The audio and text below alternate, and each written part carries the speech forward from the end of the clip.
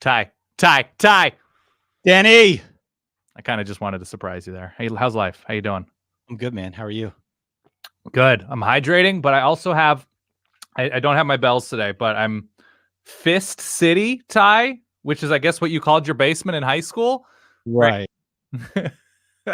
I have Fist City, and I've got the beautiful Solid Verbal. We got a championship game tonight. Oh, and we've got guests. Oh, we lost. We lost. That's okay. Now I gotta keep going. All right. So here's what we're doing. We are live streaming a watch along all night. I don't know if Ty had to take another poop. He just went, so I assume he's okay. But as soon as he comes back, there he is. He's back. Okay, I'll add him to the stream. Ty, welcome back. What did you do to yourself? I hit the wrong button. I'm psyched, man. It's a national.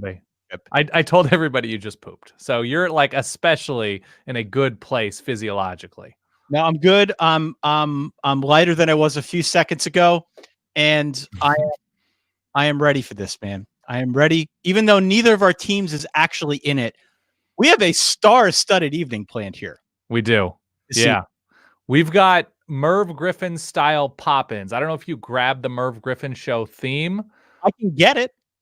We'll get it. You have a doorbell, I know, because we have some pop-ins that are going to come up. In 12 minutes, we have Ari Wasserman joining us from The Athletic. He covered Ohio State forever and ever, now covers recruiting nationally for The Athletic. And so he is going to give us some perspective on both the Buckeyes and some of the just ridiculous talent that's going to be on hand in the Hard Rock Stadium. I believe that's where they're playing. That's the background. That's what you can see right now.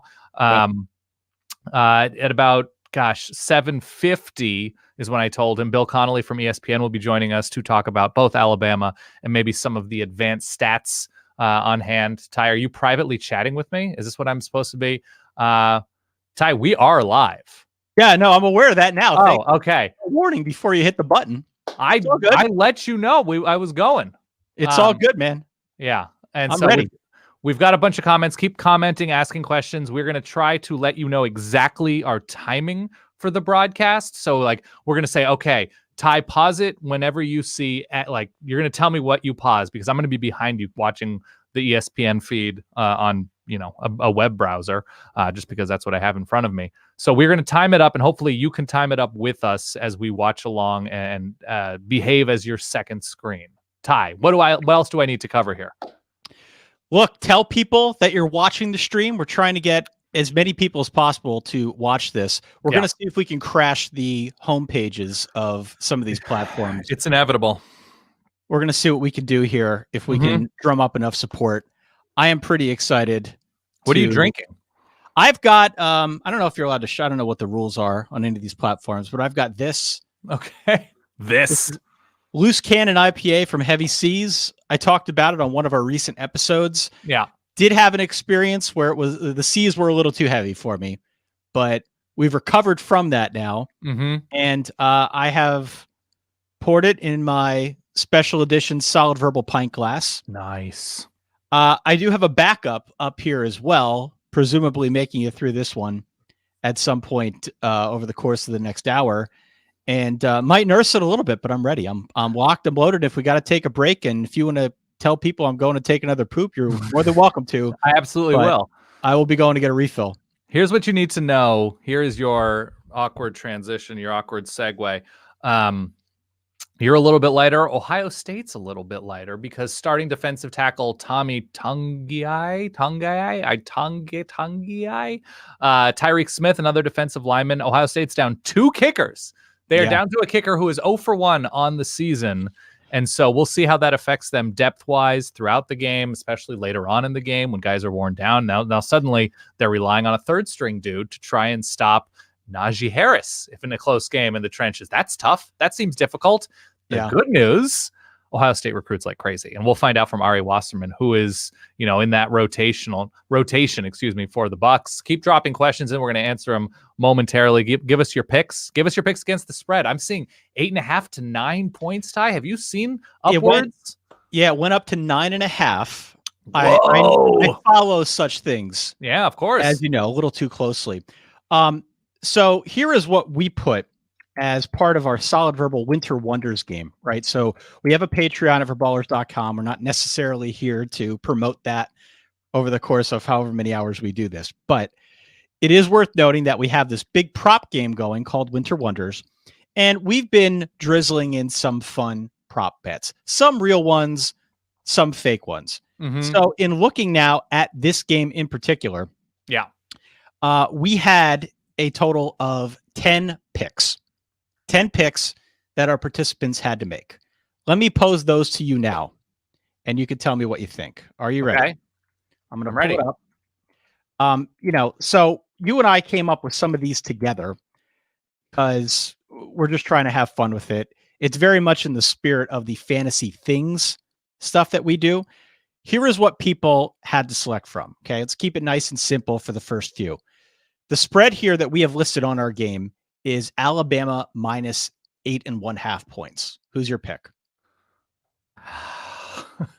I can't go again. I'm going to stick with Ohio State covering that spread. If I was going to stick with Ohio State covering, 7.5 when we previewed this game, I suppose I have to stick with it at this point. I mean, man, you like to say Vegas knows, right? That's like your big thing. Vegas always knows. They always Vegas know. knows. Well, they obviously, there were rumblings. There had to have been rumblings at some point in terms of availability for Ohio State. So I don't feel great, Ty. I'm not turning my back on the Bucks. Turning my back on the Bucks. That's fair. I've got Bama minus 8.5. We talked about it on the preview pod, but I'm not going to turn my back on Bama at this point. The over-under listed here is 74.5 points. So it's a lot. That's a lot of points for a national championship. I believe the most ever. Oh, that's wild. That's wild. I hope it lives up to that, Ty. I hope we get to the point where we are seeing a crazy fun shootout between two incredible offenses, quarterbacks. It's nice to have Chris Olave back after the Northwestern miss.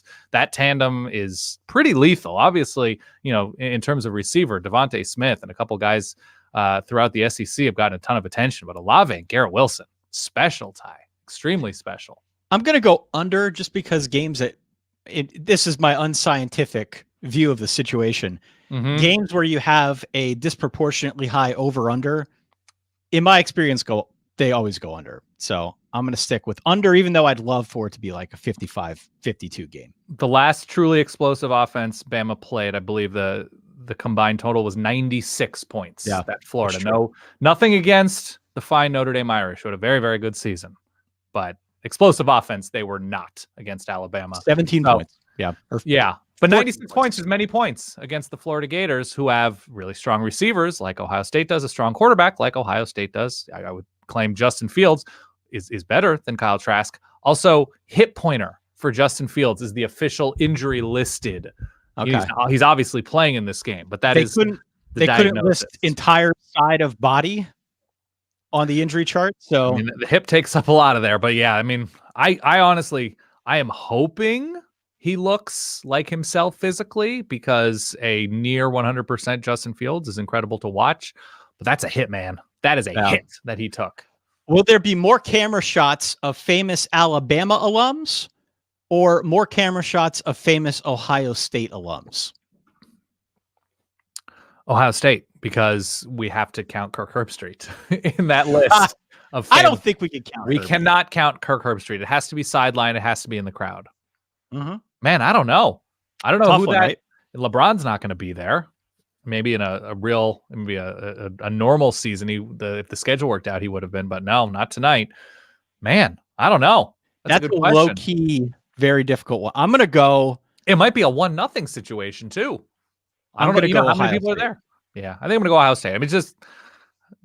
Ohio State travels well, man. That probably includes their famous fans. So this was yours. Yeah. Ohio State total points versus LeBron's Sunday night points plus assists.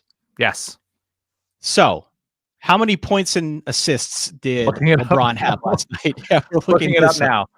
They played who last night, Ty? You're a diehard NBA fan. Couldn't tell you. I think they played the Rockets. Yes, they played the Rockets. They beat them by 18. LeBron combined, I said assists and points. Yeah. 25, 18 and 7. All right. So I think we go Ohio State then, total points. Maybe.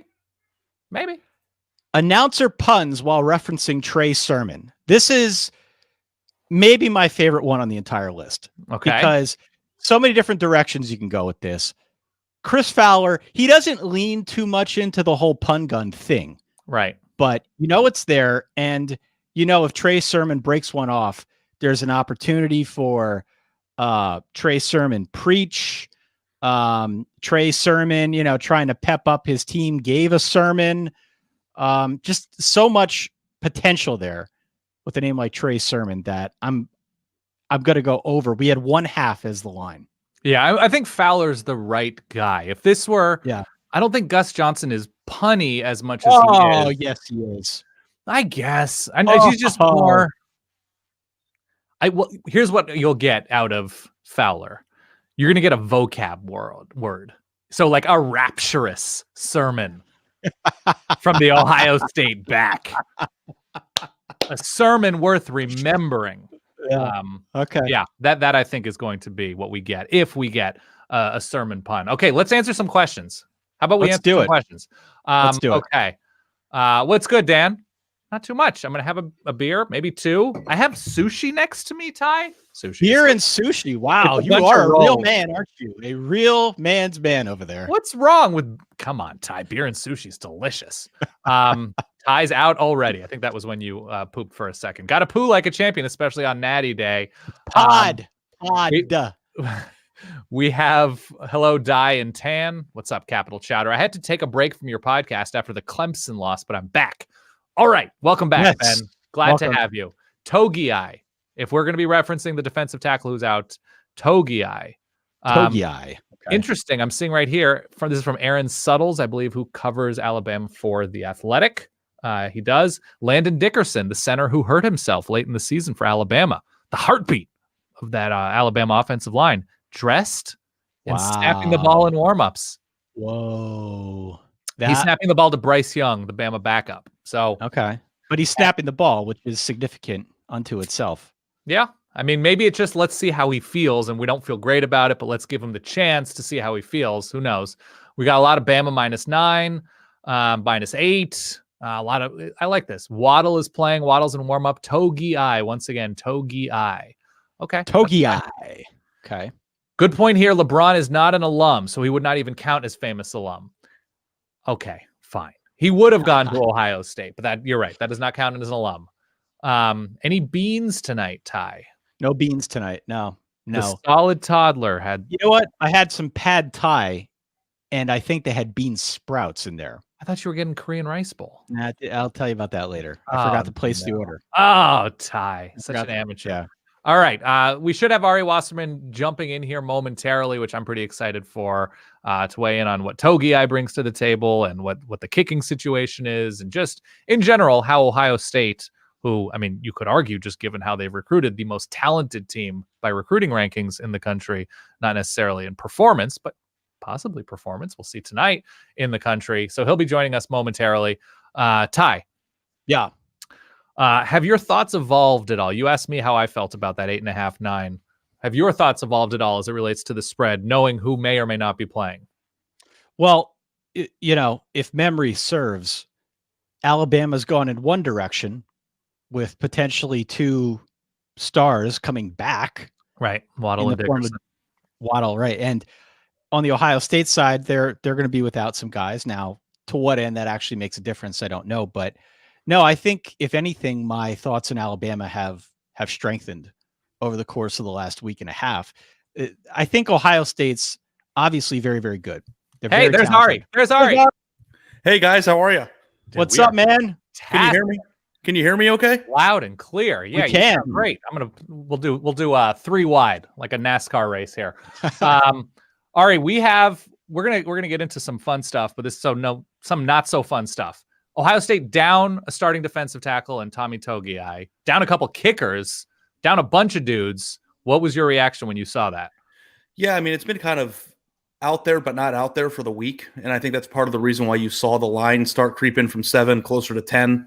And those are 2 defensive linemen that maybe had their best career games last time they played against Clemson. And part of the reason why what Ohio State did was so incredible was because Ryan Day managed to squeeze the absolute best out of everybody on the team in one game.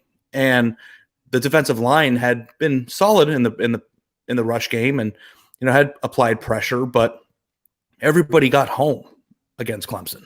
Everybody played at the highest level. And when you start talking about taking guys out that have played their best career games or, are in a position to make an impact, this is a huge deal. And I know the one thing that no one's really talking about is the fact that they have their starting kicker and a walk-on kicker aren't playing too. And I'm usually a fan of leave the kickers on the bus in games where the over-unders are 75. And Ohio State's not winning any football games on this stage by kicking field goals. They found that out the hard way at the Fiesta Bowl last year. Yeah. But, these are certainly big losses for Ohio State, but they also got back Zach Harrison, who was a 5-star defensive end. And I'm sure we'll get back into this discussion here, but when you are built like Ohio State is built, they're fortunate enough to be able to endure losses like this the way other teams aren't, which I think is part of the reason why you see the big four, at least the big three, all represented in the college football playoff this year. Ari, are you concerned at all about Justin Fields? We were just talking before you came on that officially listed as a hip pointer. It could have been that whole side of the body. His status has been a little bit in question, though I don't think really in doubt that he was going to play. But is that at all a concern to you? What are we watching for in the early going with him? Yeah, I mean, if I took the hit that he took, I wouldn't exist anymore. So, in terms of concern, absolutely. And it's funny because Justin Fields, I would say, is probably the best quarterback Ohio State's ever had. And I know that's a pretty crazy thing to say, considering they've had a lot of great dynamic college players. And there's a difference. Sorry. You were right. And now he's going to be the head coach of the Patriots in 4 years. But they've had really great college quarterbacks. Yeah. But he's the first great college quarterback that's going to translate to the pros. I've never seen somebody built like him who can throw the ball 80 yards from his knees, but also run as gracefully as he does. Now, Ohio State for the last 2 years has kept him in bubble wrap. They don't let him run. They don't let him keep on zone read plays and read plays. And we saw in the first half of the Clemson game before he took that shot that they were letting him run a little bit. And I think that's part of the reason why Trey Sermon has gone from, I don't think he's very good, to Eddie George for some reason. So I think that from a concern standpoint, I think, 10 days is a lot for somebody in his physical condition to get ready. He's not going to be 100%. I think he'll still be able to throw the ball, but if they are in a situation where they're protecting him from running because they're afraid of taking shots to the midsection or, have to alter their game plan in any way to protect him, then, that is a concern. But in terms of whether or not he's able to play or not, and all the things necessary to win the football game, I'm confident that he'll be able to play, but I don't know that I'd be confident in their full repertoire of play calling. And it might give Alabama a chance to really key on Sermon and slow their run game down. So I think Ohio State's offensive line is every bit as good as Alabama's. I think Bama's defensive line is susceptible to being pushed around a little bit. I think Ohio State's offense is good, obviously. But, of course, it's got to be a concern if you're an Ohio State fan. The big question. Yeah, sorry, Dan. The big question, I guess, that every team who faces Alabama has to try and answer is, how are you going to stop all these weapons, right? If you stack the box and try to stop Najee Harris, Mac Jones is going to go over the top to Devontae Smith. In this game, maybe Jalen Waddle. If you drop 8, they're just going to pound it up the middle with Najee Harris. So you're kind of put to a dilemma. I know something we've talked about on our show time and again has been you just got to have good guys up front who can get home without actually blitzing. What is the strategy on defense if you're Ohio State to try and stop a high-powered offense like this? Yeah, and that's part of the reason, too, that those two defensive linemen are going to come back into play because Togi is the kind of guy who can eat up 3 gaps by himself and, put you in a position where you can keep guys back. Now, how do you stop Alabama's offense is like, I don't know, how do you stop me from hitting the seafood buffet in Cabo? Like, it just doesn't happen. You put yourself in a position where you have to live with that. And I think if you're Ohio State that you are hoping to string along, how many stops do we think Ohio State needs to have to win this football game? 5 in the entire game, maybe? Yeah. And it's just like when you talk about it in those terms, I think that, that's a lot different than a regular football game. So, I think that it'll be interesting to me more so than how do you stop those guys is how do you win the football game if Devontae Smith has 12 receptions for 185 yards and 2 touchdowns? Because you have to win a football game existing in that world. And I think the point is here, you got to hope for turnovers. maybe a bad throw, or, you just got to find a way to get off the field. And I'm very curious if Ohio State's going to alter its offensive game plan to try to shorten this game up a little bit, and that's not something that Ohio State's ever had to do really when you're playing games. You don't alter to your opponent. You do what you do, and maybe they won't. But the most interesting thing, and I'm sure we'll get into the talent stuff, is this is the first time since 2014 that Ohio State's played a team that has more talent on its roster than Ohio State does. And that is a really crazy stat, and Alabama played Georgia this year, and Georgia is technically the most talented team in college football in the 247 composite talent rankings, but they didn't have a quarterback really that they could rely on in that game. And I think that one 5-star quarterback that hits is worth 5 hits everywhere else in my math. So it's a very interesting dynamic because Alabama has shown to be susceptible to explosive, talented offenses, and Ohio State's defense is far more talented than any defense that they faced this year outside of Georgia. So, I think you put yourself in a position where it's like you can't answer that question because I don't know if every NFL team could stop Alabama in that regard. But I do think that you hope for some turnovers, you try to get some points early, and you do your best to be alive in the fourth quarter. And it's just odd to say because you don't really say that when you're talking about Ohio State. They should be up by 3 touchdowns when they play everybody else, and usually they are. I want to get into the seafood buffet momentarily, but before we do, when you're talking about talent, there's always going to be position groups that are particularly strong. Obviously, Ohio State and Alabama are strong pretty much everywhere. For Ohio State specifically, where are they deepest in terms of position groups that you expect to show out tonight in a really positive way? And where might there be drop-off after starters and half of the twos? Where are those soft points for the Bucks tonight? Yeah, we did this game, Andy and I, Andy Staples on his most recent show, and we compared position by position which group you would take from both teams. And I think that you would be surprised to see how close that really is. And the reason why I start with that is because the wide receiver is unequivocally Ohio State's best position group.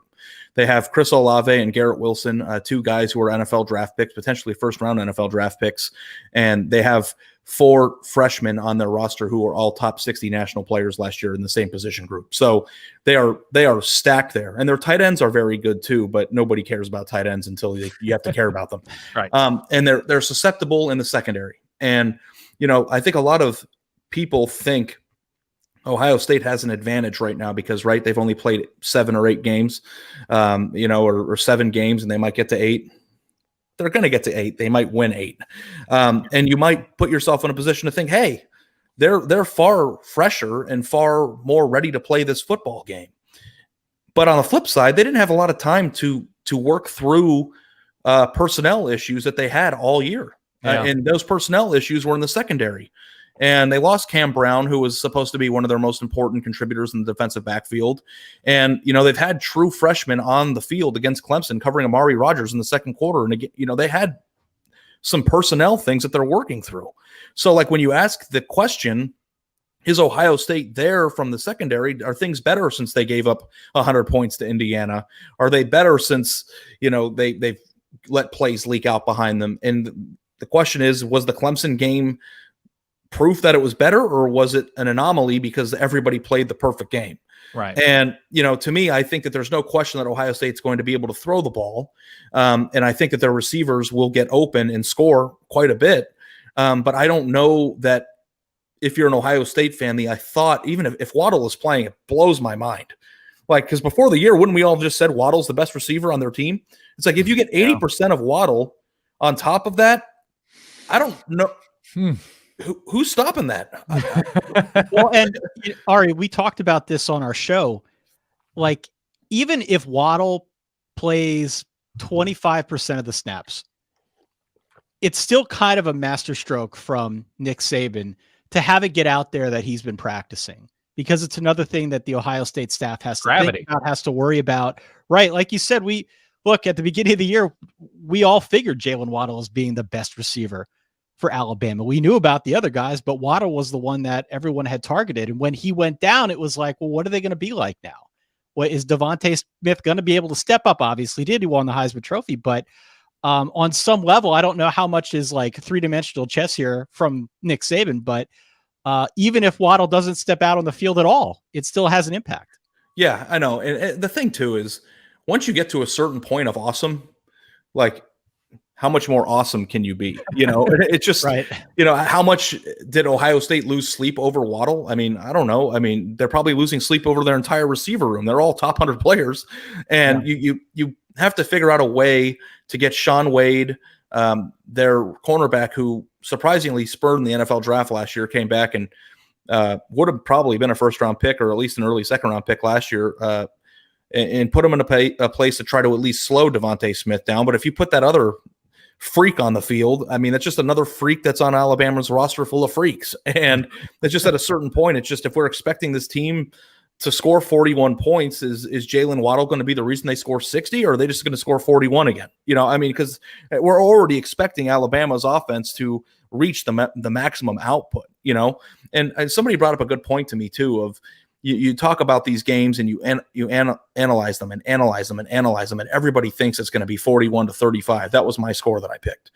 And it's just like sometimes when we do this, it might be the opposite. It's like, could the final score of this game be 34-27? And if it is, then I think Ohio State might have a chance to win. But if it's the other way, Ohio State also still has a chance to win. I think 10 points is a lot. And Ohio State hasn't been a double-digit dog in a game since they played Alabama the last time in 14, and they ended up winning outright. And I just think if you're giving a team as talented as Ohio State that many points, that's a good thing. And it's not the tail off of what you asked, but I just don't know how much better they can be. So like adding another piece to the puzzle only means that they're still going to be great. Isn't there like a maximum of how good you can be before it just like doesn't matter anymore? It's like terminal velocity. You can't get any quicker.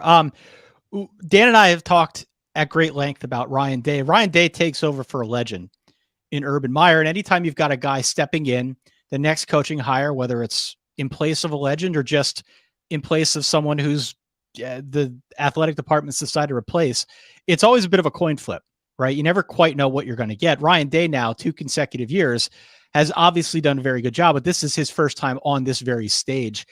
How do we think Ryan Day fares in that matchup against someone like Nick Saban, who's obviously been there a number of times before?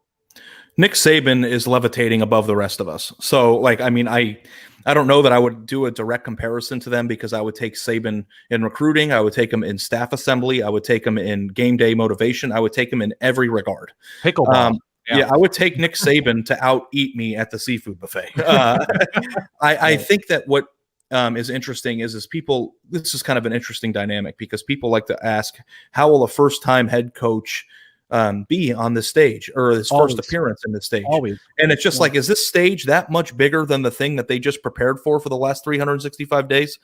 It's like once you're in the playoff playing Clemson, I don't know that if you're Ohio State, the pressure, it could be higher. So in that regard, I think that you could say that he's already proven to game plan. And it's like Urban Meyer's brilliance. And I've said this a million times, so sorry if you've heard me say this before, but his brilliance wasn't in the last few years. His ability to motivate or create a game plan or to out-scheme his opponents, his brilliance was building the structure and the foundation of this program to continue to recruit at a level that will put them in these games. And I think that you could make the case that Ryan Day and the staff that he has in place right now is better at scheming and taking this talent and getting the most out of it, even more so than Urban Meyer got in the last 3 or 4 years of his career at Ohio State. And honestly, and this is a harsh thing, and I think Ohio State fans cringe every time I say this, guys, but I think they're the most underachieving program in college football for the past 10 years. And you might think, well, they keep making the playoff and they may win a national championship for the second time in 7 years. And it's like, that's great. But Ohio State is built like Alabama. And if you are talking about losing to Clemson last year when they might have had the best team in program history, and I know a lot of crazy stuff happened in that game, but an L is an L. Losing to Iowa, losing to Purdue. And it's just like a lot of those reasons that those games happened was because of coaching. And it might not have been all Urban, but he's the one who hired the assistants who were deficient and put them in the position to be beaten by teams that were so inferior when it came to talent. So a lot of the holdovers from a coaching staff standpoint are here. The successful ones are here, and Ryan Day is known as an offensive mastermind. And the way that he drew up Ohio State's game plan against Clemson was brilliant. I mean, he found something with the tight ends. They had their first 3 touchdown reception tight end game since Vietnam. And like, it's just like, here we are, And so in terms of whether or not he can scheme up this team to win a football game, I think the answer has already been proven to be a resounding yes. Now, he's only lost 1 game in his entire Ohio State career. I think it was a coin flip in the game that he lost to Clemson. It'll be very interesting to see him against Darth Vader and, the big, bad wolf of college football. But Ohio State is built to be able to compete in these games, and not just compete in these games, win them. And the fact that they've gone this long between facing Alabama again is kind of staggering when you think about the way that Ohio State's built.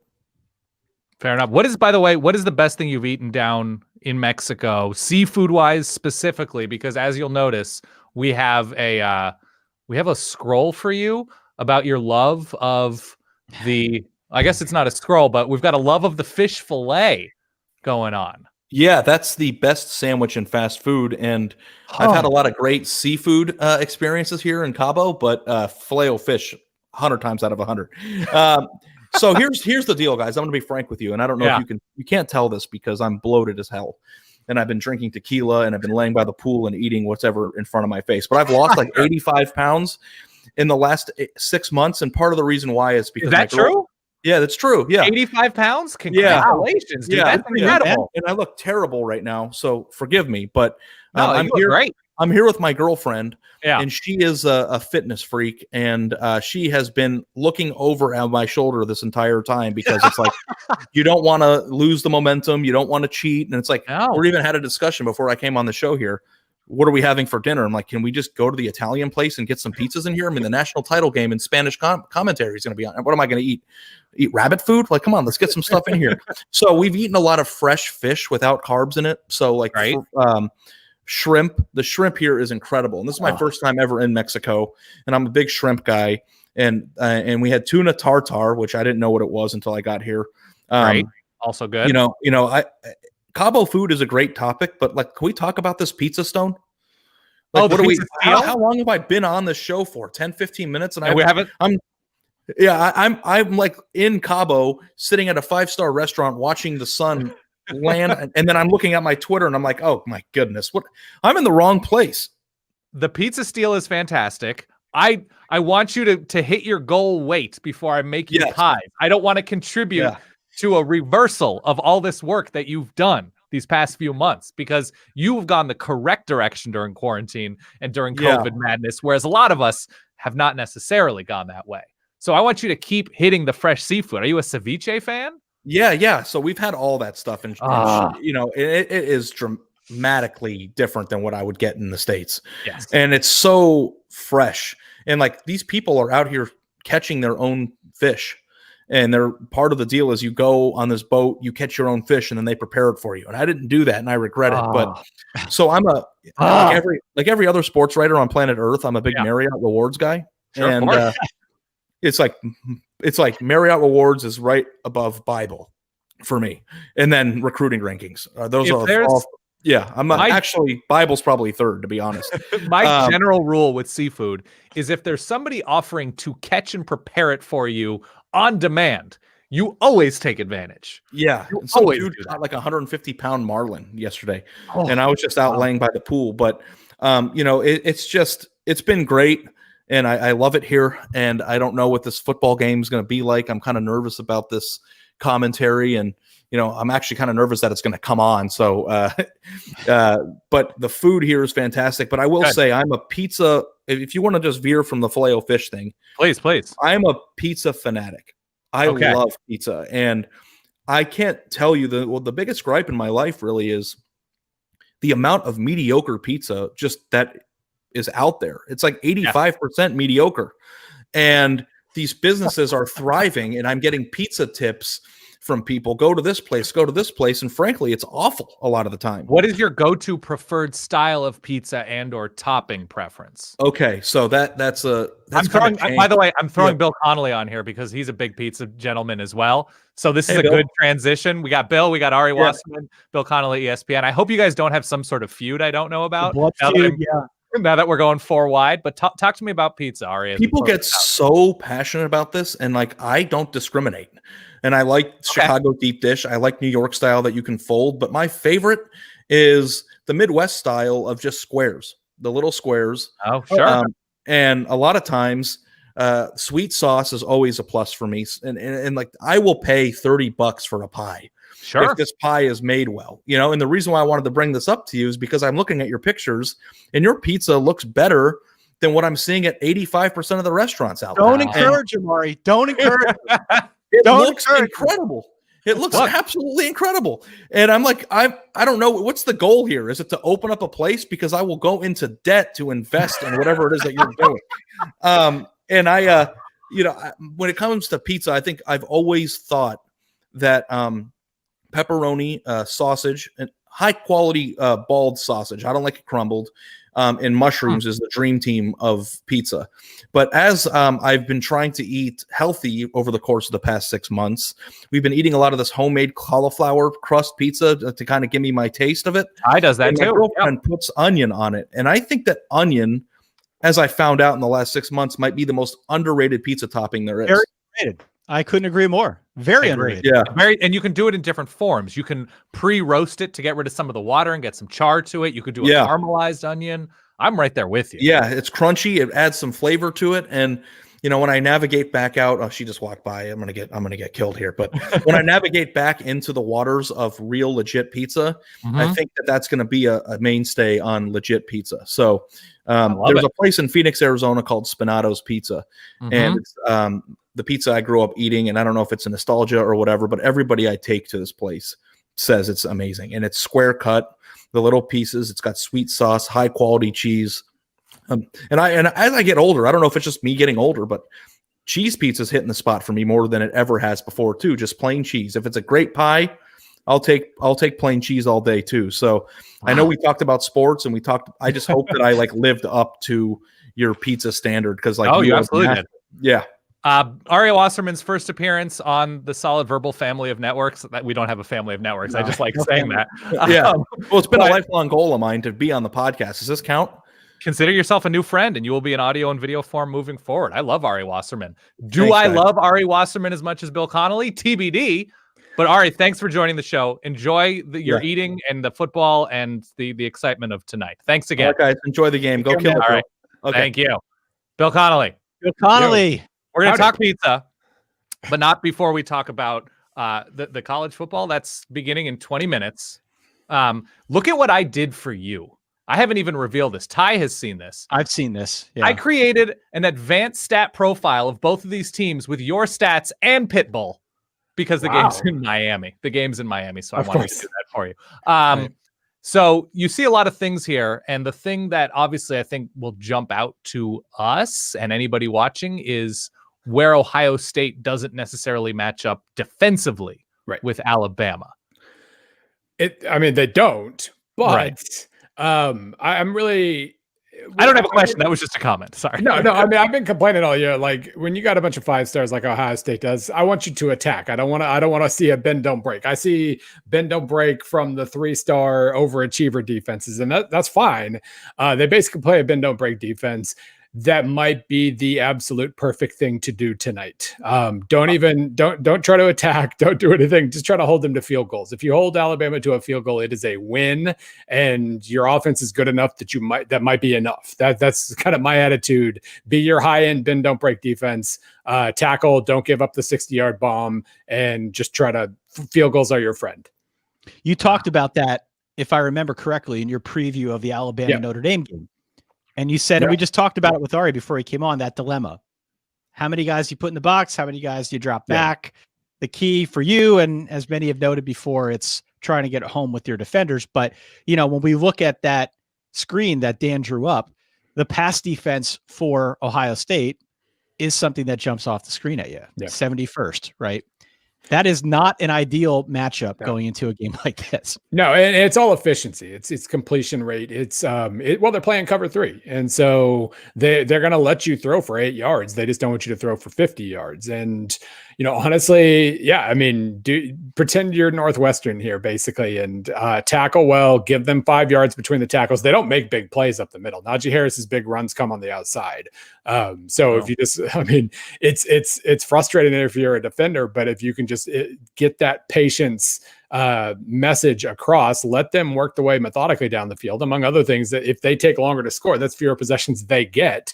And get creative in the red zone. They did a good job of being creative in the red zone against Clemson. Like, he plays cover 3 most of the time. And then, like, I was looking at the coverage tags that Sports Info Solution has. Once they get in the red zone, it's like cover 6, it's cover 2, it's cover like they're doing absolutely everything in the red zone. And I think that's I don't know how else to stop the Alabama offense. Let's put it that way. The Alabama offense, Ty, I'm taking this. Sorry.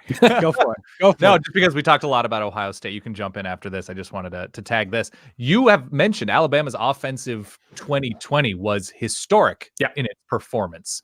What was different about the Alabama offense that made it so, that separated it from, I don't know, last year's also historic offense, or the year before also historic? What was the separator this year? Well, I think the run game's better. Getting Najee Harris back with that offensive line, like getting I don't know why so many guys returned. I'm happy they did, because we got to watch this amazing offense, but they had so many guys come back that was kind of unexpected. And so the run game's more sturdy. And then every tweak that Steve Sarkisian has made, like when you go back and you think about the Jalen Hurts Alabama offense, or even, what Tua did, or what Clemson did to Tua in the national title game 2 years ago, it's what I've always said is it's kind of automated, or it was kind of automated in that, if you're Auburn, if you're Clemson, and you can present them with certain reads, you know what they're going to do, and you have the athletes to at least sometimes stop them from doing it. Not always, but like if you're if you don't have the athletes, it doesn't matter. But those teams have good enough athletes to kind of just dictate what Alabama was doing offensively, give them the worst of their options, and go from there. But all the the fakes that Sarkisian has added to this, like the RPO where it looks like you're setting up a screen to Smith, and then Mechie, instead of blocking, just explodes downfield. All those little things are just glorious. I've loved watching this offense because of that. He's kind of turned it around. He knows, like, what I know, but I know that and or whatever. And they've just added little levels. And because their offensive line is so good, and Mac Jones has so much time to let all these fakes develop, it works. All of it works. So you're saying Wallace Shawn, like from The Princess Bride, where it's like, exactly. Aha! Exactly. Yeah. No, Yep. I like it. What do we watch for early in this game? Because Alabama, we've seen it time and again, they get you in a hole. Yeah. They get enough padding, and then they just sort of coast. Yep. And you might be able to get some yards and score some points, but you're never really within striking distance. Right. What do you watch for early in this game to determine if that's going to be the case, or if this is going to be a tighter race throughout the entire game? Well, I think one of the things you can absolutely catch on to early on, like random big plays might define the score early on, but just watch the lines. Watch it. Which way are the lines moving? Even if you make a big play, what are the lines doing? Who's getting penetration? Who's getting up 3-yard push up field? Those are kind of the things that over time end up mattering a lot more than, if there's a random 60-yard touchdown on the third play of the game or something. So Ohio State has to split the battle when Alabama has the ball. It's a amazing offensive line for Alabama, but it's without Dickerson, I guess. Like, he dressed. I just saw he's not playing. It was a ceremonial, like, inspiring. Okay. Surely not. Yeah, like, he tore his ACL against Florida. Yeah. But if you can go 50-50 Alabama's offensive line, and if you can beat Alabama's defensive line more than 50-50, I guess those are the things that you can kind of get a decent idea of up top. And those are things that Ohio State absolutely has to do. Obviously, they're missing Togiai. Whichever D line. Was it Smith, the defensive end that's out? Ari Smith, They have 3 awesome defensive ends, so that's less of a worry to me. Togi guy could be a pretty big loss, but if they're holding up against Alabama's offensive line when they're trying to run between the tackles, that's a very good sign. And they have to win the battle against Alabama's defensive front. And that's not as hard to do as in previous years with Bama, but it's certainly not easy. Right.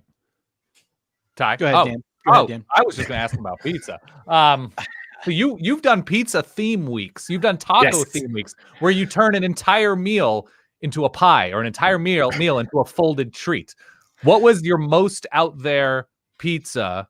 And do you have any regrets or inspiration moving forward? Yeah, so basically, like all my Instagram account is, I forget to post anything except when we do a theme week. We did a burger week over the summer.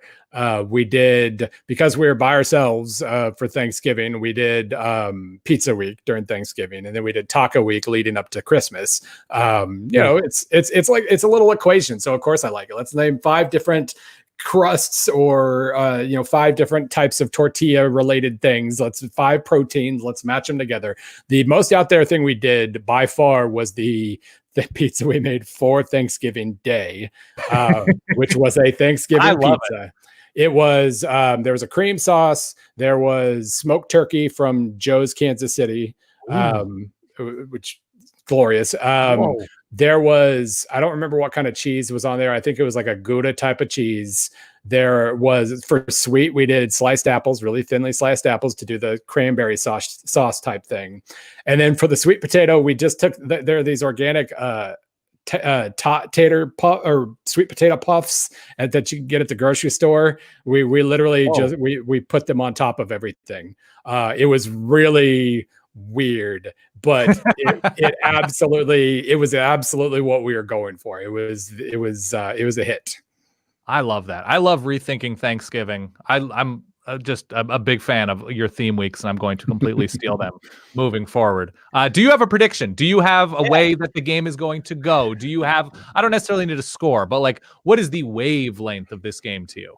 Yeah, I mean, I feel like this is a 3-point game either way, or Alabama by 28, right? I mean, that's like, it just depends on if Ohio State can stay on schedule, keep Fields out of pressure, and then make the big plays they'll make if they're on schedule and Fields isn't under pressure. So I'm going, because I want a good game, because I want to alter my top games of the year list that I've already created. I want to have to put another number 1 at the top of all that. I'm going to say it's a really, really tight game.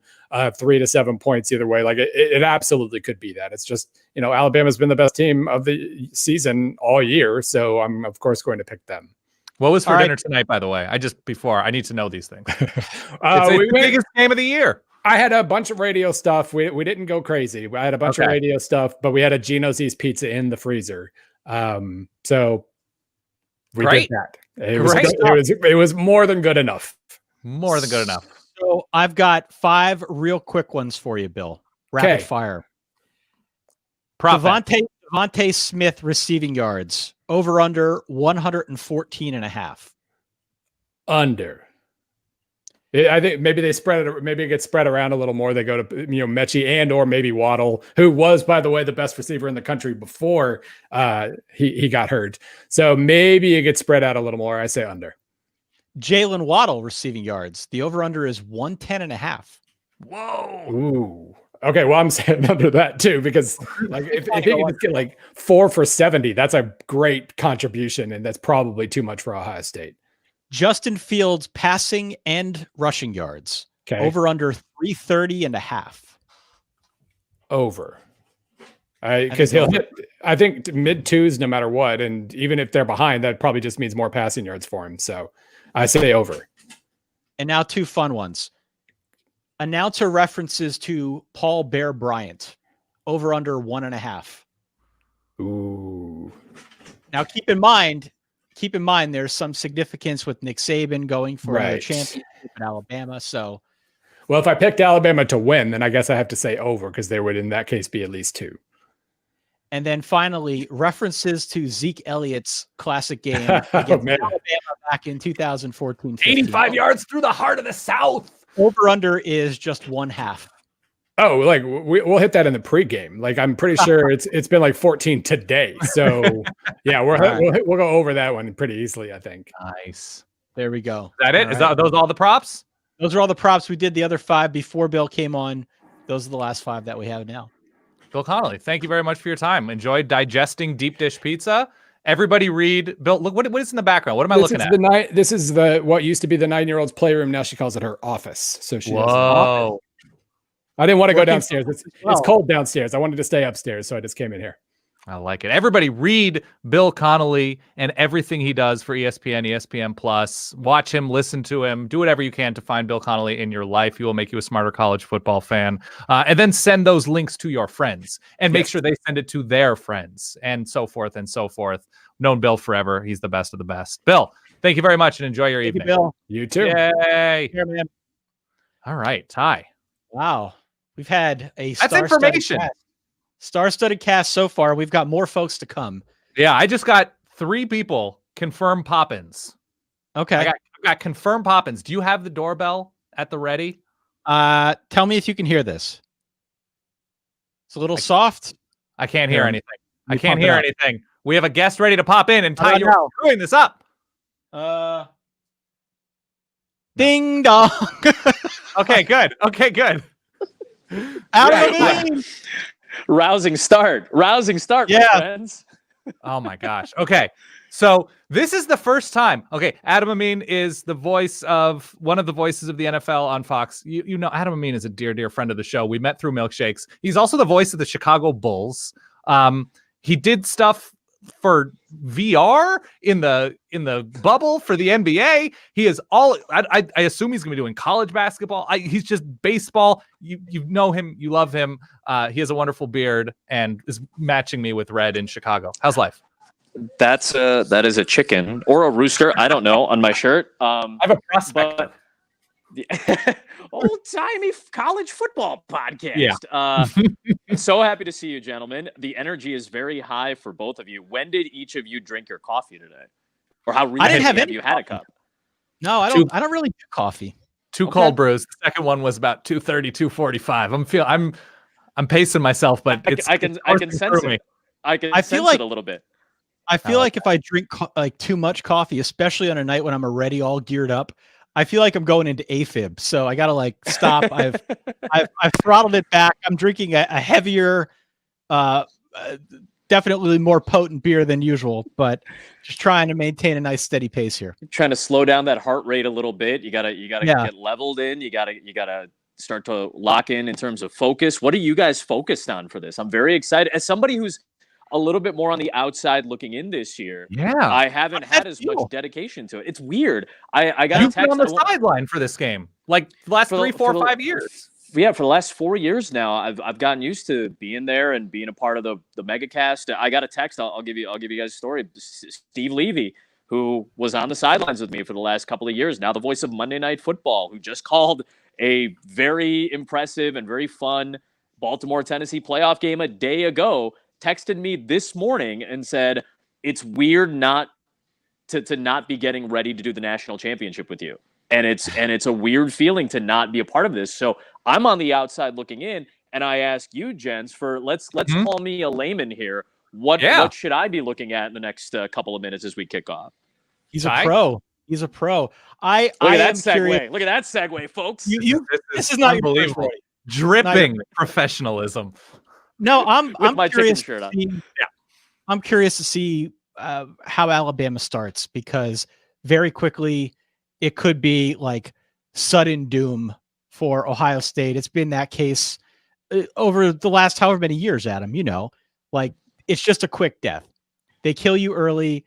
You try to get up. You try to get back in it. They hit you with another big play, and you're out of the game before you know it. So I'm curious, the first 4 or 5 drives, especially, to see how Ohio State matches up, what Alabama looks like on offense. If there's any resistance from the Buckeyes, that should hopefully be a tell for where we're headed in this one. Very much a crock-potting scenario, except the first 4 or 5 drives seem to be let's say we're cooking chicken, it's the slaughter of the chicken. Those first 4 or 5 drives, they get after you, and then the rest of the time they're just cooking their way to the end of the line.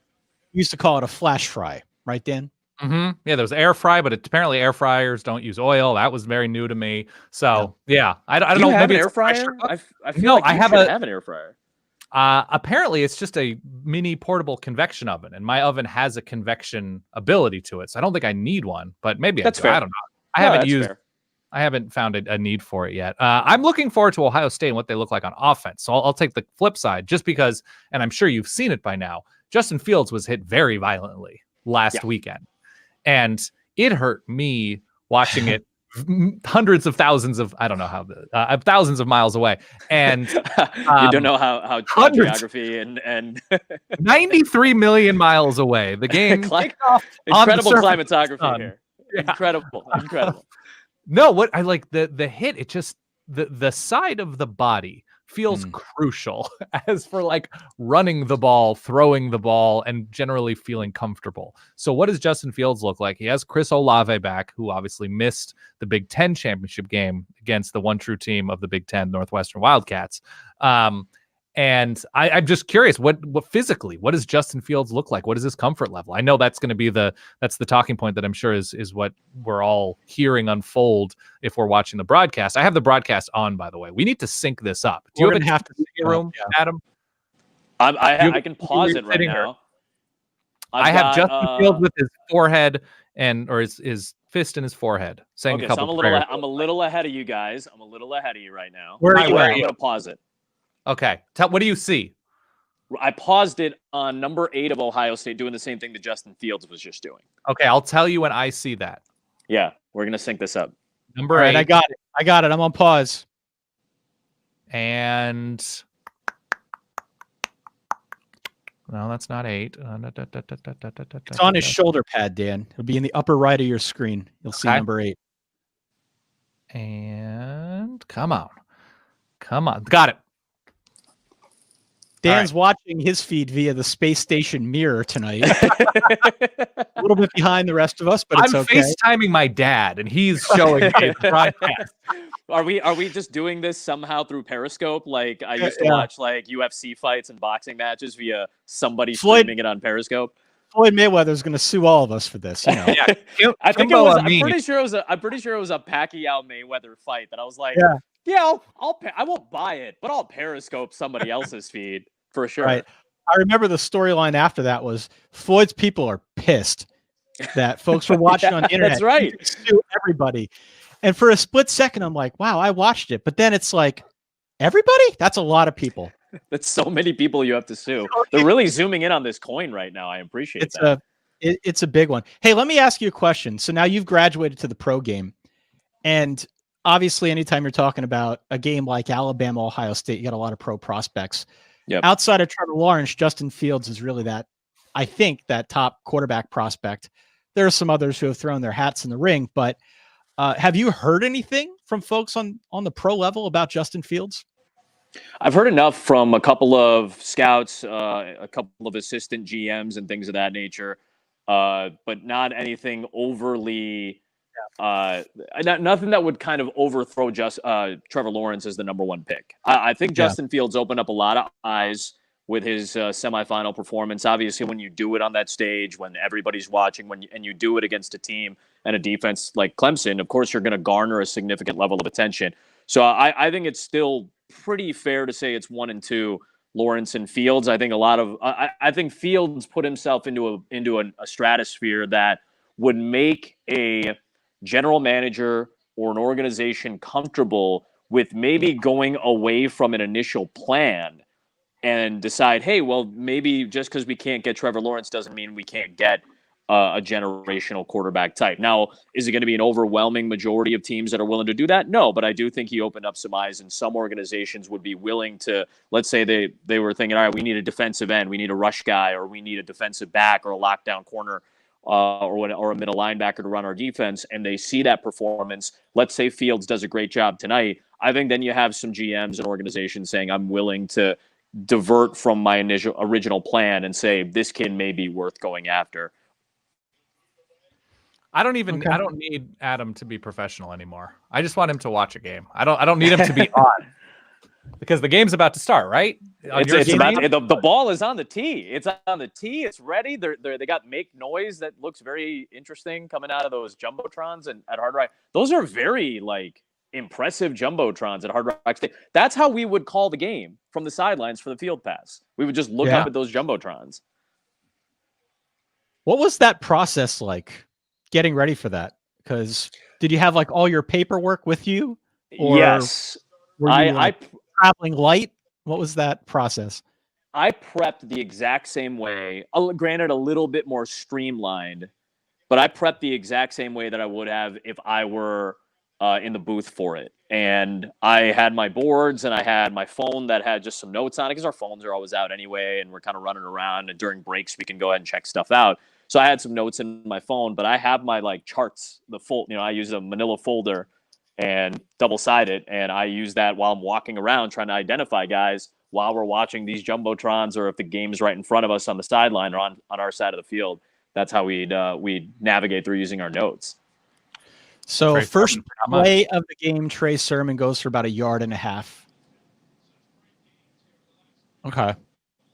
So the Trey Sermon thing, it's one play. The Trey Sermon thing is something that we're going to have to watch, Dan. The puns? A rapturous sermon from the Ohio State running back? The puns are probably the most important part. I think Fowler has a sermon pun in him for sure. I think he's got a Trey pun and a sermon pun. I think he can have one ready to go. Yeah, Musburger probably had like 8. He had. Yeah. I think he had pages. I'm pretty sure Musburger had pages of them. Do you plan any puns out, or any sort of like, I don't know, 3 if this happens lines? Yeah, that you're just sweating to use. Not really. I actually, I'm disappointed oftentimes when I leave a broadcast, or if I watch a broadcast back, and I feel like I missed an opportunity because I'm not sharp enough to make the proper joke. I can see that. I had a game the other day. We had a Week 17 game, and Emmanuel Sanders made his 8th catch of the day, which got him to 60 receptions for the year, which triggered a $500,000 bonus. And Sean Payton had told us before the game that he was going to make sure that my guy gets his 8 catches so he can get his $500,000 bonus, which is a cool thing for a coach to do for a player.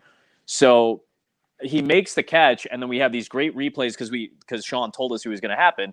So we have all these great replays of Emmanuel Sanders doing these money gestures, and I went back and watched that sequence, and I thought, you know what I should have said?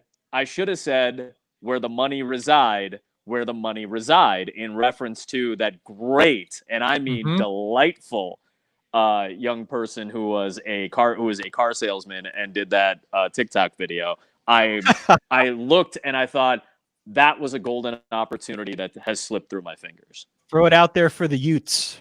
That might be the move, yeah, because you can go truly new wave viral if you are appealing to the TikTokers out there.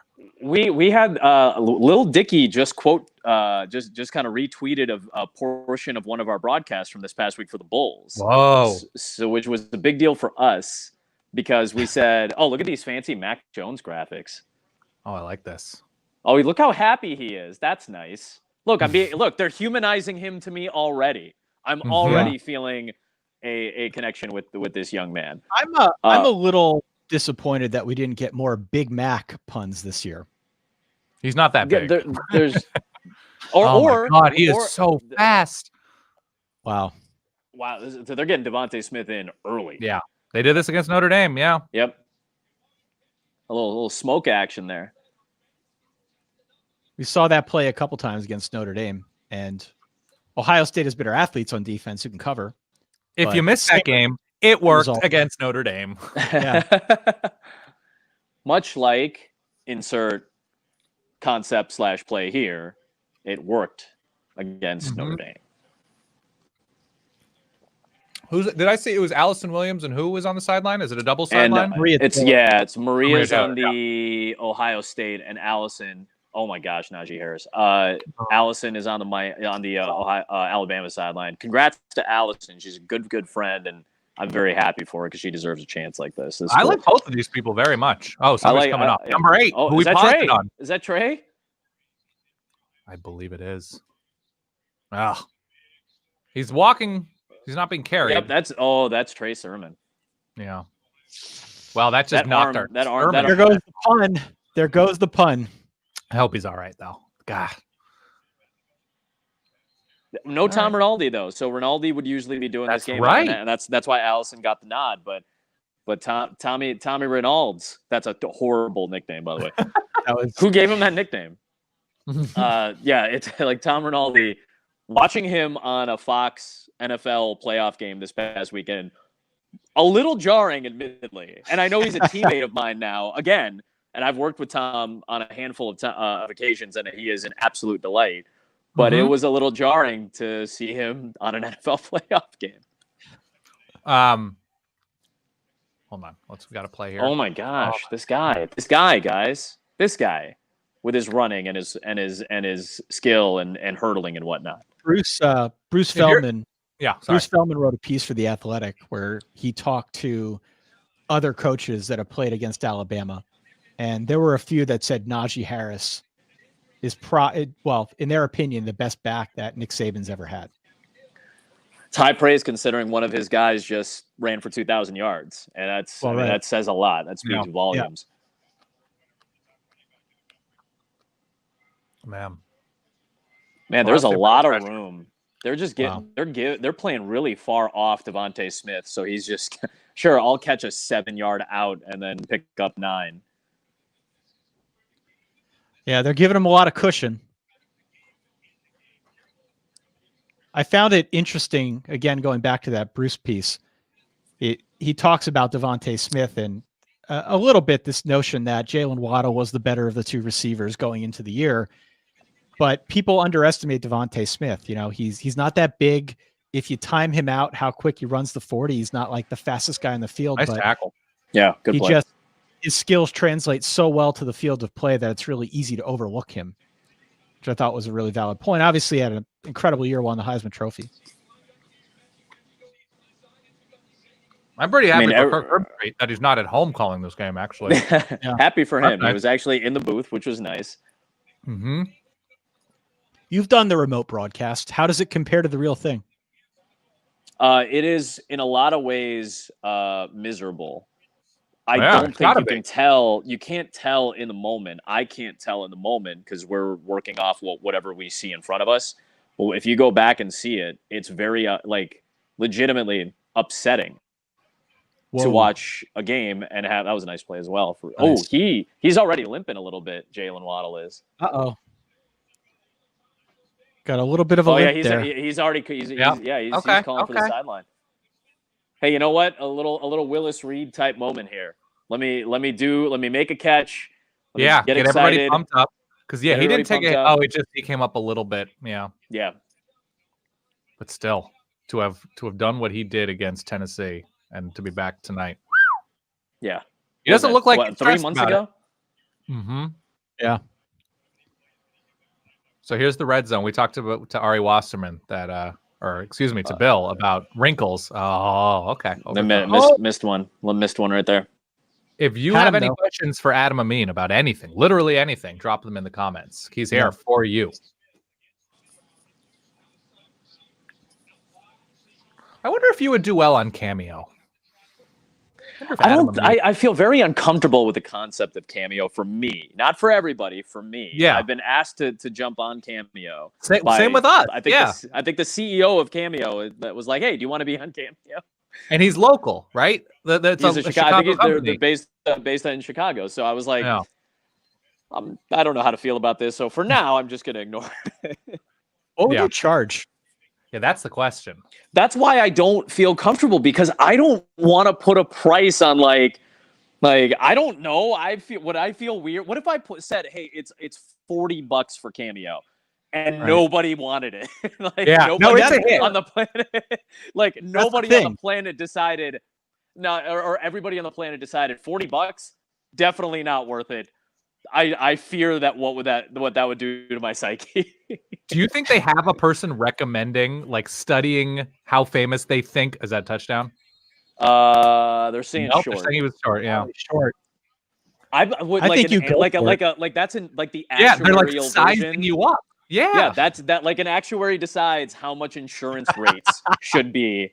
That's what this would be, an actuary that decides how much my 45 seconds of me talking to random people is worth.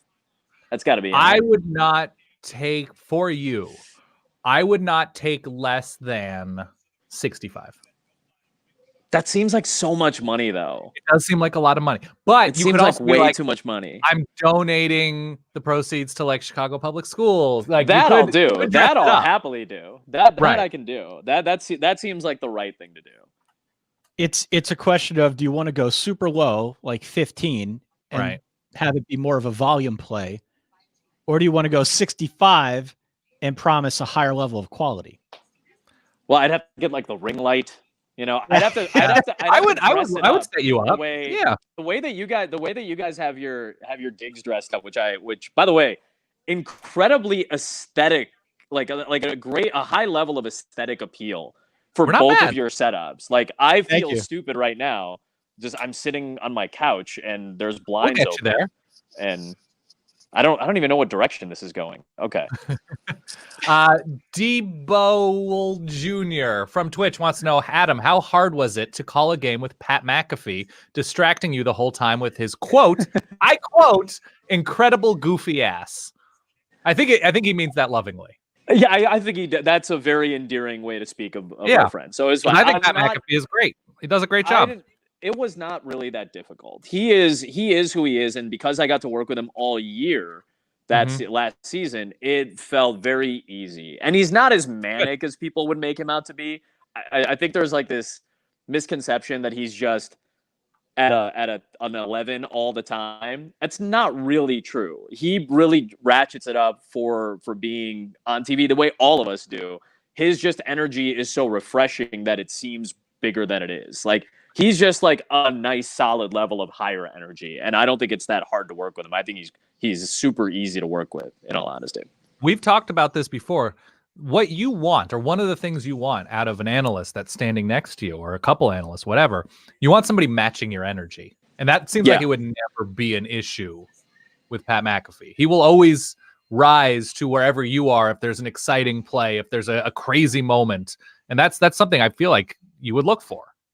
We had a lot of those moments, thankfully. You know, we had some good games, and I remember the first time we had like a wild finish. We had a Houston-Tulane game where Jalen McCleskey scores the game-winning touchdown after a fake spike, or a fake kneel down a couple plays prior. So I called the play how I would always call play. It was exciting. There was a decent crowd, and my energy was up. And then Pat was able to match it and exceed it to really drive it home. And that may not be everybody's cup of tea. I understand that. Sure. I'm not everybody's cup of tea. That's okay too. Like it's just we work with who we work with, and each of us try to do the best job that's as true to us as possible. So I think both of us tried to do that, and I think we respected each other and enjoyed each other and became friends with each other because of that, in all honesty. What's the biggest football game you've called in terms of stage, in terms of pomp and circumstance? What's the biggest one, college or pro? Or high school? That seemed easy. Yep, there's 6. Touchdown. That Touchdown, Alabama. Easy. What is he saying, that somebody tripped him after the play? Ooh, this is interesting. They're marking it a touchdown, or they're claiming that it's a touchdown. The all-state nets are going up. The ultimate tell. The ultimate tell. Those guys aren't. That's not like the guys who run the cannons and they go too early. Those guys are very strict about the timing of the release of the all-state. Release the nets, they say, probably. I'm trying to look at. People are still talking cameo. I'm going back in here. Yeah. I saw Vince Young apparently charges $250 at him. Well, it says it's not Vince Young. Oh, okay. He charged. Yeah, if Vince Young's charging $250, although he is like a heroic figure to a fan. Yeah, I don't think I fall into like. Am I worth a tenth of that? Maybe 25. Doesn't seem like too much. I got Ty Dean Blandino for $20. Yeah. I got Dean Blandino to give Ty a pep talk during Have you COVID. I kind of love that. now that you're working as part of the sorry, I'm refilling, Dan. Yeah, no, now it's that okay. you're working as part of the Fox crew, have you had a chance to kick it over to Dean Blandino? Oh. Absolutely, on a near weekly basis, and we got to a point where I would just compliment Dean's suits. So I think he appreciated. One thing I feel like as a younger announcer, I probably don't conform to some of the older standards, and I don't think anybody minds that I don't conform to them. Just being a little bit younger and being a little of a different generation from a lot of other announcers. So commenting on Dean's suits, I think, makes him feel good, and I like to make the people around me feel comfortable and appreciated.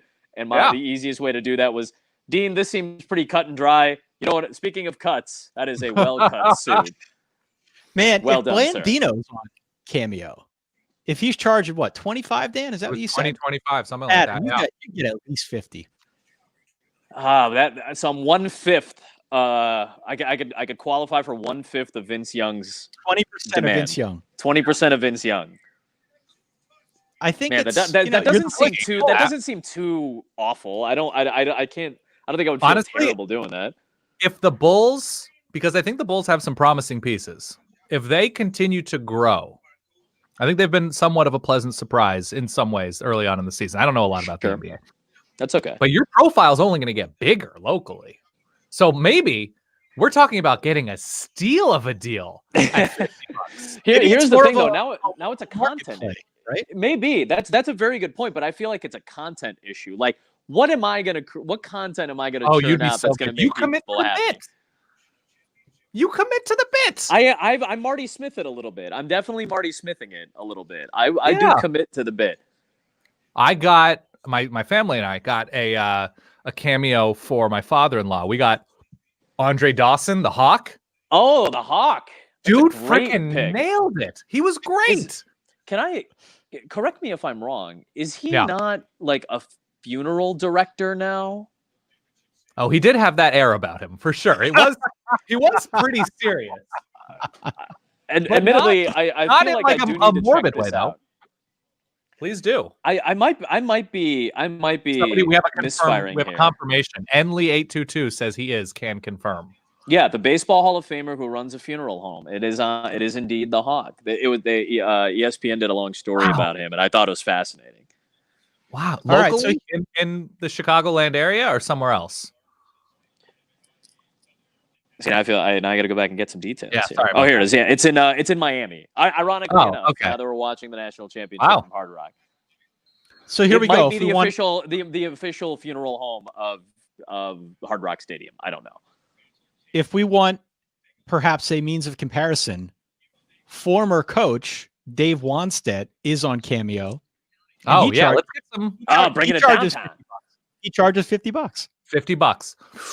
Wanstead. So Wanstead was a head coach at a couple big places, Pitt and the Dolphins. Yep. Like he is Chicago. He was the Bears coach for a long time. Bears coach. So he has been in big cities, and I think, and I can't speak for the fans of the teams he coached for, but I feel like any lingering hostility is probably gone. He's just a big goofy guy with a mustache now. Yeah, he's a Yinzer who speaks with a really strong Pittsburgh accent, which all of us enjoy. Yes. And I have no issue with him in that regard whatsoever. All right. So going back to the ground, Sermon back. Ooh. Well, that was Master T. Oh, that was never mind. I was watching a replay and assuming it was current. I've had 3 sips of beer. Going 5 wide, quick throw out. Okay. Is that Olave? Olave's in there. Get him involved a little bit early. Olave didn't get much on the play, but at least trying to get the ball in his hands. Somebody says here that Gilbert Gottfried apparently makes a ton of money on Cameo. I'll take a look. Oh, there are guys. That's truly unique, though. I think Gilbert Gottfried cameo. You know, like you don't have to have any content. You could just have him yell like a page from a book, and that's the content. Like his voice is the draw. I think more than anything else. Unless that's his fake voice, I have no idea. 150. I've heard rumors. Feels like it's not terrible. That's not apparently. that bad. Kevin from The Office, Brian Baumgartner. Yep. Seven figures No kidding. annually. Yeah. He will actually cook an entire pot of chili and spill it on the ground for $275,000 on Cameo. I would. Oh my God. No, he makes 7 figures annually. I don't know what his rate is, but with the explosion of The Office these past few years, I don't know. He's got how a many great other... podcast, right? Doesn't he have one of the Office podcasts now? Yes, it's very good. The Oral History. All right, let's see what Justin Fields, a little high there. Yeah. The replay. Man. In the Big Ten championship game, what was it that plagued Ohio State offensively for most of that game? And I also say that Northwestern's a very good defensive team as well. Yeah. Red zone mistakes, couple interceptions. At least, I mean, there was an incredible Northwestern interception there right before the half. So they had opportunities. It was a lot of situational stuff. 3rd and 4th down. It was them not running the ball soon enough. And as soon as they realized that they could push Northwestern around, it became kind of a different game. But they didn't score a touchdown until right before the 4th quarter. So it was Justin Fields was definitely off. And they didn't have Chris Olave. So whatever rhythm he had, it was with some of the twos. But no, it was, I'm sure, a very unpleasant watch for Buckeye fans. Nice throw on what looked like a corner route to Chris Olave. Kind of dropped it in between defenders, which I liked. And I think that's the NFL type throw that I think you might be talking about, Ty. Mm-hmm. Maybe juggling it a little bit on the way down, but they gave it to him. Master T gets the next carry. No. Another pun-worthy name, I feel. That's true. Master of his own domain. Master of the house, keeper of the inn. Yep. Master of the house, keeper of the touchdown. Who knows? Who knows what gems Chris Fowler has? Chris Fowler, by the way, I should say, is a very good writer on TV. He's one of the few guys that I think writes very well on television in real time. Man, I remember Chris Fowler. My God. Oh, great catch. The throw is fine. The throw is very good. That was a fantastic catch. Yeah. Masterful, set. There it is. Well that's done. Tight end, right? Yeah. Tight end, again, little just off the slot. Tight ends. That's something, Dan, we talked about in the build up to this game. Yeah. Ohio State has, obviously we saw it in the playoff game, but they were able to. Linebacker. Was that a linebacker matchup? Yeah. Was that Harris? I couldn't see. Oh, well, hey, this is what you wanted to see, Ty. There we go. That felt like a mandatory touchdown. Yeah. Can they stick with Alabama on the first couple of series? And this is a good start towards that. Mm-hmm. It is. It is absolutely. So, they match. They match. And it's good to have Master Teague to back up Trey Sermon. And if you have the over, nice little here we go. Replay. Oh, yeah. Great. Sealed off the edge. Mm-hmm. Nice. Yep.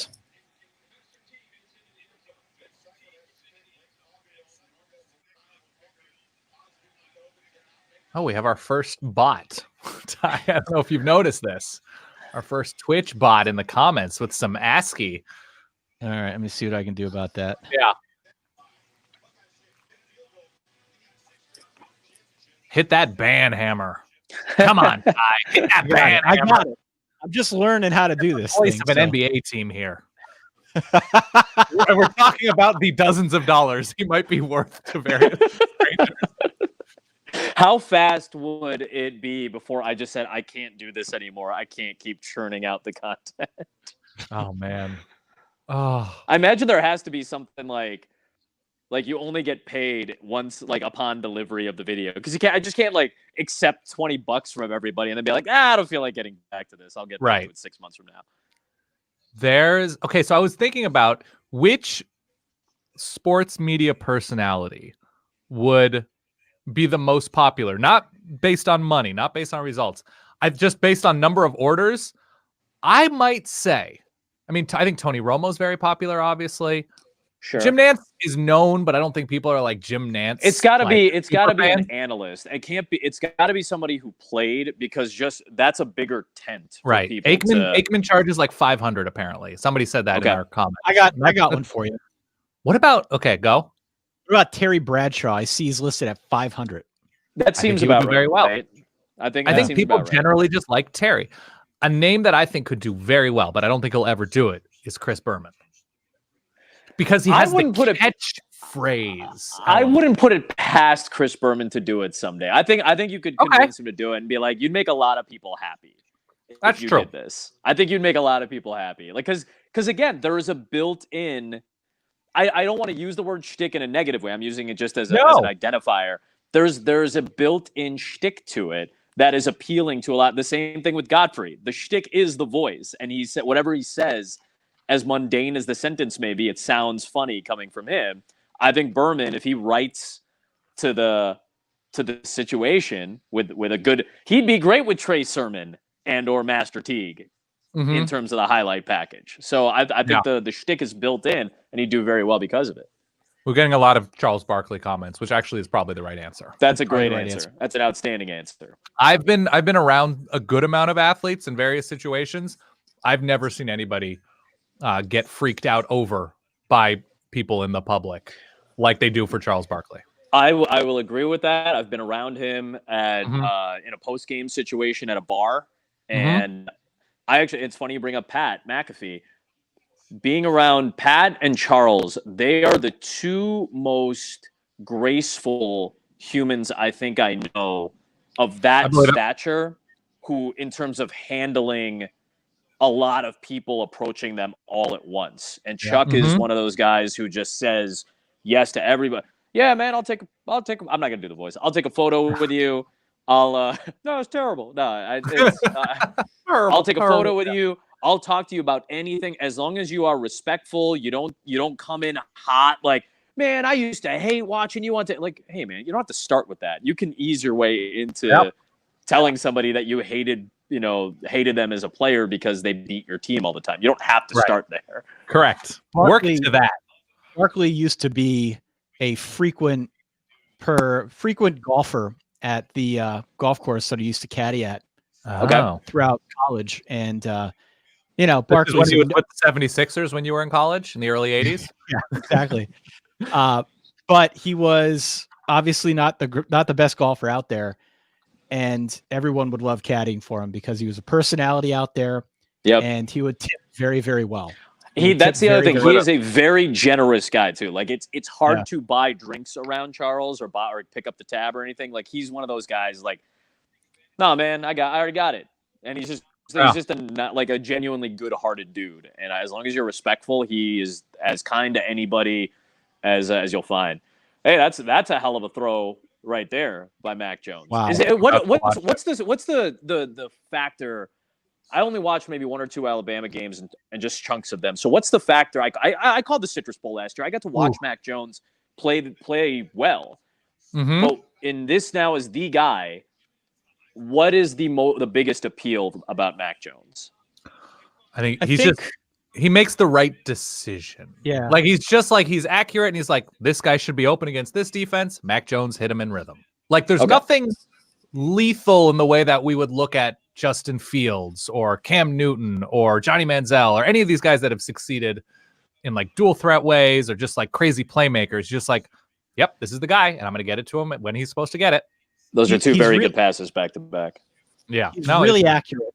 And another point that I've seen mentioned more than once, Adam, Nick Saban must have known that he had something special in Mac Jones, just given the fact that he didn't transfer. He was able to keep him around at Bama for as long as he's been there. And he has such a good grasp of the offense. Like Dan said, he knows who's going to be open. He's got a good line in front of him, so he has time to deliver the ball accurately. And that's why he was one of the top 4 for the Heisman. Yep. Everything you guys are saying have been everything you said in the last 3 throws. I think I've seen everything. Yeah. Just the accuracy, good decision making, finding the right guy. I've seen all that just in the last 3 throws. Yeah, the I guess point of this drive here if you took the over 75, Ohio State has offered almost no resistance on this follow-up drive for Alabama, as they're pretty close to the red zone now. Yeah, he was thrust into playing last year because, as you know, you were researching that game. Tua got hurt, and he had that down game in the Iron Bowl.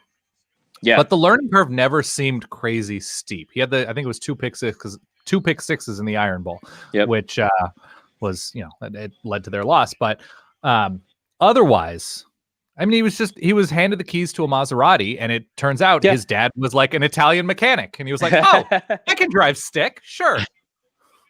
Yeah, it's one thing to keep the car on the road, right, and a fast car at that, and that's exactly what it's like the Cardale Jones situation. I remember that comparison and that analogy being used when he stepped into the Big Ten title game and in that run to the title. It was, you are driving, we're putting you into the driver's seat of the fastest, most efficient car possible. All you have to do is press the right buttons. It's not, I'm trying to think of it's like Simon Says, or Simon, that light up game. You remember that light up game where it just, of course, the pattern comes up and you have to hit the pattern correctly. And as long as you do that, you're going to be fine. That's what that was to me. Mac Jones, it feels like there was an injury there. Mac Jones to me feels like it wasn't a game of Simon. It was, hey, this is how this is done. Can you make it better somehow? Can you tune it up a little bit? And it feels like maybe, even though he has all the best parts of the car, he hacked it a little bit. So which I respect. So was that similar to Bop It? Is that similar? Okay. Bop It much more accessible, I felt like. Bop It seemed a little bit easier because it had weird sounds and whatnot. So I appreciated that. Yeah, same. What's for dinner tonight, by the way? Yeah, go ahead. What's for dinner? What's going on down there in downtown Chicago? We actually, so our friend, first off, congrats to our buddy, Nicole Auerbach. I'm actually going to enjoy this. She's coming on tonight. Yeah, she'll be on in a little bit.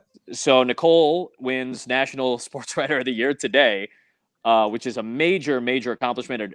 She's only 31. She's the youngest person to win the award, all this stuff. And she's had a phenomenal year, and she's a great, great writer and all that stuff.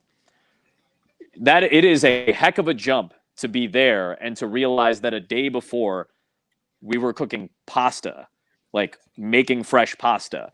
Like that's like the range of her life. Like at her best, she's winning national awards and being the youngest to do it. And at her worst, I think she is cooking pasta for me. So like I helped cut the pasta. We did the whole thing. It was really cool. It was a lot of fun. And I appreciate my friend Nicole for making pasta because I have a lot of it and I'm going to eat it for dinner. Actually, in a few minutes. What cuts and what sauces? We went with cacio e pepe for the first one, and with a fettuccine, so a little bit, a little bit wider, thinner noodle. Wonderfully done. And a very simple butter, pepper, a little bit of what's the cheese that starts with pecorino or Romano? Pecorino. So just very simple cacio e pepe, and then we did a spaghetti with a vodka sauce, just a store-bought vodka sauce. So are you a both of them outstanding. Guy? Ty, you into the cacio e pepe? Cacio e pepe. Yeah. I wouldn't say I'm a cacio e pepe guy. Okay. But if you were served a plate of CEP, you'd be like, all right, I can handle this. I can handle that. Yeah. Okay. You're more of a tomato-based saucer? Still talking to me? Yeah. Yeah. You go in the tomatoey direction, whereas cacio is no, I'm cheese seasoning. I'm diverse enough when it comes to fine Italian sauces. Gentlemen, I think I will start heading towards the pasta direction. I miss you guys. This was delightful. Thanks for having me. We'll do it again. We'll do it soon. We'll absolutely do this again sometime. All right. Thanks for stopping by, everybody. Follow Adam. Harass Adam to join Cameo. Watch Bulls games. It's NBC Sports Chicago, and if you have League Pass, you can get that. Watch Adam. He's the best. We accidentally became friends with him via this show, and we couldn't be more thrilled to have done so. Adam, bye-bye. Bye, guys. Love you. All right, Ty. That was fun. He's the best. Best of the best. We have options. We can do a former Big 12 lineman. Okay. We can do the youngest national sports writer of the year. No names. Youngest ever. No, we have all sorts of people that I talked to that are interested in coming on, and they just like send a link, and I just said, pop in, don't pop in. It doesn't matter. Maybe it's just Dan tie time right now. I don't know. Hey, look, Alabama is driving here, Uh-huh. and I think is on the doorstep Yeah. of more points. I'm seeing there on the 12, nice little screen. Looks like he'll get a first down. Oh, Ohio State's actually doing a good job wrapping up tonight. Yeah, they're tackling really well. You can't fault them for that. That was one of the gripes that I think we had about Notre Dame. Uh-huh. Notre Dame didn't have the athletes on defense, but they were having some difficulty making these open field tackles. Yeah. Ohio State has not really. Looks like they're going for it here on fourth down, Dan. I like the move. As do I. Yeah. And guess what? When you have Najee Harris, you go for it.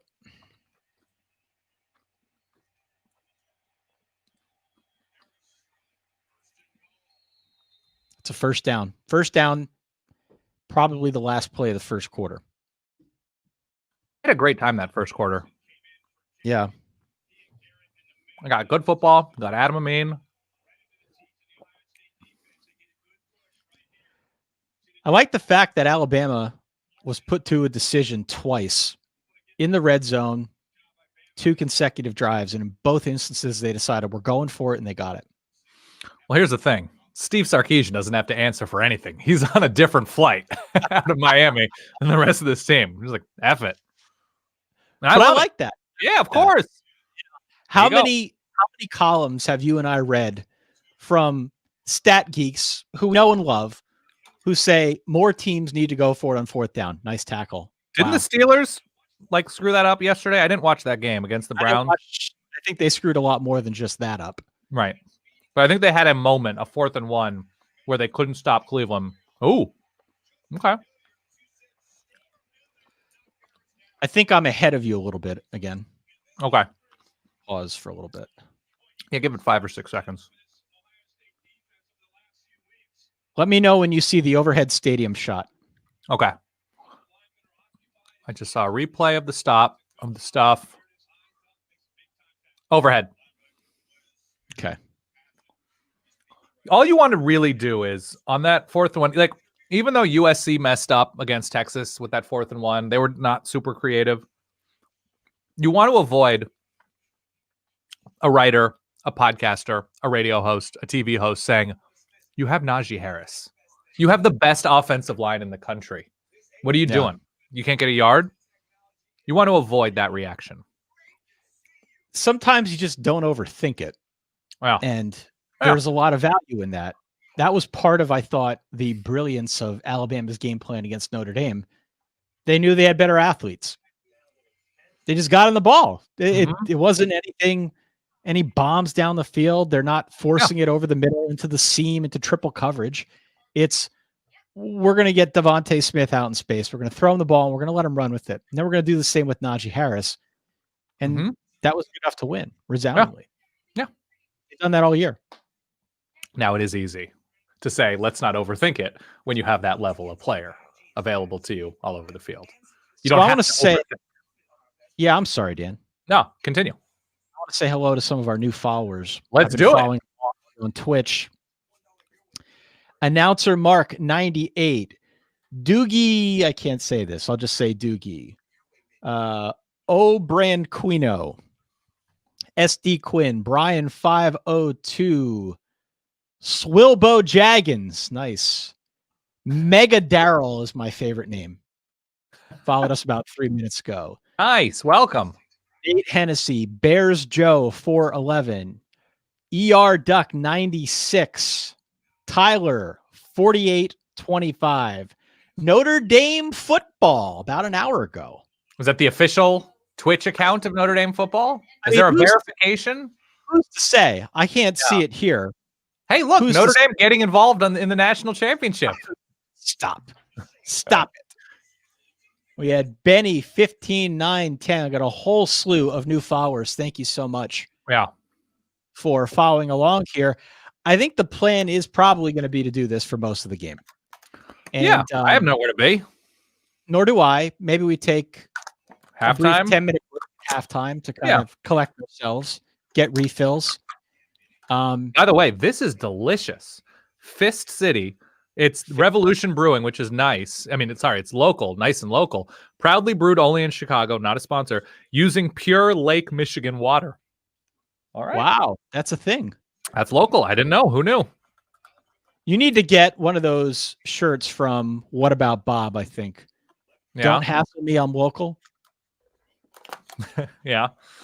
I feel like you wear that well. I Okay, haven't so seen that in a long time.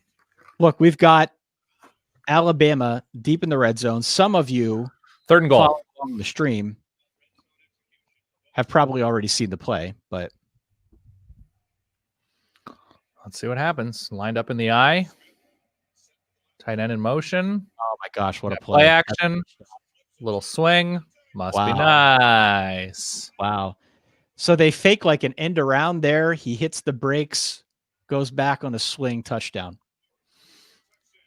Ran a long way for a 5-yard touchdown, Dan. Was that? Hold on. Let me watch the replay. I think Oregon may have run this play a couple times in big spots. He ran towards the quarterback and then ran the other direction. Yeah. Yeah. That was a Marcus Arroyo special. One of the few for the Oregon Ducks, who I'm sure copied it from somebody else. Because that's what college football is. Let's see. Yeah. I mean, if you're giving them an inch, you're giving up a mile or some sort of idiom. 14-7 is your score right now. We're 7 seconds into the second quarter.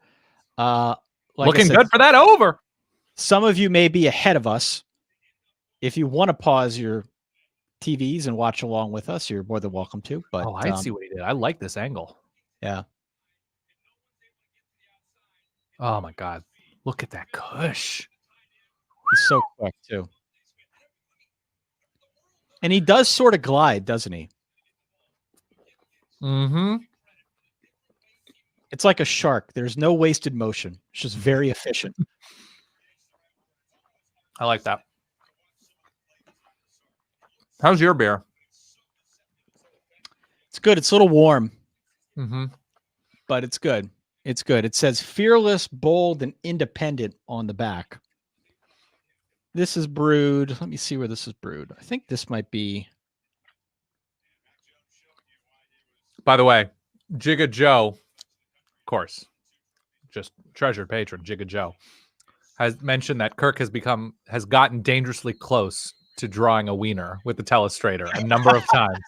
I don't know if you can add that to Winter Wonders. Kirk Herbstreit draws a wiener. So for those of you who are watching the broadcast and maybe have the sound on, Dan and I do not. How are we doing on some of these prop bets? So I have not seen it. I've only been watching out of the corner of my eye. I haven't seen any Ohio State or Alabama alums on display here. I obviously don't know if there have been any Trey Sermon puns. I'm assuming no, since he got hurt.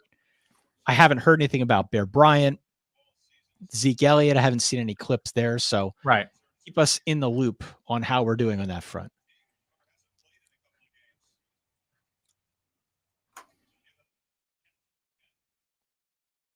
Nice.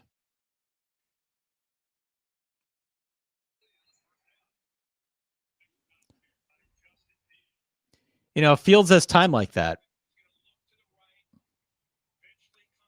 That's nice protection. Yeah. That right tackle did a really nice job. Sit in that zone.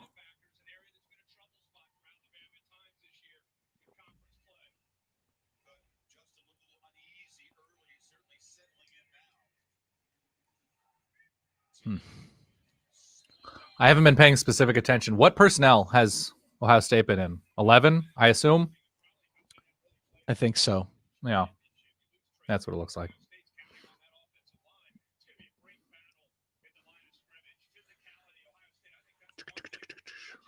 Let's see. There was a sermon pun on game day on a sign, but none on the broadcast yet. Got to be in the broadcast. All right. Fields. I mean, he's moving. Yeah, see, he's going to throw the ball away quickly. He's Which is moving what he well. should be doing. Yeah, but like he looks comfortable enough. Yeah, he looks comfortable enough. He had a lot of time to throw. There was just good coverage downfield. Mm-hmm. That's the stud, Christian Barmore. Yeah. I almost feel bad too because we focus so much on how does Ohio State stop Alabama. Yeah, it's a good. I see what you're doing here. Yeah, continue. Could have talked more. We probably should have talked more about how does Alabama stop Ohio State. Yeah, they're bringing 5, and did not get home. Wow, nice throw. Nice play. I got tipped, but they made the play. Was that Wilson? Yeah. A little bit of a wounded duck there. Indeed. Now the tempo, right? We talked about the tempo. Here it is. Real quick. Snapping it with 29. Yeah. A little too quick. Little too quick. But there's that tempo.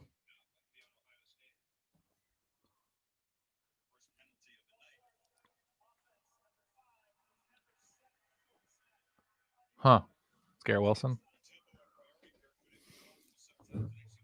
Thus far, by the way, Justin Fields is 5 of 8 passing for 88 yards. Mac Jones, 12 of 14 for 127 and a touchdown. Najee Harris, 9 for 26 and a touchdown. Devontae Smith already 6 for 83 and a touchdown. Jeez. Through basically one quarter.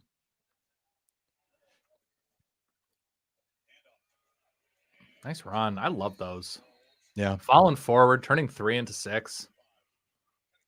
That's Master Teague. Master Teague had a pretty bad Achilles injury, I want to say, January, February, and didn't have an amazing year. I would imagine he's going to be even better next year. All right. Got rid of it. 3rd and 9, always better than 3rd and 17.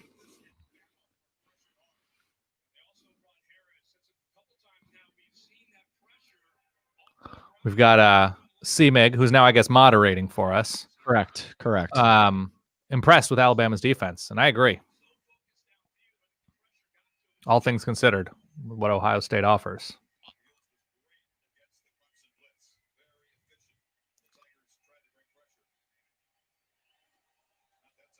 Just bringing 4 in the late 5. No, it's a great play. Alabama's defense. Uh-oh. There we go. He's up. He's walking off. Own power. But one of the winter wonders I don't know if it's in the final version is I didn't add it in. Little too dark. We've had enough bad news to worry about over the last year. We'll focus on the positives here, but you would basically have to amputate Justin Fields' lower half of his body for him not to play in this game. Yeah, totally. This feels like a pivotal drive for Alabama, does it not? Mm-hmm.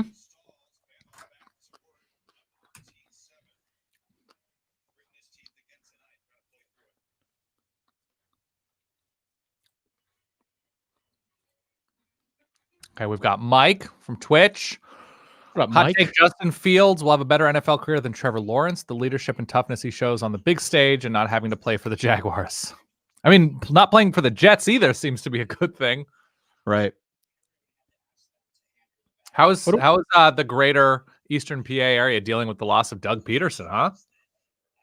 It was an instant flurry of text messages from friends. I am not an Eagles fan. I generally root against the Eagles. Yeah. Though I've had a harder time doing that over the last couple of years. And it was not a good year for the Eagles. Not a good year. What is a more difficult accent to deal with socially, Philly or Pittsburgh? I mean, a Philly accent at its worst. Yeah, I'm talking deeply extreme. Yeah. It has to be Philly. It's definitely Philly. Definitely Philly. I was in Philly 3-4 years ago, maybe. I lose all track of time. Went for like July 4th weekend, just as like a getaway. And first of all, Philly's terrific. As like a town to like hang out. The food's good. It's walkable. I was a big fan of Philly. I didn't know what to expect either way. I was a big fan of the city, the town. It's a smaller area than I thought it would be. But I remember waiting in line for something somewhere, and there was a woman I was positive was speaking English, but it was like her firmware was different than mine. And it was incredible. You was Wooder. Not exactly the most. I know I'm not good at this. I'm just saying it was bent. It was like the Photoshop distort function where it was just like, oh wow, she is all over. I love this. Limiting walnuts. Keep going, Dan. Wooder. You was yins don't want to get Don after the Stillers game. Yeah. All sorts of. I'd pay for a cameo of Dan just using a Philly accent. All right. You've convinced me. No, it's something else. Do you have friends with deep Philly accents? Or are most of your people from far enough away? No. No. It affects us up here. It hasn't really affected me. There are some words that I say, like Mario, that apparently Well, is that Philly? I think that's more East Coast. More of a remnant, yeah. But I have there are a couple folks that I know who have a pretty strong Philly accent. By the way, my Philly accent is resonating with people in the comments. It's really just so really not that good. We should have our friend Ben Epstein, who's from one of the Philly suburbs. He does a very, very good Philly. Bama just keeps running these little swing screen plays, get their receivers out in the open field. Can't cover Devontae Smith. Just no answer for him. If you devote serious manpower to Devontae Smith, there's a small chance you will stop him. Oh, wow. Okay, they needed that. That there. You start a drive on the 19? Yep. Wow. Yes, sir. Wow, that's a play. So did they bring pressure from that corner? It looks like it pressed from the slot corner. Yeah, the nickel. Was that a safety? Whoever it was. Yeah. Oh, Baron Browning is a linebacker, I believe. He beats 19. All right. Well, look. That was mandatory. Also, Ohio State might be a better team than Alabama, but considering what Alabama had been doing on offense, that seems mandatory. I don't know why I'm using that word so much tonight, but I am. Let's see what they do here. I think they need 7. They are circling the tight end. I think something's about to happen here, Ty. Oh, no. Can't do that. It hit him in the chest, though.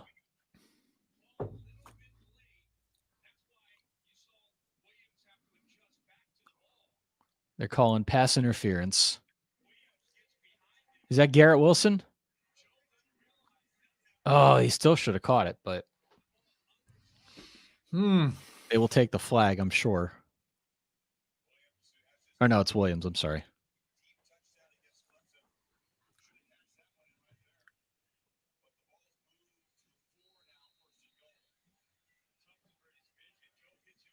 First and goal.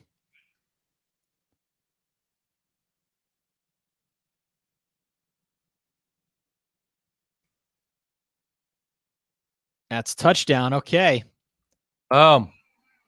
Big 7 points for Ohio State right there. Huge. Absolutely huge. Looks like we got ourselves a game. Trey Kirby.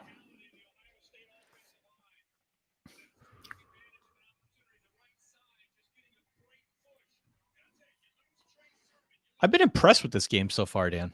Yeah, this is what I was hoping for. 2 really strong quarterbacks leading strong offenses going back and forth. You know I love haymakers. Yeah. I think I said 45-41.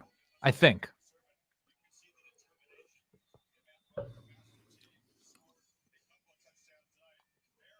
I've sent out invitations to 2 separate people. Okay. Let's see if one of them joins. I'm waiting.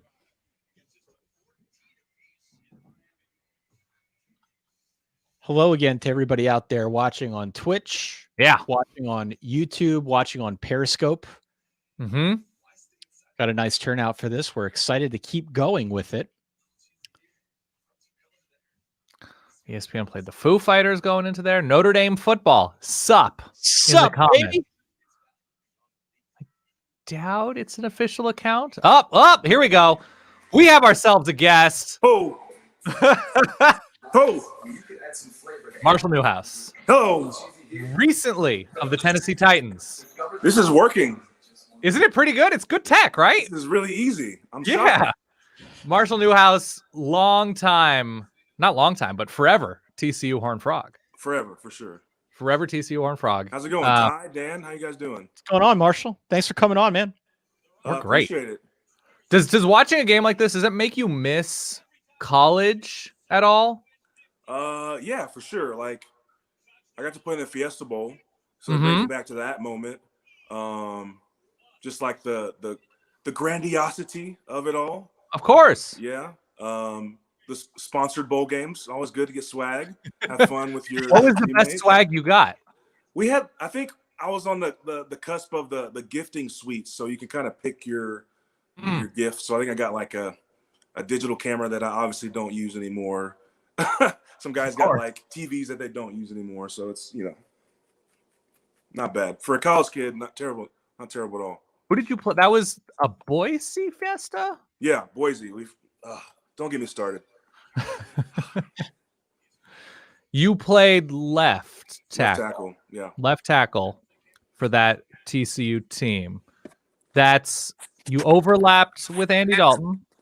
Well, we came in together as freshmen. Okay, you came in together. Okay. I played as a true freshman. They needed tackle depth, and I ended up playing a lot of games my true freshman year. And then he became the starter in 2007, the next year, through the Rose Bowl, his last senior season, 2010, I guess. Okay. Yeah. All right. Nice. Where TCU definitely should not have gotten in over Oregon against Auburn, as we all agree. Can we just? We're getting Gary Patterson questions, and you have like a really. I remember talking to you about Gary Patterson, and I don't think I'm speaking out of turn here because you have very positive things to say about him. But that you didn't really know him when you were in college because you like work with your position coach and you're with the other linemen. You didn't really have a good concept for him until after college. Is that true? Yeah, I'd say in a sense, and like sometimes you don't really know your coworkers, right? Type thing, and it's also it's the coach-player relationship that only goes so far, and then on top of that, he's a defensive coach. I played offense, and so there's just separation of church and state. But yeah, like I feel like I had a pretty successful career. I contributed, and after I graduated, and I started coming back. I lived in Fort Worth. I came back to campus to pro days and to games, and I think our relationship just kind of changed, which I think would hopefully be like a natural thing where he can kind of open up. It's not like he's got to keep guys at a distance to a certain degree. Sure. Coaches do. That's just how the dynamics work. So once that kind of went away, you see the other side of Gary and other coaches, and we do an annual thing that it's turned into now when things are normal, which I hate saying that word, that expression now. When things are normal. But pro day, spring game kind of culmination, and the old guys come back, and we go to Gary's house and we hang out and share stories, and he gets we'll say he gets a few drinks in, adult beverages in. And, he's of age. And brings out the guitar. Whoa. To show off. So well, he released a single, right? He's not shy about it anymore, this apparently. year.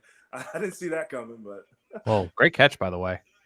Yeah. Who is the well, first of all, how long in a game like this? Now, you didn't play in a national championship, but you were very close. You played in big bowl games. Yeah. Would you get 2 up before kickoff? How long did it take you, if you were, to get like sort of an even keel? I've always been pretty even keeled. This thing that I hate now that I played the pros is all of the breaks and delays in college are just so long. Yeah. Like pregame takes forever. Halftime is 40 minutes or something like that. Mm-hmm. Like it's absurd. So all those breaks, it's hard to just sometimes maintain just like that rush from the game. But, and you have, anywhere from 85 to 100 guys, a lot of which aren't, the reality is a lot of which aren't playing. Just a lot of people, a lot of things going on, more so than the pros. So, Marshall, to, let's say, the untrained eye, and I'll count myself in that category. When the ball is snapped, I'm following the ball. I'm watching it into Mac Jones' hands, and I'm watching him throw the football.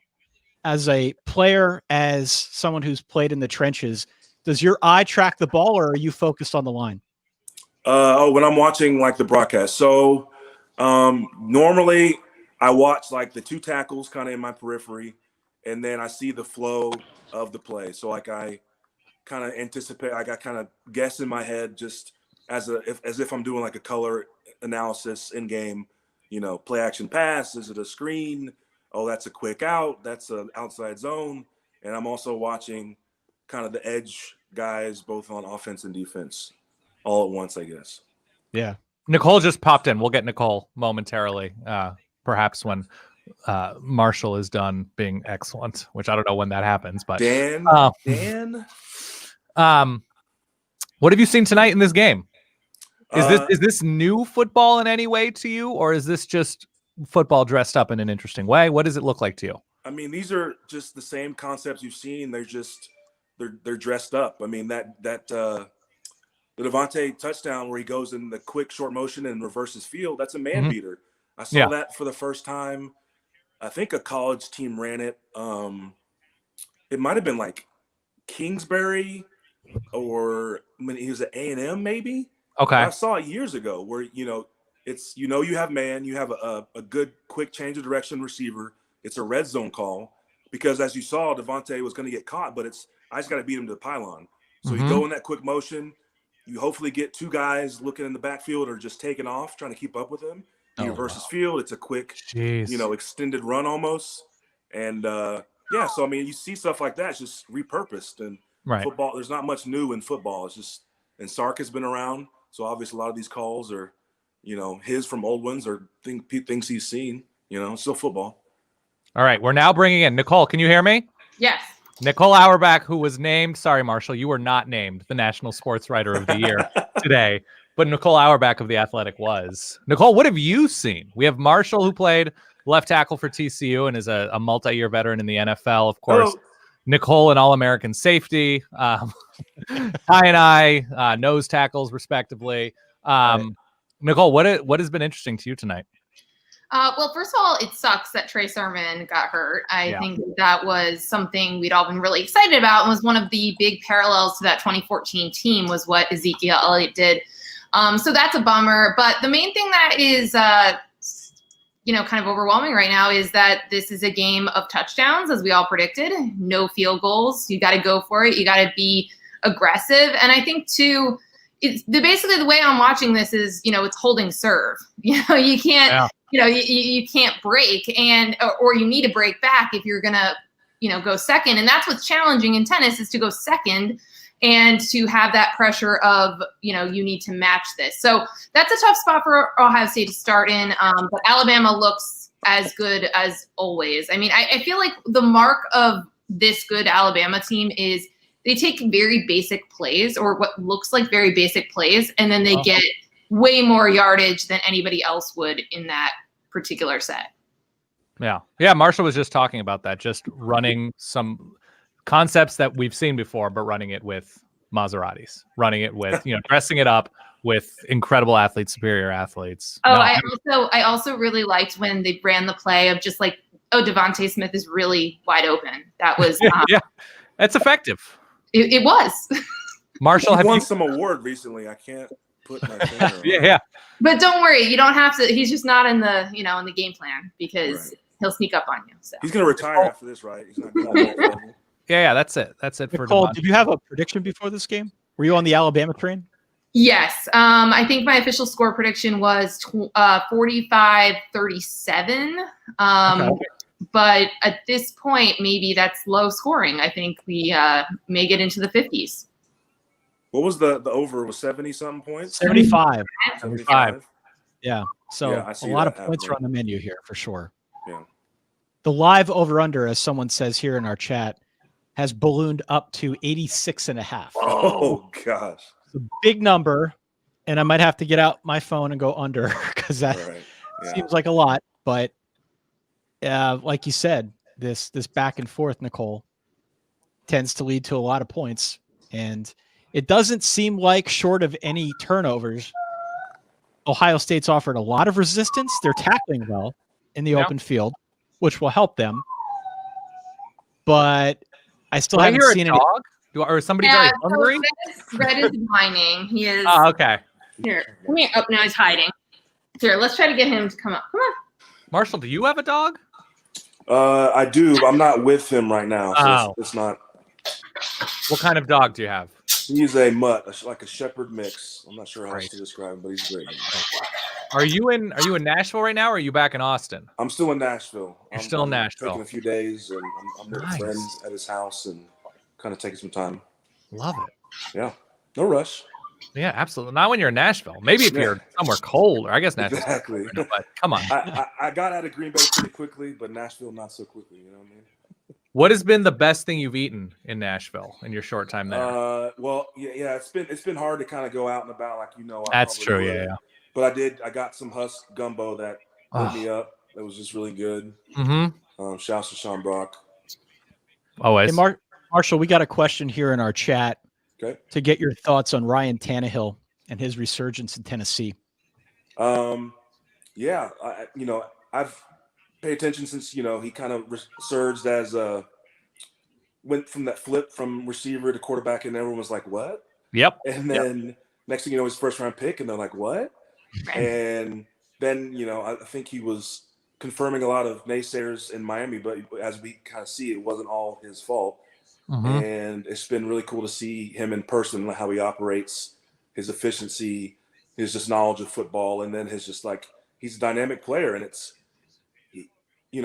our OC is really talented. He's a stud. He's going to continue to blossom, and I honestly think Ryan can do more than we were doing with him, but he's just really, really super talented and underrated. I like that we have a dog in one of our quadrants. Good. This way. I like that. That's what the people, our viewership. I can't compete with that. What am I supposed to do? An adorable pup. He is. I actually don't know who he's rooting for because he just likes the color red, and that is his name. So it's kind of both colors. Maybe it's more Ohio State. I think it's more Ohio State. Yeah. He is named also after Red Auerbach for those who didn't get the reference. Nice. That's a nice run. Nicole, have you spent time around Ryan Day at all? I know he's relatively new and you haven't been traveling a lot. Come here. No, I have not really that much one-on-one, just in scrums so far. Okay. But yeah, it was, it has been tough this last year, not actually getting to be in person with a lot of people, especially, he's been the head coach for so long. So I have not. And also my dinner is now ready, so I may have to pop off. Go. Thank you for stopping by. Yes, please. Can I confirm one detail? Was Ari Wasserman on this from Cabo earlier? He was indeed. Yeah. Okay. He is currently watching the game with Spanish language and getting a lot of texts about it. It's very entertaining. I'm sure the energy is very high. I'm sure. All right. Well, it was great to see everyone. Enjoy the game. Thanks for stopping by. Marshall. We were talking about food before, but has anybody stood out in this game along the trenches on either side of the ball to you? I'm watching Leatherwood. I'm watching left tackle Bama. I'm watching the tackles for Ohio State just because Bama has morphed into this. Nick Saban's like, we're not going to do any kind of normal 4 or 3 man down front with Justin Fields at quarterback. He's been burned too many times by mobile quarterbacks. So if you notice, when they go 4 down front, the defensive ends are very, very tight, and it's all meant to pass rush and compress the pocket and not let him escape up the field and out or roll out. And so I'm watching to see if these tackles will continue to hold up because Ohio State has a good history of offensive linemen, but Bama's D-line are just, they're just grown men, and they always have an advantage there seemingly year after year. And I think that'll, line play plays itself out over the course of the game. because guys get tired, they get worn out one way on the other side or the other, and that's where the attrition part, the leaks. So like that. I guess I'm on delay, but look, they highlight 75. He tries the high arm, the defensive end there, and the guy just makes a great play, sets the edge. I mean, those kind of battles, you kind of get a sense like, all right, they're starting to win more, or they're, you know, the D line's getting worn out a little bit. So I'm kind of watching that. What goes first in just like a game where you're on the field a ton? Is it your legs? Is it up top? Is it your mentally fatigued? What tends to go first if you're on the field? Just depends. Like I remember I've played games where the entire game was like a high speed no huddle, and it's your legs 100%. Yeah.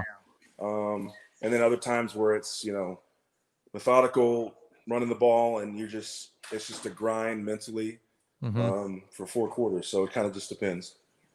Nice. All right. How many years now? 10? Just capped 11. Just capped 11. Wow. Yeah. What round were you drafted in? I was a 5th round pick, the last pick of the 5th round in 2000. That's pretty good. I'd say. I think you told me that you really wanted to make sure you got at least 10. That was the goal at some point you had set for yourself. Yeah, you know, that's an arbitrary number, but yeah, it was definitely 10, and then kind of see where things go, and here we are. I love it, man. I'm blessed, man. You had to. So you joined Tennessee what week? It was actually after the first time they played Baltimore, so maybe week 9 or 10. So week 9 or 10. And so this whole time you have to stay in shape. You have to be game ready because you can get a call any moment. Essentially, yeah. I mean, I was literally in my house in Austin watching Sunday football, and my agent calls me and is like, hey, something just happened in Tennessee. You want to go play for the Titans? I'm like, yeah. And he's like, all right, stay tuned. I was thinking in my head, all right, cool. I'll get a chance. I'll fly out in the morning, blah, blah, blah. And he calls me back. He's like, hey, can we get you on a 6:30 flight out of there? Mind you, it's 3:00 in the afternoon. I'm like, right. Okay. So I pack my life up. I literally throw my dog at my neighbors like, hey, do me a solid. I need you, please. I clean my fridge out of perishables, and I'm to the airport, packed up and going. Wow. You know? Crazy. It's great. It's what a wild thing. Like, wasn't there something, Ty? Did you see this? And like there was a Cleveland guard pressed into duty last night. It was a 3rd string guard and tried out. Are you with them right now? No. I'm staying at a friend's house. He's a pro player. Okay. He plays for the Jets, and he knows the guy you're talking about. That guy, Hance. Blake Hance? He was just on the Jets. Yeah. He literally gets signed late in the week to go Cleveland. As Drove Baker from Mayfield Jersey. said, he's like, I learned his name in the locker room before the game. And he ends up playing significant minutes in a playoff game. He played 14 snaps against Cameron Hayward, which, as far as I can tell, not super fun. Yeah. If you're not in rhythm with the offensive lineman around you. As they say. Oh. Here we go. So we got what? Ohio State inside the 20. Oh, we got a flag. I don't know where we are. How does this? How obviously we had a whole season to look, but so far, how do you guys see Justin Fields as a pro prospect? I mean, physically, he's more than enough, and his arm is great. His decision making is great. It seemed last year that he was held back a little bit, but man, last week against Clemson, against the better teams that he's played, and you know, it wasn't an amazing game against Clemson last year in the playoff, and ended with an interception. Yeah, he got popped. That's a head-to-head. Targeting. What do you do? His head went down. Yeah, you know, the other storyline that you're going to hear, Marshall, and it's probably, wow, that's targeting. It's not fair to Justin Fields, but Ohio State quarterbacks, you have to go back pretty far to find an Ohio State quarterback that's been successful in the NFL. Yeah. I'm sure that will come up as we get closer to draft time. Fields is just a different quarterback. He's a different quarterback. He's got a different skill set. Yeah. I think the ceiling is much, much higher with him. And I think it'll be a high pick. I always worry about these guys just going to terrible situations. Sure. Where you have a stubborn coordinator and you have receivers who don't care. You have a line that's, you know, in and out, whatever. it's just it feels like such a lottery. And the teams that are picking high all the time, there's a reason they're picking high. Exactly. That stuff matters, especially in those first 2-3 years as a rookie QB. I mean, a lot of these quarterbacks recently have surpassed expectations. The expectation used to never be this guy will be ready. I don't care where you draft him in year 1, 2, or 3. That was never the expectation. These guys should be making Pro Bowls. But now we've gone from enough guys who've kind of done it, maybe not sustained it, but had done it early to like, if our top 10 pick isn't just a stud by year 2, then we got to think about, all right, who's next? Yeah. You know? That's wild. Yeah, I mean, that's an obvious targeting. He's gone. You can't. I mean, That's a pretty big loss. Yeah, that's big. It's a big loss. Now it's at a 1st and goal. Yeah. And he's upset, but that was. And it's so bang bang. Like you watch it in slow motion, you're like, this isn't reality. Yeah. Like I don't look at Jordan Battle. That was targeting. I don't look at him as like a dirty player. He's trying to make a play. And I think, in those situations, they want you to like feign removing your head from the tackle. So even if he still maybe made a tiny bit of contact, but he didn't, he literally dipped his head. And it's like, there's no reason, there's no way to argue for him at that point. Right. Yeah. And especially when you show it in slow motion. When you show it in slow motion, it's like, what was he doing? Why would he lead with his head? But it's bang, bang. It's not. Yeah. I don't think they have a chance to sit and plan it out. Yeah. No, it's the right call. By the letter of the law. Man. I mean, even at this level, being here, Vrabel talks about it. It's like every day you got to lower your target. You just have to. It's got to be an overemphasis. You have to lower your target. And that's just the way football is now for the foreseeable future. How many personal fouls have you been called for, would you say? In my college and pro? Or just pro, just college, whatever. Like 3. 3 total. Yeah. How many were in like accidental bang bang? How many were like, yeah, I earned that? All of them were like, I was just trying to drive this guy through the center of the earth and took it a little bit past the whistle. Sure. Okay. I'm usually pretty good at, remove your hands at the right time. But I just a few times where I'm like, well, this is what it's going to be. I'm committed, pot committed on this one. Oh, you can't drop that. I think you're ahead of me now, Dan. Way ahead, yeah. Oh, damn. Okay. I'll pause it for a second or two. Oh, damn the spoiler. That's true. Wow. What's for dinner, by the way, Marshall? I'm so embarrassed to say. No, come on. This is a fair place. This is where all our friends here. So we had like a lunch of, I had like a charcuterie board, a shaved ribeye sandwich with jus and truffle fries. Yep. But it was at like 3 or 4 o'clock. So okay. I've gone from that to a Coors Light and Cheetos and peanut M&Ms. For that dinner. Counts. I love a good peanut M&M. Peanut M&M might be my number 1 M&M. Yeah, I don't know how it's not. Do you have an M&M ranking? An M&M ranking? Of different packs, like plain, like almond or dark chocolate or peanut butter. Yeah, I'm mostly just straight up plain.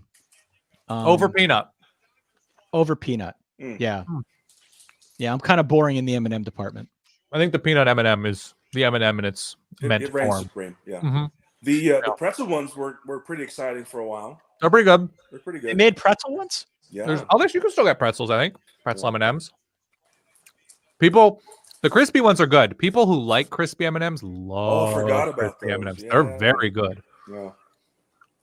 A lot of love here in the chat for peanut M&Ms. It's it's just one of those things. It's hard to. There's not much evidence against peanut M&Ms. People are also loving peanut butter M&Ms, and while I will say that they're good, I won't do a peanut butter M&M over a Reese's Piece. That's what I'm saying. That's what they do. Reese's I don't get that. Peanut butter and chocolate. Right. How do you outdo, They built this company on a foundation of peanut butter. And so I say M&M, I appreciate your attempt. Right. But the ratio. How do you feel, Dan, overall about the last 3 to 4 years and just the absurd explosion, just flavor availability in like candy and snacks? It's a great question. It's a great question. It's insane at this point. I can't do it anymore. Well, you'd go to a Rite Aid or you go to a grocery store or whatever, and do you want to go with like the old standby? You're like in the mood for a regular Twix or a dark chocolate, a Milky Way Midnight or something. Like you have over the years, you just like you build your team of your preferred candy flavors, and then you walk in, you're like, am I really going to chance? Am I going to spend my hard-earned $1.09 on a mint M&M? And if like you have to buy both in case the mint M&M's no good. Right. And then at that point, you're going to end up eating both anyway, even if the mint M&M's not good. So really, I tend to stay away. I think I've hit the age where I have my team and I have my roster. So sure. If I go somewhere and it's available, like, does anybody want to try this apple pie Kit Kat? We're like, all right, I'll try it. Real thing that exists. I've seen it. I'm like, what? Yeah. But I can't do it. I can't take that kind of chance. Too much pressure. My first, I would say, experience with that was back in high school playing baseball when they decided that they were going to make ranch flavored sunflower seeds. Oh, yes. Delicious For the first handful. Yeah, I'm not a sunflower seed person, but I mean, ranch seasoning is kind of good. It's good, but that was my first thought. Like, okay, maybe we're going a little too far with this thing. Yeah. And then I think they went with some sort of like pickled flavoring. There's like they have all sorts. Pickled sunflower seeds. Yeah. All sorts of incarnations of this now, and that's just too far for me. I don't know. What will you do, Marshall, when you are presented with the opportunity to take a chance, candy wise? It's funny because I've matured. Just as you mentioned, you've reached the what a throw. Your bar is set. Yeah. Yeah. I used to be. You had your phase of experimenting. Yeah. It used to be anything that included peanut butter or like caramel was a go. And I've gone, and that's like in like even desserts in general. And I've come full circle to now like I want something with like a subtle, good vanilla flavor and like fruit, like a cobbler or something like that. Yeah. Like vanilla and then like an accenting flavor. Yep. So that's where I'm at now. But okay. Candy, that's harder to find. So, but just generally something lighter. I don't want double fudge, chocolate, peanut butter, drizzle. Like I'm out of that game. You want some of that works well in the palm. Okay. You don't want something overwhelming the palm. Sure. I'm with you. Ty, what do you grab? If you have a sweet moment. Snickers. Okay. But are you going dark chocolate Snickers? Or are you doing I'm just trying to go Snickers? And right down the middle of the fairway, like you like to say. Give me a hybrid 230 down the middle of the fairway. Give me the old-fashioned Snickers. Yeah. Watch this catch. Oh my God. It just plays perfectly. Is that Devontae? Yeah. Of course it is. Devontae Smith so far, by the way, has 10 grabs for 168 and a touchdown. Did you think when we got a wide receiver Heisman, when it kind of looked it was impending, that he'd somehow surpass it and live up to it in the national championship game? They usually don't. They don't. Yeah, they usually don't. And he has. Oh my gosh. We got a flag coming in. I just don't know how you cover him, Marshall. That's the thing. It's again, we're kind of untrained eyes here. We know what to look for, and we're excited about a guy streaking down the field and being as electric as he is, but defensively, just in terms of X's and O's, what are you supposed to do when you've got somebody who's just that much more athletic than your entire team? Well, I mean, traditionally, you're rolling coverage his way, you're bracketing in and out or over the tops, and most of the time. But Ohio State's doing it right. But eventually, you say there are a number of snaps where it's like our guy has to beat your guy. Yeah. You just have to win reps. He's going to win. Yeah.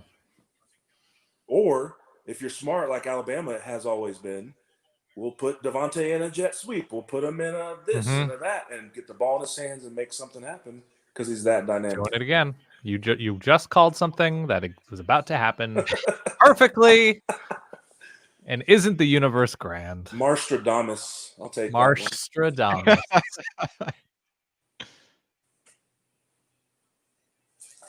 Wow. I love that he's lived up to that sort of stage, to that sort of platform after winning the Heisman, because he really did seem like a no-brainer. We're like, there's just, and I'm sure you've played against guys like this, different positions. You're like, this guy has figured out football in a way that everybody around him has not caught up to. Yeah. Man. And I think I saw someone tweet it, I can't remember who it was, where it's, if he doesn't win this year, then from here on out, you should just invite quarterbacks. Like if we can't give it to him this year of all years, then it's a quarterback award from here on out. Right. The people in the comments are getting on me for spoilers. I apologize. And you know, it's amazing too, because at this point, I feel like, at least watching from home, we know he's going to get the ball. Right. They're not.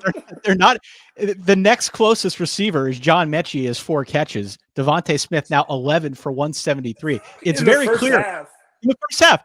2 touchdowns. It's very clear what the game plan is here. Yeah. They're building the whole plane out of Devontae Smith and Ohio State. Like you said, I mean, they're doing the right thing. You can only do so much. I tweeted at Emmanuel Acho, who's saying, I need Sark to keep these offensive plays coming when he comes to Texas. And I said, you must have some PTSD about OCs coming and hiding their plays or underwhelming the fans. It's true. By the way, have you guys, just in the time that we've been on the air together, I don't know if you've seen the latest Big 12 rumor. Oh, no. Hit me. Lincoln Riley to the Eagles, potentially. Oh. Interesting. Is Jalen Hurts the presumed starter because Carson Wentz wants to be traded or something? There's a lot of, I think, turmoil there. I don't think Carson wants to be the backup. I think he wants to be a starter. I think he believes he should be the starter. We can probably sit here and talk all night about how much is his fault versus the team's fault versus the coaching's fault. I don't know if you or I, Dan, is smart enough to make that determination, but a lot went wrong. That's why they've got a high draft pick. And it would be interesting if it happens, but these are just rumors right now circulating out in the Twitter sphere. So we'll see. I mean, it was made to look like it was a him or me situation, Peterson versus Wentz. Interesting. So if it is a Peterson gone situation, then you would assume Wentz goes back to being a starter because Jalen Hurts starting was a Peterson decision, right? Do we find that out officially? I have no idea. I don't know. I cover this sport. I can barely keep my head on. Oh, sorry. Yep. I'm not saying anything.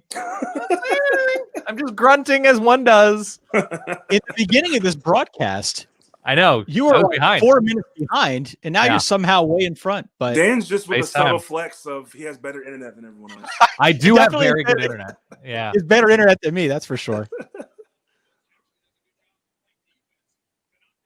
We have limiting walnut, which I don't know what that means exactly. That's the screen name of somebody for Marshall.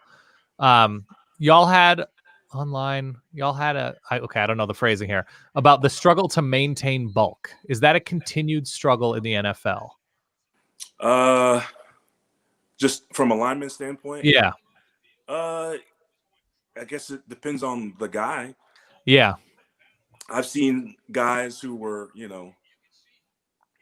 genuinely eating, 5 pasta dishes a day on top of protein shakes and whole milk and just to stay at PB&J's to stay. So which direction, like, are you built in a way, like, is your frame? We talked to our friend Jeff Schwartz about this on the show where Jeff is like, there are guys like Joe Thomas that will go, they ate their way to 305 or whatever. Yeah. And once they stop eating, they go down to 230.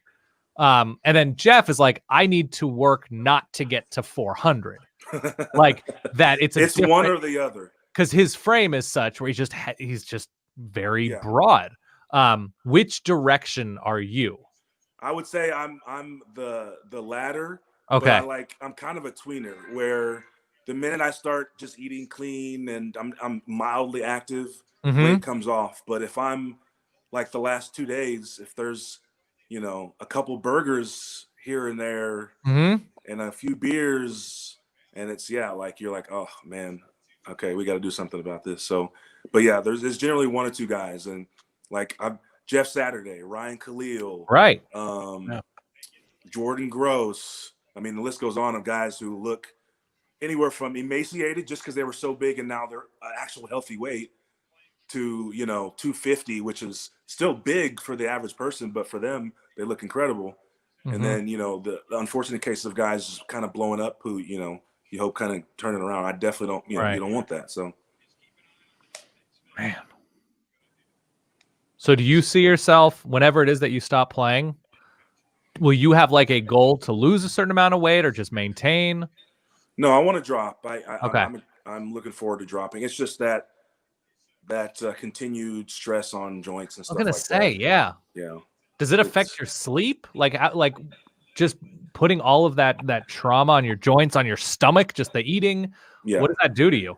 I mean, I'm sure there's eight or nine. That's not scientific. 8 or 9 out of 10 of linemen have sleep apnea, some version of it. Yeah. It's not a healthy thing long term. So no.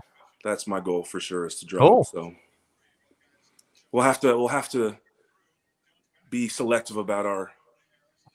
That's a big thing. I mean, I feel the same way. Yeah. You have to eat good bad food. Right. You can't make a habit of the bad. Right. Like Ty with his Chick-fil-A every day. Yeah. Oh man. I haven't had Chick-fil-A since before the quarantine started, Dan. Is that true? Okay. I know. Ty eats very healthy. He lives a clean life. Well, like they said, the right tackle for Alabama, 6'7", 360. It's why, and he's young, I believe. I think it's Evan Neal. Yeah. He had a lot of meat and threes that turned into meat and 17s growing up, just because he could put it down. And look at him now. Pay attention to the television. It will come of no surprise. Oh, wow. I mean, we had Joe Burrow last year put on a clinic. And I'm sure Marshall hated watching Oklahoma at the hands of Joe Burrow just get destroyed. But, what we're seeing here from Devontae Smith in the first half. Oh. And he's like wiry. He looks like he could run 4 small. days. Yes. He looks like he could run 100 routes, catch 100 touchdowns, and not be winded. Guys, I hate him for it. 12 catches, 215, and 3 touchdowns in the first half. Against really strong players. This is were we worried that Jalen Waddle coming off his fractured ankle, like if he's not there, I don't know. 35-17. Mac Jones, by the way, 22 of 25 for 4 touchdowns, is somehow being overshadowed by the fact that Devontae Smith Nobody is open touched him. Nobody every touched single him. Play. Man. And he ended up beating a linebacker, an inside linebacker, to the spot, which, that'll happen. That'll happen. Not great, Bob. Not great, Bob. Someone in the chat says he's just jogging, too. Yeah. Yeah. Who has been the best receiver you've played with? Oh, that's a good question. Man, I've played. Or who jumps out? I best we don't need to say best, but like who is like you watch me like, oh, that's different. I won't say one guy. I'll say just the group. So yeah, at one point in Green Bay, we had Jordy Nelson, Greg Jennings, Donald Driver, James Jones, a rookie Randall Cobb, and Jermichael Finley. Wow. In the same offense. Yeah. That was 15-1. So that's what happens when you get Aaron Rodgers and those guys. Those are some athletes. Offense. Yeah. Man. Will you keep in touch? Because you've been on a bunch of teams, you've played for a long time. Do you just know everybody? Like how you're sort of Forrest Gumping your way through the NFL. Like you just you stay healthy enough, you play at a high enough level, and you just people playing with you, I guess, and people having you in their locker room. At a certain point, I like know a lot of people. Enjoy me in the locker room. Yeah. Yeah, I would say from each team, it comes down to around 2, 3, or 4 guys that you kind of gravitate towards, and it's linemen are usually the ones because linemen get along, but then there's a few from all over the place that I keep in contact with, and then as I get on a new team and we play them, we catch up before and after the game, and Sure. I see them in the off season and stuff like that. So yeah, over the years, it's been quite a few guys for sure. Pretty, that's if I could draw one positive from bouncing around so much, it's been that. I wouldn't recommend this route for everyone. It's not for everyone. Right. Yeah. I mean, if you could just play like 6-7 weeks of football, enjoy the first few weeks of watching, stay in shape, get into the playoffs. Who knew I just had broken the code? Yeah. Stay fresh for next year. Yeah. Dan, I got a text from somebody who said that Kirk Herbstreit's really getting into the fact that Devontae Smith doesn't talk trash and quote, it's just work for him. Sure. Yeah. It's not work. It's like a scrimmage. Yeah. You mean? I love that. It's just work. I think Ohio State needed more time off. Then they, if they only played 5 games. Right. Yeah, it turns out. Well, I actually talked to Jeff about this, and what's the difference? And you can talk to this too because you didn't play that many games this year. But I asked him, is that an actual advantage to have a team that only plays 5, 6, 7 games versus a team that plays 10 or 11? And he talked about the fact that the young guys need the reps. Freshmen need game 2 versus game 9 for freshmen. There's a player down. Hope he's all right. They need to get used to the speed. They need to understand what they're doing wrong and how to fix it. So it's not necessarily an advantage to play so few games on this level. It's I'm thinking of it from an older player's perspective and as the rest part. But yeah, as a developing player, your best practice is game speed, and you can't get it truly in practice. You can only get it in games, and only having 5 less games for freshmen is a big deal. Man, now these guys got to stretch in the second half if it gets even uglier. We've got a couple of broadcasters that are going to come on the second half and talk about you got to bring up that he played Little League with this guy. Got to bring up those stories. You have your card, your interesting facts card. They're going to dig deep if this keeps going the way it's going. When are you going back to Austin? A week or so. Nice. Yeah. Nice. Man. I usually would have a couple trips planned, abroad, but where were you going to go in 2020? I think of the places I hadn't been. I think Spain was high on the list. Like Patagonia, Chile was on the list. And my dad went, loved it. Parents went, loved Patagonia. Yeah. Okay. Loved it. Yep. Yeah. But back burner. Yeah. Currently in stretch mode here, Dan. They are stretching this out. They are stretching it out. You want to go into comments? Somebody asked you what NFL facility had the best food and nutrition, the best training table. Ooh, okay. Ooh. Green Bay renovated in 2013 and became like a top tier cafeteria situation. Mm-hmm. New York Giants, really good food. And let's see. New England had pretty good food, surprisingly. Okay. In the cafeteria, yeah. You were New England last year. Last season, yeah. So NFL-wise, would you have more interaction with head coaches than you did with Gary Patterson? Or about the same or less? Probably more. I mean, okay. There are times of downtime when you occasionally just strike up a conversation. I remember when I first signed in New England, Bill's walking through the locker room, and he knew about my my family history in the NFL. My cousin Robert played in the league. We talked about that and just kind of where I grew up and stuff like that, and had about a handful of those throughout the season. And nice. I think football being your only job, I'm not, I got to go to practice in class. You don't get those moments throughout the day. Marshall, I had read an article way back when, and I don't know if it was valid at all or if it was written by somebody with sour grapes. I have no way of knowing. But the context of the article was, I think, from a lower round draft pick who was lamenting the fact that he didn't feel like the pro coaching staffs took him seriously, that there wasn't a whole lot of coaching, and that if you didn't have it right away, they didn't really pay much mind to you. What's been your experience working with coaching staffs? Because you were a lower round draft pick. You've obviously played in the league for a while now and had a lot of success, but what are your thoughts on that? There's a little bit of truth to that. I would just say, so imagine the training camp rosters are at like 80 something, 90. And most, you've heard the expression, like, of the 53, 40 are known before training camp ever starts, pretty much. Yeah. And it's those last 13 spots, special teams guy, depth guys that are fighting from mini camp through the end of camp.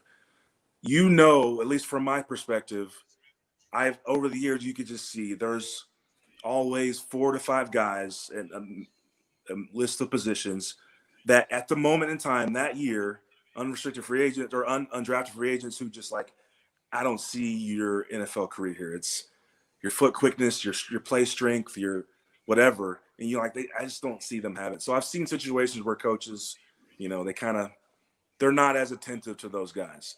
But right. By and large, the coaches, they're trying to get guys, if they see some developmental in your future, they're trying to get you to move along. Or if you're a first round pick, they're definitely trying to get you, whip you into shape and get you ready to go for day one. So it varies, but it's just, it happens a little bit, but not, I don't think in a deliberately nefarious way. It just happens. Yeah. What are you working on off the field, by the way? I know you got into investing. You have all sorts of photography, football is a part of what you are as a human being. What else are you doing what else are you doing as you spend your time navigating the world? The last 4 years has been kind of developing that part of my life, the investing in startups. Mm-hmm. Austin's got a great infrastructure for that. And then my time in the Bay Area kind of got me introduced into that world and networking. So that's been a lot of fun. It's ever changing. And I've met some really great people who've kind of, let me ride coattails and ushered into the right rooms. I mean, when I get into a room and Kevin Durant and, Rich Kleiman are mm-hmm. I'm like, all right, I'm in the right place. So those have been cool experiences. And then, possibly doing the broadcast route, trying to figure out, what I even want to do. Sure. How to kind of dip my toe in that and see where that might take me when I officially call it quits. So those two things. And then, just still traveling, still trying to absorb and, expand my horizons a little bit, have a good time. Love it. Very jealous. I want to travel. I'm now considering running outside in the freezing Chicago cold. That's we were where talking about this earlier. Yeah. I was like, what should I do to bundle up? Man, just stay warm. Go to warm places. And if travel to cold places, but live somewhere warm. Fair. So Dan, I don't know where your broadcast is at the moment. Mine is at 20 seconds flat. I'm at 20 flat, 2nd and 3. I see Devontae Smith talking to Sark on the sideline. Okay. Yeah, you're still ahead of me, but now I see an aerial, wire cam shot. So for those who are tuning in, and we've had a bunch of people pick up the broadcast throughout the course of the game here. Thank you to everybody who has decided to spend some time with us on this live watch along. We've been going since about 7:15. We're going to take a little bit of a break, get refills and whatnot over halftime. Then we'll be back, I guess, to start the third quarter. Dan, is that the plan? Yeah. If it stays ugly, we might call it a day in the third quarter at some point. Might have to tap out. Yeah. Yeah. There's a couple other people that I want to pop in as well, who are great. So, I don't know if I can watch 49-17 and just keep stretching, And I think Alabama gets the ball to start the second half as they well. deferred, so that's fine. Yeah. Does Sark go fly to Austin at halftime? Is he just like, all right, we're good here? Oh man. Did I see Bill O'Brien? Bill O'Brien's taking over at Alabama. Is that official, Dan? Is that official? I haven't seen it. I don't think it's official, but he's interviewing, and it looks promising, right? Looks promising. Okay, I'm looking up some. Wow. I was saying to Dan Marshall, I feel like that's it. You know, Nick Saban obviously has the infrastructure to make just about anybody competent look really, really good as an assistant. But with the year that Bill O'Brien's had, this would be quite the reclamation project for BOB to restore some of his image, because it didn't go well down the stretch in Houston. Well, also, but remember, it didn't go well generally with him as a personnel GM guy. Right. He's had success as an offensive coordinator. No doubt about it. Yeah. So this is just going to distill what he's good at and allow him to be get some attention off himself, which Alabama removing attention is crazy, but he gets to get away from it for a little bit. Yeah, he's not in charge. Yeah. Yeah. And then the inevitable shuffle of coaches, he'll find somewhere else, the old buddy system, and we'll be on our way.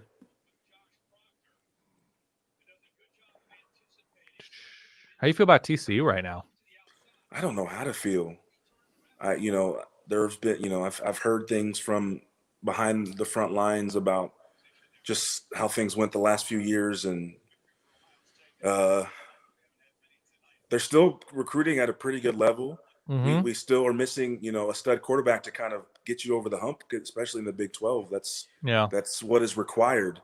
You cannot win that league with, and I just don't know about Max Duggan. I'm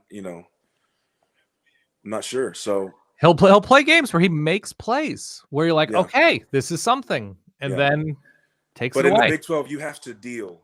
Yeah, you do. You have to absolutely deal, and he doesn't do that. And the defenses have gotten a lot better in the Big 12 too. The bar is higher. Sure, they've all adapted. No doubt. Yeah. Man. Oh, Alabama's punting. The punter gets off the bench. But wait for it. Yeah, he got hit. Was that running in? That seemed very ticky-tack.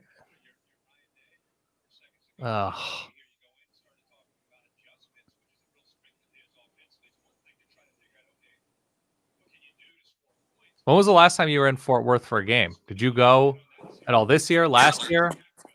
Did you cross over? It's been a couple of years. Like the first few years of my career, it always worked out, luckily, where if I had a bye week, I'd come home and they'd have a home game. And then as I kind of bounced around more, it just got harder to kind of line those things up. So it's been a couple of years. Devontae Smith, 215. Ohio State, 191 yards in the first half. Devontae Smith, wrap your body in plastic wrap and hire an agent. Hire an agent. Do not go to the combine. Do not train. Do not run. Just go into a hyperbaric chamber until the draft. Wear a mask. Don't do anything stupid. And talk to you in May. Do some yoga. Man. All right. Marshall Newhouse, I need to pee. Thank you so much for all of your time. Enjoy the rest of your evening. We'll talk soon. It, guys. All right. You take care. Enjoy your Coors Light and M&Ms. Yeah. I'm going to have some right now. Do it. All right. Be back, y'all, after halftime. Thanks, guys.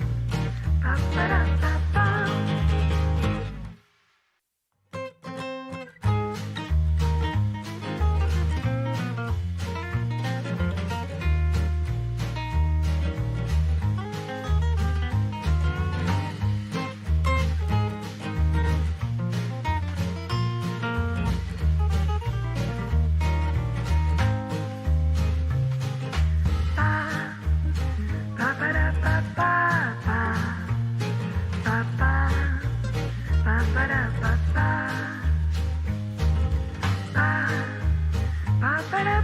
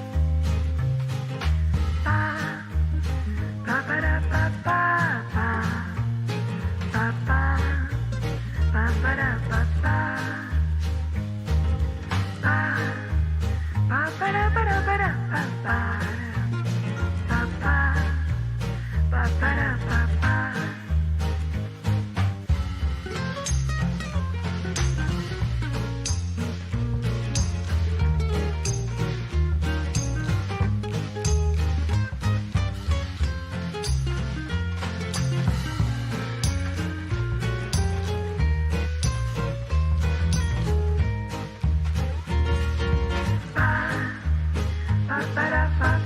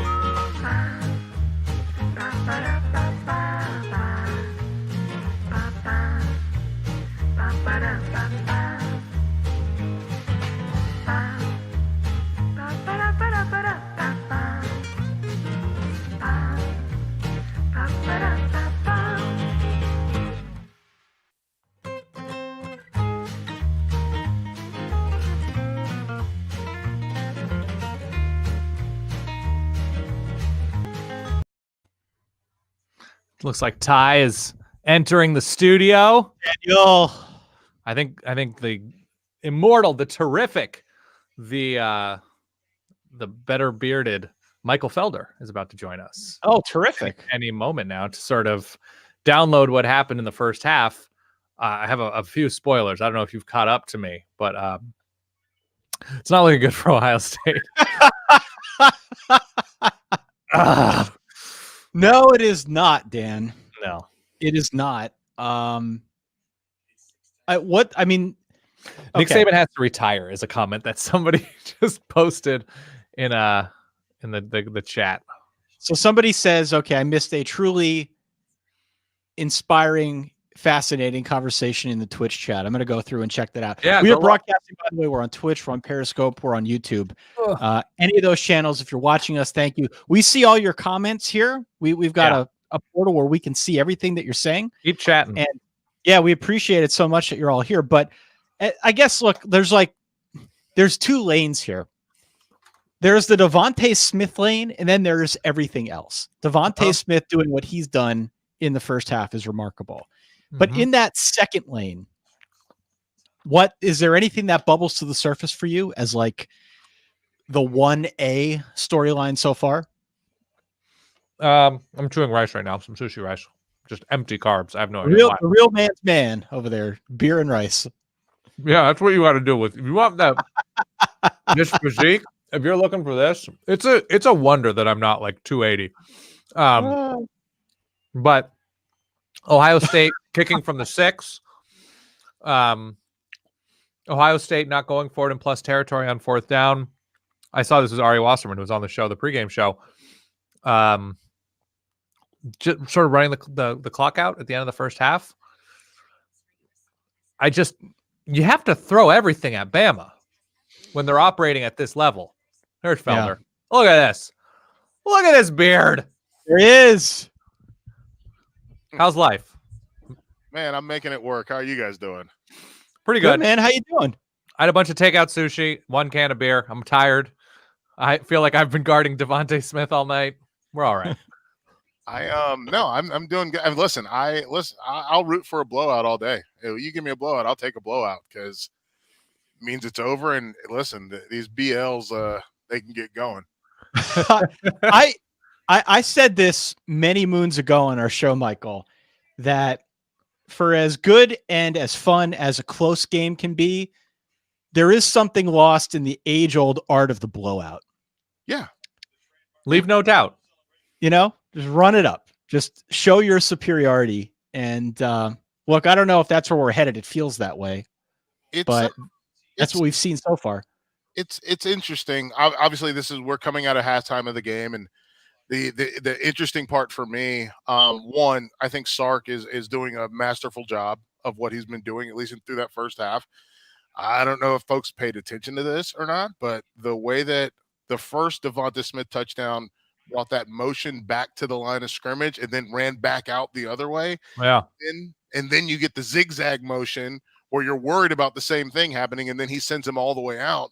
That's crazy. Like there's nothing you can do about it. And then, by the way, I don't know if anybody told Ryan Day, but you can't. Tough Borland can't carry him across the field. So no. It helps to touch Devontae Smith with somebody who's remotely as fast. Yeah, and I'm really in full disclosure, I picked Ohio State to win this game in an upset because I thought it was going to be a 1-score game, but not this way. Not going to happen at all this way. And and it's fine because I love Devonta Smith. I love Najee Harris. Watching Najee just do his thing is unbelievable. And as we kick off, I mean, he's already like don't worry, I'll go for 12 yards on this ball game on my initial carry to start the second half. It's wild to watch what he's able to do. And the only thing I'm really missing in two things. One, I'm upset that Wyatt Davis is down, and obviously the guys like Tommy Togai and Tyreek Smith don't get to play for Ohio State. But I'm also missing Landon Dickerson. I wish he was in the game, but he's got enough screen time for everybody, if I'm not mistaken, right? Yeah, it's absolutely right. He received very, very much screen time in the beginning. Man, there is something like, I mean, you touched on it a little, but like the fact that Alabama has Najee Harris and he is an afterthought in terms of attention paid, rightfully so, is just, it's such an embarrassment of riches. Like, this all-time talented running back is somebody that you don't mention first when talking about this Alabama offense. Yeah, and I don't know what we got. Devonta Smith with a finger injury right now, which is not great. Yeah, just saying that. Maybe just jammed it. Like, no, I honestly, and I've said this multiple times, I think Najee is the best running back that we've seen since Adrian Peterson. Wow. Physical talent, what he's able to do is, and have you ever seen someone make it look so easy? No. Especially in the pass game, especially since they started playing around with him, splitting him out wide like they did against Florida, like they've done all year, where it's just, okay, would you like a linebacker on him now? Like, there's just, there's a level of unfairness. Do you think we'll see a steady dose of him now in the second half, because this game's obviously 18 points in favor of Alabama? They really can just give him a heavy dose of the football and kind of coast along here. I think we see him. I think we see a little bit more Brian Robinson, number 4 for them too as well. Yeah. I think but this is the crazy thing. I don't think Nick Saban wants to sit on it anymore. And that's the evolution of a true mastermind head coach, is he doesn't want to sit on it anymore, right? Like, we saw him try to sit on it against Florida and he was like, oh no, I'm in trouble. Mm-hmm. And I think I don't think they're going to stop until they get into the 40s, maybe the 50s, because he realizes a touchdown is one play. Mm-hmm. It's one. Yeah. And we still haven't seen Olave go off. We still haven't seen Fields get completely wild in the run game. And so a touchdown's one play. And by the way, I'd be remiss if I didn't mention Trey Sermon not being in the game. Yeah. Which really stinks. So no, I think that we're going to see him. I think we're going to see some more Najee. I think we're going to see pedal to the metal. It's cool to see Waddle out there, who looked like on his first time he touched the ball, he got hurt. He re-injured himself, but he's back out. He's catching up. Got a catch, yeah. So we'll see what happens there. But like I mean, I think we're leaning on a game where he puts up half 100. By the way, the live line is 25.5 in favor of Alabama. Jeez. For those playing along, we had some people in our chat asking, what's the live line? 25.5. What do you think of Ohio State tonight? Like, what do you think of their game plan? What do you think of Ryan Day's decision making and higher leverage moments? Is there anything that Ohio State could have done differently to you besides put 15 dudes on the field on defense because of Devonta Smith? Man, it really stinks that they, the day of, they lose a couple guys. Yep. The line. That really sucks. But in terms of what they could have actually done different, and let me go. I have my notes here. So I started writing my notes. These are my first half notes, second half notes. I started writing all my notes, and I think the biggest thing for me is you gotta tango stuff, right? Like, you gotta switch off crossers or play zone coverage, and trying to play man to man. Just that felt like the worst. Oh no, Waddle looks bad. Maybe just you're a little bit ahead of us. Yeah. Shut it down, my man. You see all the NFL players tweeting about him? Yeah. Just shut it down. Shut it down. Go sit down. He it was interesting for me because watching him in the SEC championship game and then in the semifinal, seeing him like celebrate with his teammates and jump up and down, I was like, oh, he might be ready to play. Mm-hmm. But that's a humously different thing than actually going out and playing a football game. Full speed. Yep. So, but no, to go back to the Ohio State thing, I don't think that Kerry Coombs was fully equipped to, in terms of game plan, to battle a Nick Saban Sarkisian team where self-scouting is so incredibly important.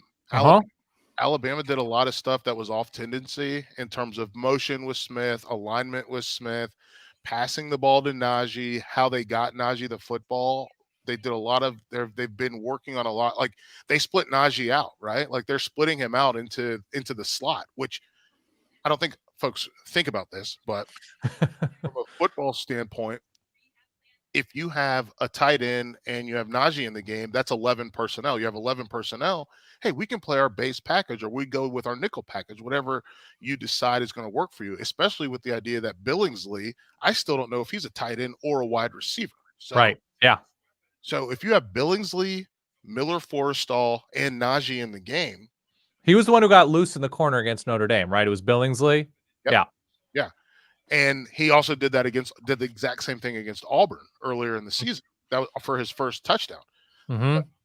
But the point but that's 12 personnel. If you have 12 personnel in the game, that means you have to have 3 linebackers in the game. If you have to have 3 linebackers in the game, but guess what? We're going to flex out Forrestall, and then we're going to put Billingsley in a wing, and then we're going to move Najee to the slot.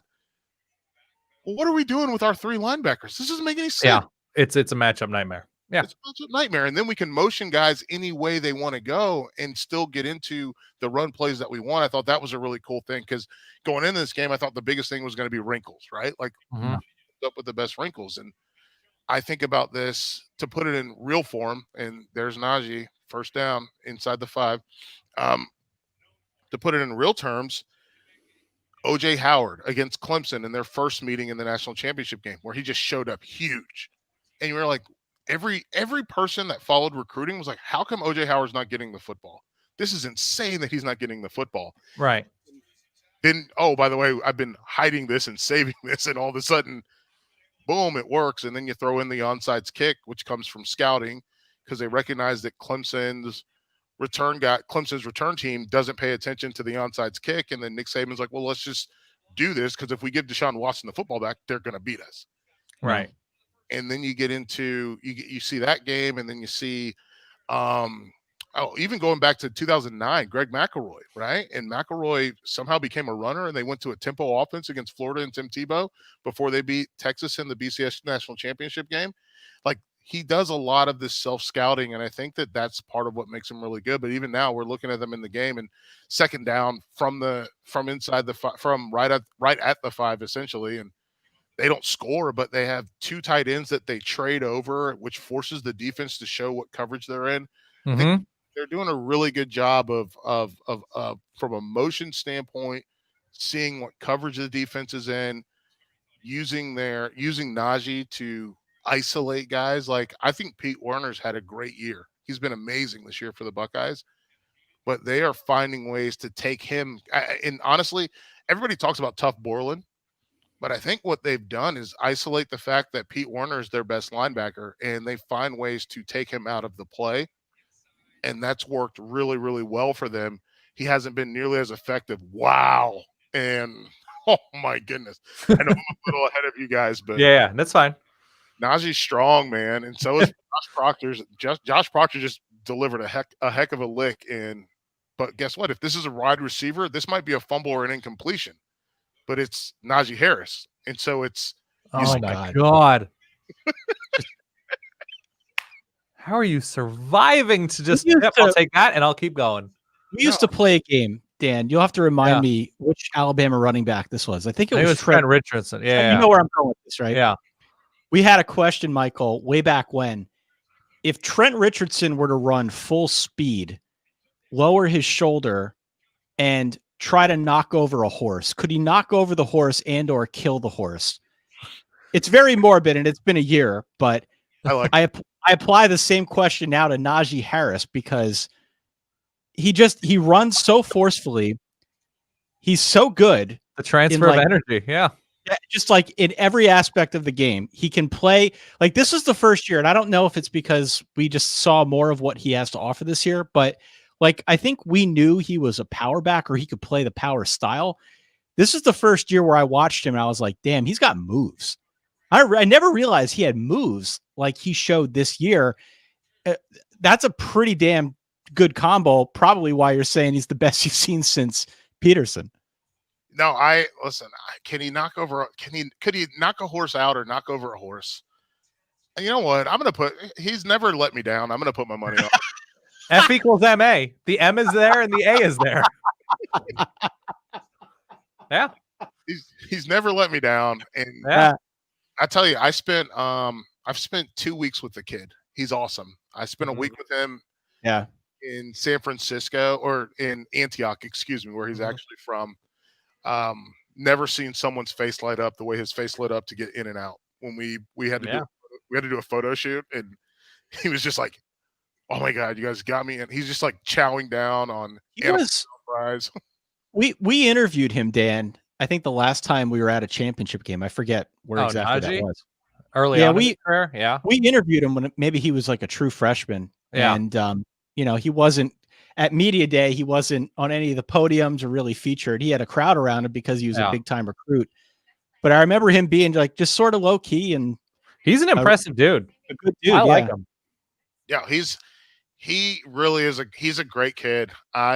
We joke around a lot because he had like a little mini crush on one of our producers, and she just got married, and she got married the day before the SEC championship game, and so we were like, oh, he went off because he's out of the market.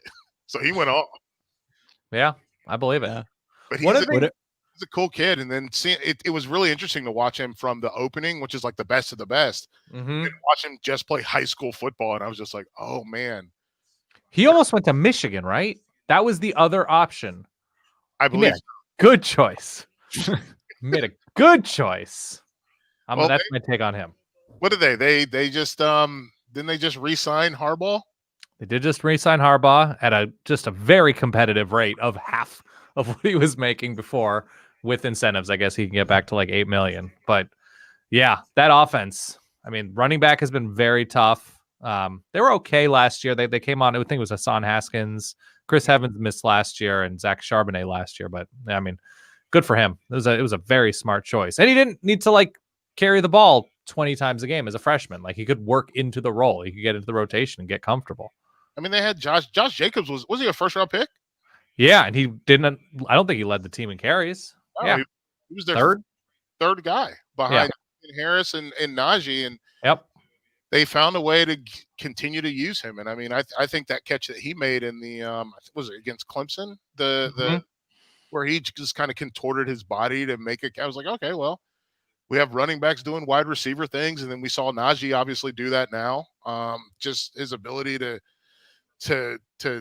reach. I mean, that touchdown that Najee caught, where he was reaching back and catching it one-handed while he's in the air in this football game, was unbelievable. So yeah, there's room for opportunity. I wonder who the next guy is going to be, and that'll be really fun to see for Alabama. But right now they're up 38-17, and feels like they're cruising. And yeah, I don't know. I see people in the chat talking about whether Devontae broke his finger or dislocated it, and I can tell you what, man, I hope it's just a dislocation and he's ready to roll. One of the things that happened when I was at the opening, I believe it was Najee's year actually, was kid Jamari Sawyer dislocated his finger, left tackle, left guard for Georgia, and his finger was just kind of like sticking straight out like this way. And let me tell you something. There's nothing like a 315-pound kid holding your hand while you hold their hand, while the trainer tries to relocate the finger. And then it's like, oh, you're going to break my hand. Yes, you are. You absolutely are. Oh, by the way, dislocations are among the least fun injuries. I speak from experience on that one. Yeah. What'd you dislocate? This shoulder twice. Yeah, I'm a shoulder guy too. I've dislocated both. Yeah. I used to have to wear the little Douglas restraint on my. Oh yeah. Yeah, I used to have to wear that bad boy. It's they're not fun, and there's playing or doing something else. Playing. Okay, Ty's was not playing. Mine was no. That's not true. Were you playing basketball? What were you doing? One was playing intramural football. Okay. Oh, okay. Never mind. Yep. And the second was playing. What was the play? Walk me through it slowly. I was a slot receiver taking an end around in a tackle football game. Whoa. Okay. And it was actually I guess this wasn't intramural. This was just like a weekend game. And I like to tell the story. It was the only time in my life where I lowered my shoulder to actually drive through somebody and it worked. and I went down on a frozen field, boom, and it popped out. Mm. And then the second time I was playing, I guess, intramural basketball, and I went for a loose ball and my arm was out, and it was a lot of folks older than me who didn't quite have the body control, and a big dude just came in and boom, took it out. So I had two and I needed the surgery to keep it back in place. I still have not gotten the surgery. I know that I need it. I've been told that multiple times. Mm-hmm. Yeah. But and now there's no point. I should just get the surgery. But when I was playing, I was like, yeah, but if I get this surgery, then I won't be able to play. Then you can't play. Right. And so like I quit playing baseball because the choice was you can have surgery and you're going to be out for a while and then you'll be able to play baseball again, or because it's my left shoulder, I'm left-handed. They were like, or you can just do some physical therapy and it's not going to heal right, but you'll be able to you can just deal with pain. You know what though? Even with the surgery, it doesn't heal right because I still don't have range of motion. It's still pretty weak by comparison. Granted, I'm a podcaster and an office worker now, so I'm not exactly in the gym. As high as you can go, Felder? That's as high as I can go. Yeah. Yeah. But it's still not healed right. But at least it's not going to fall out, so I feel okay about that. Ooh, we got a nice fields run. All right. No, it's the shoulder. Both of them have come out. This one is the bad one. The left one's the bad one, which is worse because that's my real. I need that for everything. But, that is a nice run. Yeah, and boom. I'm not gonna for you, but something happened. All right. So one of the things that I wanted to ask you about, when you were talking about different personnel groupings and what he's supposed to do if you're Ohio State with, looking at 12 personnel, you got to have 3 linebackers, whatever. That's what has earned Isaiah Simmons money.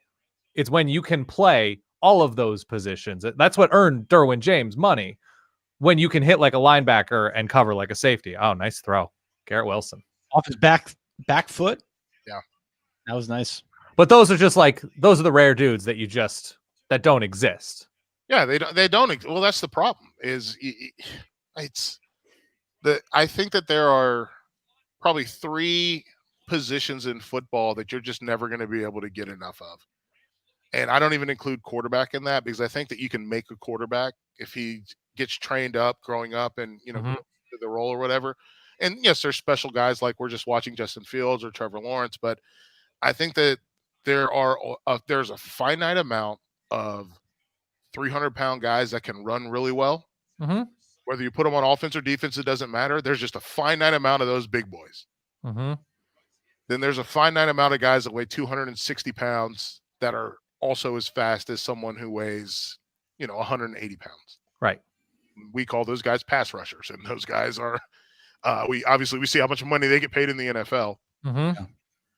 And then I think the other kind of finite group in there are those guys that you talked about, those tweeners, those hybrid safety linebackers, where you're someone who I'm strong enough to take on a running back or take on a tackle in a blitz situation, or to shed a tackle in a run scenario. But I also can run. I mean, we saw Isaiah Simmons run down the field with wide receivers, and we watched Isaiah Simmons. Tanner Muse is an NFL safety, and we saw Isaiah Simmons save his bacon in the ACC championship game against Pitt because he was the guy that gave him the help. And it's so I think that's it's one of those things that just is not I think those are the 3, yes, running backs are great, and I think wide receivers are great, and the reality of it is every wide receiver, they wish they were a basketball player. Mm-hmm. Mm-hmm. That's the reality. They wish they were a basketball player. It's coming from a former cornerback. Safety. Safety, excuse me. Defensive back, I should say. DB, yeah, safety. But I hated basketball because you can't get handsy enough, right? You can't touch people. You can't knock people down. Unless you play in Ty's league, yeah. But wide receiver, I mean, watching T. Higgins play, Devonta Smith. I mean, I've seen these guys dunk basketballs. Yeah. Jalen Reagor is probably, if it wasn't for Jalen Reagor, Devonta Smith would be the most impressive dunker that I've seen like in person. That's not in the NBA. And that's because Jalen Reagor is only like 5'8", and it's amazing to watch him like do a 360 dunk. And then, but Devonta Smith, I saw him do Devonta Smith did like the East Bay Funk as a 360. That's stupid. No, it's ridiculous. And it's interesting. The thing, and I know you've talked about this some, is defenses went from treating those guys like, where do we play them? We don't know what to do with them. Are they this or are they that? Into, oh, we need to change how we think about defense because of these guys. Can we get not 3 or these 4 guys into defenses. guys? Yeah. Yeah, it's because Ohio State doesn't really have one of those guys. Right. That's kind of part of their problem tonight, right? Like you can stop, and they need right now. They need 2 stops. They're now by 14. They need 2 stops to be in the game, and they don't have an Isaiah Simmons. And Baron Browning, I thought was going to be maybe that guy, and he's not as fast as we wanted him to be. I think Trevor Lawrence showed that on the first touchdown of the semifinal game. So they got to figure out how they're going to get those stops. And then obviously you get into the Shaun Wade of it all. And it's been rough for him he's an inside corner. And when you put an inside corner outside, oh buddy, doesn't go great all the time. So not having that hybrid guy, I think is critical, or it's a problem, because you look at them now, even right now, right? So they have 3 linebackers in the game. Alabama's got 2 tight ends in the game, plus a running back, and they got their base personnel in. And when you have your base package in, you better come with it, and you better be good, and you have to be really good in the back end. And I will say this: I think Hilliard has been a revelation for them in terms of sort of a hybrid linebacker, pass rusher, whatever he is. He's been a revelation for them, and he doesn't truly fit into that role. Oh, not good. Devonta Smith's got a towel over his hand, so I don't think he's coming back. Ugh. Yeah, it looks like he's been crying. Yeah, it's not good. But it's just it's a rough position to be in if you're Ohio State, because you don't have that hybrid guy to get all those things done. And if you don't have that guy, now all of a sudden you're playing from a deficit, and to play from a deficit, it's a monumental task. And I don't mean any disrespect to Kerry Coombs. I don't think he's a smart enough guy to figure out this problem, if that makes any sense. Right. On the fly. Yeah. Like Venables, he could probably figure it out. The problem for Venables last week was he didn't have his best safety or his get you lined up safety. And then obviously Skowski goes out with the targeting. And it's been rough. I've actually been pretty impressed with how Ohio State how they've handled, or how Alabama's handled not having Battle in the game. And we'll see if that lasts. But wow. Yeah, no, that was a nice play. And that's the thing. Billingsley doesn't even look like a tight end. Then you find out he weighs like 243. Was that a fumble? Was it? Well, you might be a play ahead of me. It's not a fumble. It's not. I think he had to be down, right? Oh, I think he was down. Yeah, hold on. And down. Yeah, he's down. Okay. Can I don't change blame Ohio State. I change a subject for a hot minute here? Please. I've been doing the math in my head. So Kirk Herbstreit couldn't broadcast the last playoff game between Clemson and Ohio State because he had COVID. That was 10 days ago. Are we sure he doesn't have COVID now? Is he there, or is he doing it? He's there. He's in the booth. Unless it's a hologram, Herb. Are we sure he doesn't have COVID? Like, I hope he doesn't. I don't want him to, but are we sure that? Was it contact tracing, or was it? No, he had it. No, he definitely had it. He had it. Is he going by Big Ten rules? Big Ten 17. No, they shifted down to 10. Oh, they went down again? Okay, never mind. He's past 14 days. Yeah, okay. It went down again. they went down to 10 because we had to get the Drew Chrisman in the game, baby, the punter. Yeah, and for those of you in the chat, I'm glad I hope he doesn't have it. I'm just doing the math in my head. It's like, okay, all right. For love of the game, maybe he tested positive before he talked about it, and then went for another follow up. Yeah, well, I'm glad he's there. Look, he's a great analyst, and obviously this is the biggest stage. Michael, you're an analyst. Who are some of the analysts that, outside of a guy like a Herb Street, who obviously gets a lot of the press, who are some of the analysts that you think do a really good job? I love Spielman, honestly. Yeah. Mm-hmm. Okay. He's probably my favorite. He talks about football in a football way, right? So he talks about it in a way where it's like about getting squared up, and he like listening to him and hearing him go, well, that's a great tackle, because you see him there. He squares up and he gives a 6-inch rising blow, and then and I'm like, oh, that's the way that you talk about football when you're at practice. And I think Charles Arbuckle, and maybe I'm biased, but I know Arbuckle, and he's a guy that his son actually played high school football with one of my best friend's little brothers, and so we actually Mac Jones, he's limping around.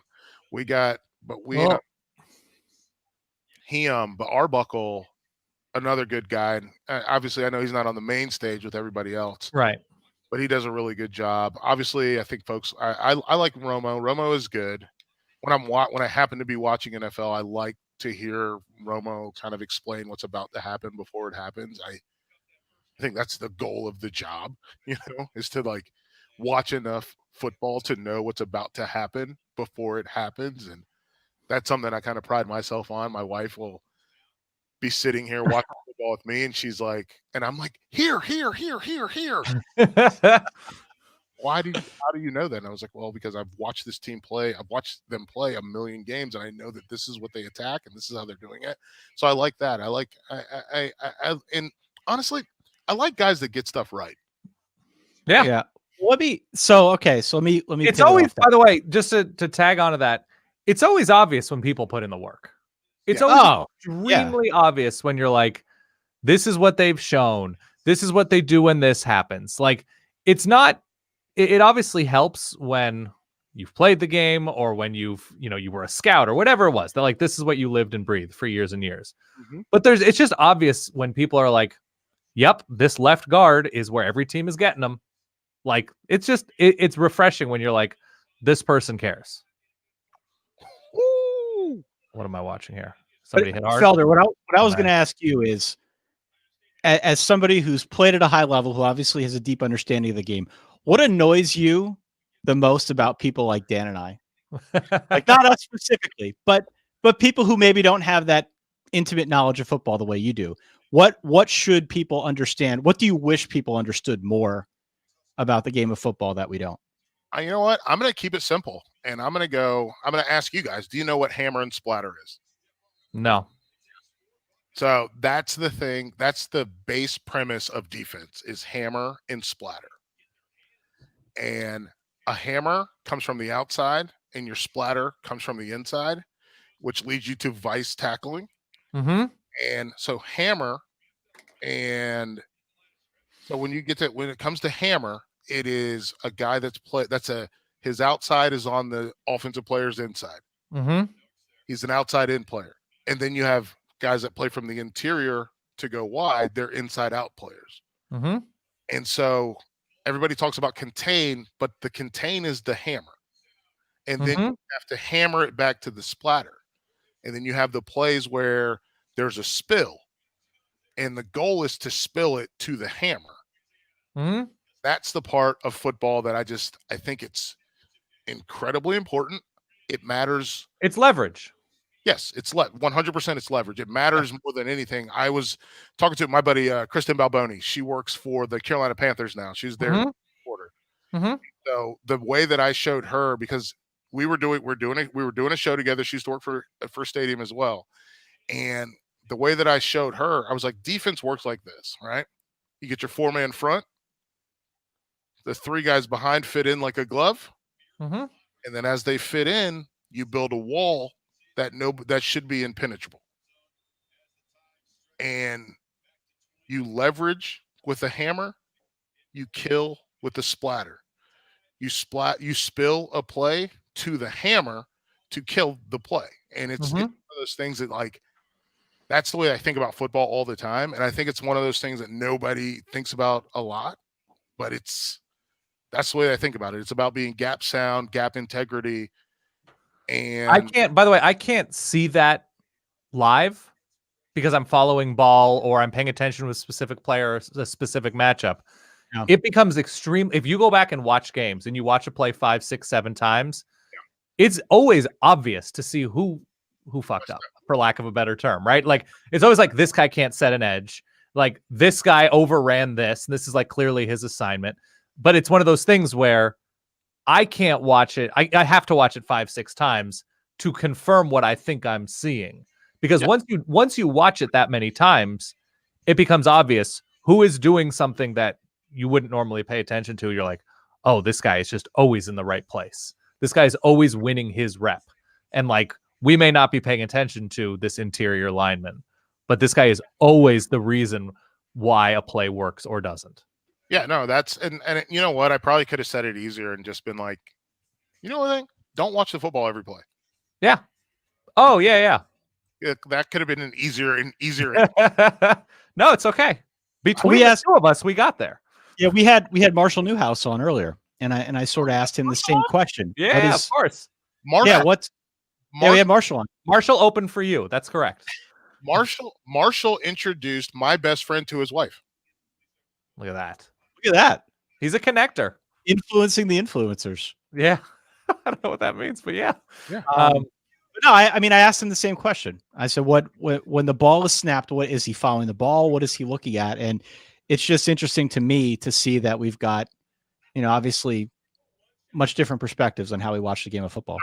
No, when the ball, it's crazy. And I bring my wife up because she's the person that watches the most football with me. I don't like my friends tried to come over and watch football on a Saturday before, and they were like, oh, this isn't fun. This is your job. But so she watches the most football with me. But the big thing is, this is okay. I'm going to take you through my process on a play. I would love to hear this, by the way. Yeah. So, like, the reality for me is the first thing that I do is I count all the players. That's the start. I count how many players, because when you play safety, you have to figure out if you have enough players on the field, and you have to count where their players are. And so I count all the players. I figure out the personnel package. Then I'm looking at splits. I look at splits. The next thing I look at is splits. Is the wide receiver outside of the numbers? Because if he's outside of the numbers, the only thing he can do is come back inside the numbers. If he's inside the numbers, then the only thing he can do is cross the field or go back outside the numbers. So I look at splits. I count. Then I look at splits. Then I look at count splits. Then I look at the next thing I look at is my keys, right? So I'm looking at guards and running backs, or guards and tight ends, to figure out where they're set up and how they look. What are they going to do? Because if I've got a tight end that's lined up in line, I want to make sure that he's lined up in line and then he's not covered up. Because if he's covered up, I know we got a run play coming. But if he's not, if he's not covered up, he's eligible. He can run, and he can be a problem for me. Then I look at, okay, so what are we doing now? Do we have motion? What's the running back doing? Is the running back lined up to the strength or to the weakness? Like, and this is all in. This isn't me bragging, but this is all happening in a few seconds. Yeah, very quickly. It's all happening very, very, very quickly.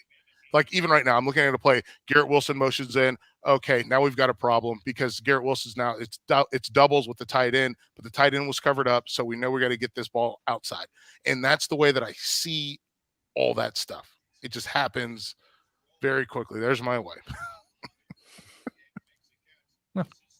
But it all happens it all happens quick. And then once the play starts, I usually go by cover 2 rules, where I read 1 to 2. 1 being the outside wide receiver, 2 being the inside receiver. Mm-hmm. What are they doing? And then is 3 going to be a problem? And you look at that, and then you figure out what you're going to do next. But that's the way that I look at it. I don't need to look at the football to know what's going to happen. And then you get into hi-hat, low hat. Hi-hat, offensive linemen are standing straight up. Okay, we got this. Oh, and the other thing I love to look at, if I'm watching a defense, blitz. Where's the pressure coming from, and where's the fill coming from? Mm-hmm. Because if you're going to blitz, you got to fill that hole. And I think with respect to Clemson, I think one of the biggest issues they had this year was, especially in the game against Ohio State, they didn't have their wide receivers are young, with the exception of Amari Rodgers. They're not young, they're inexperienced. And so they didn't know how to flash for blitz, which didn't give Trevor an opportunity to get them the football in the void, which was a right. So yeah, and everything gets if Justin Ross is there, then Amari Rodgers isn't as responsible to be the guy. Cornell Powell isn't relied upon as much. The next guy down isn't relied upon as much. And there's a certain order to things, and that's how things get affected all year long. Yeah. It's remarkable though. Like, I think that football is I appreciate you guys asking, because oh boy, Barrymore, what a monster. He's a little Marcel Darius right there. He is. Yeah, I just watched. As soon as you said Barrymore, I found him, and baby Darius. If you can shed and attack, you can make money. I mean, they didn't even get lined up right, and he still made a play. I mean, that's amazing. They didn't get lined up. They weren't lined up right. He wasn't even down in his stance all the way, and they still made a play. Like, that's special talent. And I don't know. I think that, I don't know if people know this about Nick Saban, but he's got a everybody talks about the process, right? But he's got like height, weight, speed, every position, every single one of them, and it's unbelievable. Like, that's why these guys look like they're all stamped out of a damn mold, because they are. Like, I forget who we were talking to. It might have been Staples. It might have been somebody, where it's just like, you think about Nick Saban and recruiting so well, he's not looking at a corner under 6 feet or whatever it is. And so like that eliminates, he doesn't have to evaluate 80% of the corners. Yep. And so what he has to do is so limited. I don't think he texts. I don't think he DMs. So he's like, this is the physical specimen. This is not the specimen, but these are the physical specifications that I'm looking for. And then I'll pick up the phone and I'll see if they're interested. And if they are, then we'll narrow it down. And like he's made it. It's you're right. It's the efficiency of it all, which is so impressive. It's the efficiency. And I guess I hadn't thought about it from an efficiency standpoint. I thought about it from an exclusionary standpoint. Yeah. Where he throws. Can you what century is Mac Jones playing football in right now as he jumps the field? Like, come on, tell me he doesn't look like this is a guy from the 60s. Yeah, it's Vinny Testaverde, 36 years old, chugging down the field for the Cowboys or the Jets or something. Oh my God. Panthers, baby. He played for the Panthers too. He did play for the Panthers. Yeah. Mac Jones is like one hard shot away from Byron Leftwich being crushed down the field by his offensive lineman. Yeah. Well, you guys know Stephen Hartzell. Mm-hmm. He was at the SEC championship game. He goes, Felder, I can confirm, he wears the most amount of pads I've ever seen. Yeah. Like, just a ton of pads, a flak jacket over a back flap. Like, it's unbelievable. He's like, I can't be hurt. Because hey, let me switch gears from Mac Jones, and I want to talk about Justin Fields, because right now the line, look, we've been watching this game. We've been watching Justin Fields' entire career. It's been a short career that we've seen him, but he's been very impressive. 9 of 18 so far tonight. Undoubtedly he's going to come out. He's going to be graded against guys like Trevor Lawrence and some of the other names in the draft. But I would expect that one of the storylines you're going to hear about is Big Ten championship didn't necessarily have a great game against Northwestern. There was the Indiana game where I think he had 3 picks or a couple picks. And now the national championship game where, hasn't necessarily done anything wrong. It's just hasn't gone as well as expected. Is that fair to Justin Fields? Is that criticism fair? Yeah, I think it's fair. I mean, we do it to everybody else, right? Like, I certainly think it's fair. I think the big thing is he's he's just not. I don't know. Like I was so happy for him. Like, okay, so I was a Justin Fields guy over Trevor Lawrence coming out of my. And I wasn't sure how Trevor Lawrence was going to fit into the locker room. And we had just gotten through the year where Hunter Johnson didn't really fit into that Clemson locker room well. And then obviously we saw him kind of essentially flame out when he went transferred to Northwestern and whatnot. So I was like, I don't know how Trevor Fields is going to fit into this locker room because they got a lot of dogs in there. Yeah. But guess what? He goes in and he fits in really, really well. And that's great. And Justin Fields gets completely misused at Georgia, which was a joke. And I think for me, Justin, I was really happy for him to get the dub over Trevor because it's the first time that that's really happened in terms of, their career, parallel benchmarks. So I think to answer your question, I think it's fair that he gets graded and rated based on how he's done in big games, especially in a year when he's only had 4 big games, 3, 4, 2.5. Yeah. What about Trevor? Trevor's the unanimous first overall pick. Yeah. He's already first name only for you, Ty. Well, I mean, we go way back, right? Yeah. But no, I mean, he's a first overall pick, right? Yeah. Is that? Do you see anything in Trevor Lawrence that gives you pause, or is it just as like reflexive a decision as it is for the rest of the world? I think we could have an NFL draft where we don't have to waste 15 minutes off the top of the show on who's going to get picked first. Praise be. Yeah. And this is the big thing, and I hope that the folks that are listening, the folks that are watching, I hope they realize this. If you go back and watch any of Trevor Lawrence's games and compare them, whether it's to Trask, to Jones, to Fields, to anyone you want to compare him to, look at how little he looks at the sideline. And look at how often he gets his own team into sets and handles what the defense is throwing at him. He handles it really, really well. And I love the way that he's in control. And everyone, remember a year ago, right? A year ago or 2 years ago, September, end of September, start of whenever they played Louisville a year ago, and he threw 2 interceptions, and people were like, he's regressed. And it wasn't a regression. No. It was a guy going from, and I've tweeted about this, but I can't stand these damn check with me's. I hate them so much. And for those that don't know, a check with me is where you get to the line, you hut, and then turn, yeah. And then you turn and look at the sideline like, okay, coach, what am I supposed to do? And his freshman year was that. And then his sophomore year became not that. And his sophomore year was them getting them into plays. And then he got even better at it in his junior year. And that's why I think he's the number one guy. My wife and I just watched Batman, so you're my number one guy. But the reality is he's so good because he has a real good feel. And I think Joe Burrow did the same thing, right? Joe Burrow had a really good feel because his coach didn't treat him like a baby. His coach treated him like he was an NFL quarterback already. And I think that goes a long way. So that's why I think he's the top. I think that Fields is probably next. Najee walks into the end zone, bang, bang, bang. He's the best because he's so ready.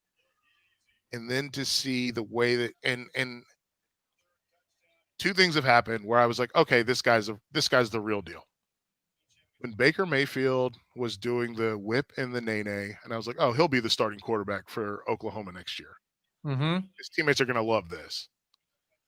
And then the second one was when Trevor Lawrence set that pick that destroyed a person in intramural basketball. Bring it back to Ty. Always. And I was like, oh, his teammates are going to really they're going to love this dude. He's the starting quarterback that's willing to set a pick and destroy a person. He wants to mix it up. And then we get into him running and moving around and his ability to push the ball. I mean, there's a play, what is his first game back was against Pitt, I believe. And he throws the ball 60 yards in the air for a 50-something yard completion because he's, dropped back or whatever. But he throws the ball 60 yards in the air without taking an extra step. Like, there's not that many people that blessed to do that.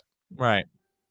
And he's not just a big arm guy, because there's plays where he makes layered throws. He does, layered throws where you throw it up to get down and over and under, and he can do that. And then he hits his screen game really good. He's really good at every single level of throwing the football.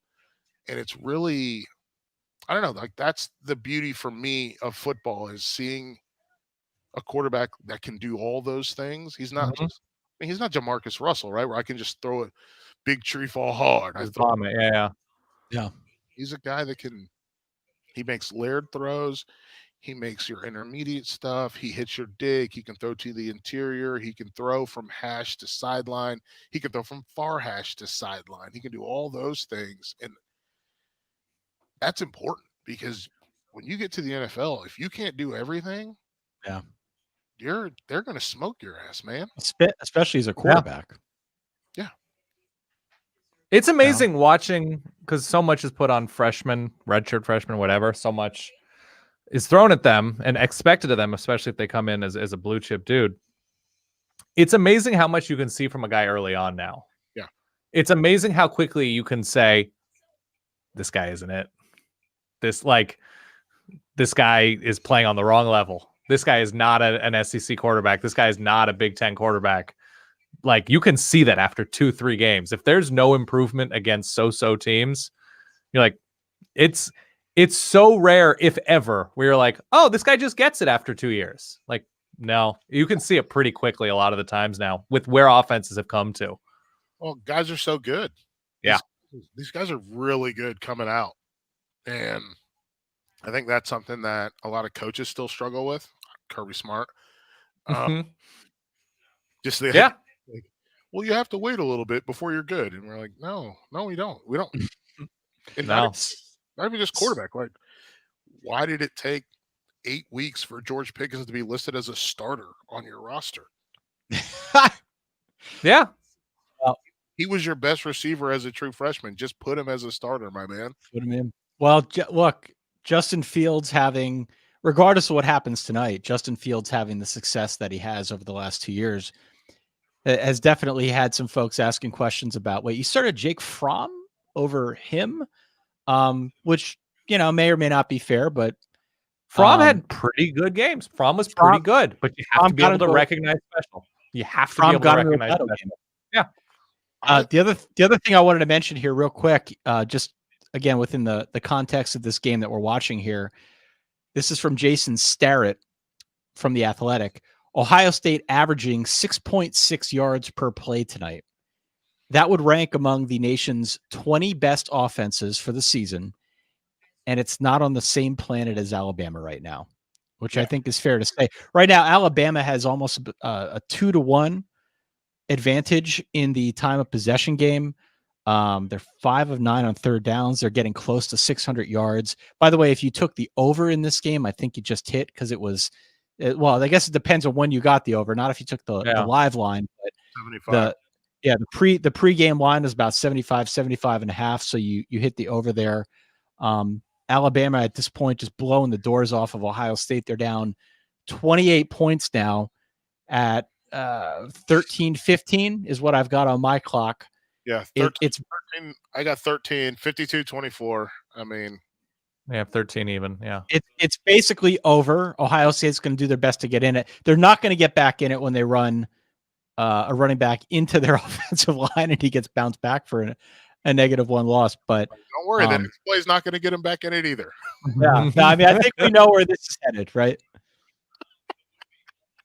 But no, well, here's the thing, and I don't think time of possession matters nearly as much as it used to when teams were run focused and run oriented. Right.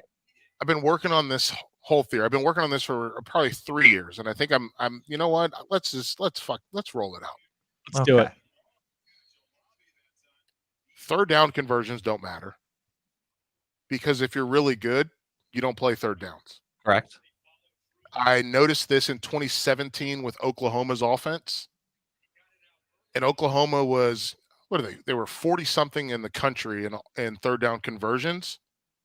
And then I looked at how many third down attempts they had, and they were 117th. Yeah. Oh, wow. Bill has a stat now. Bill C has a stat, percentage of first downs that come on first and second.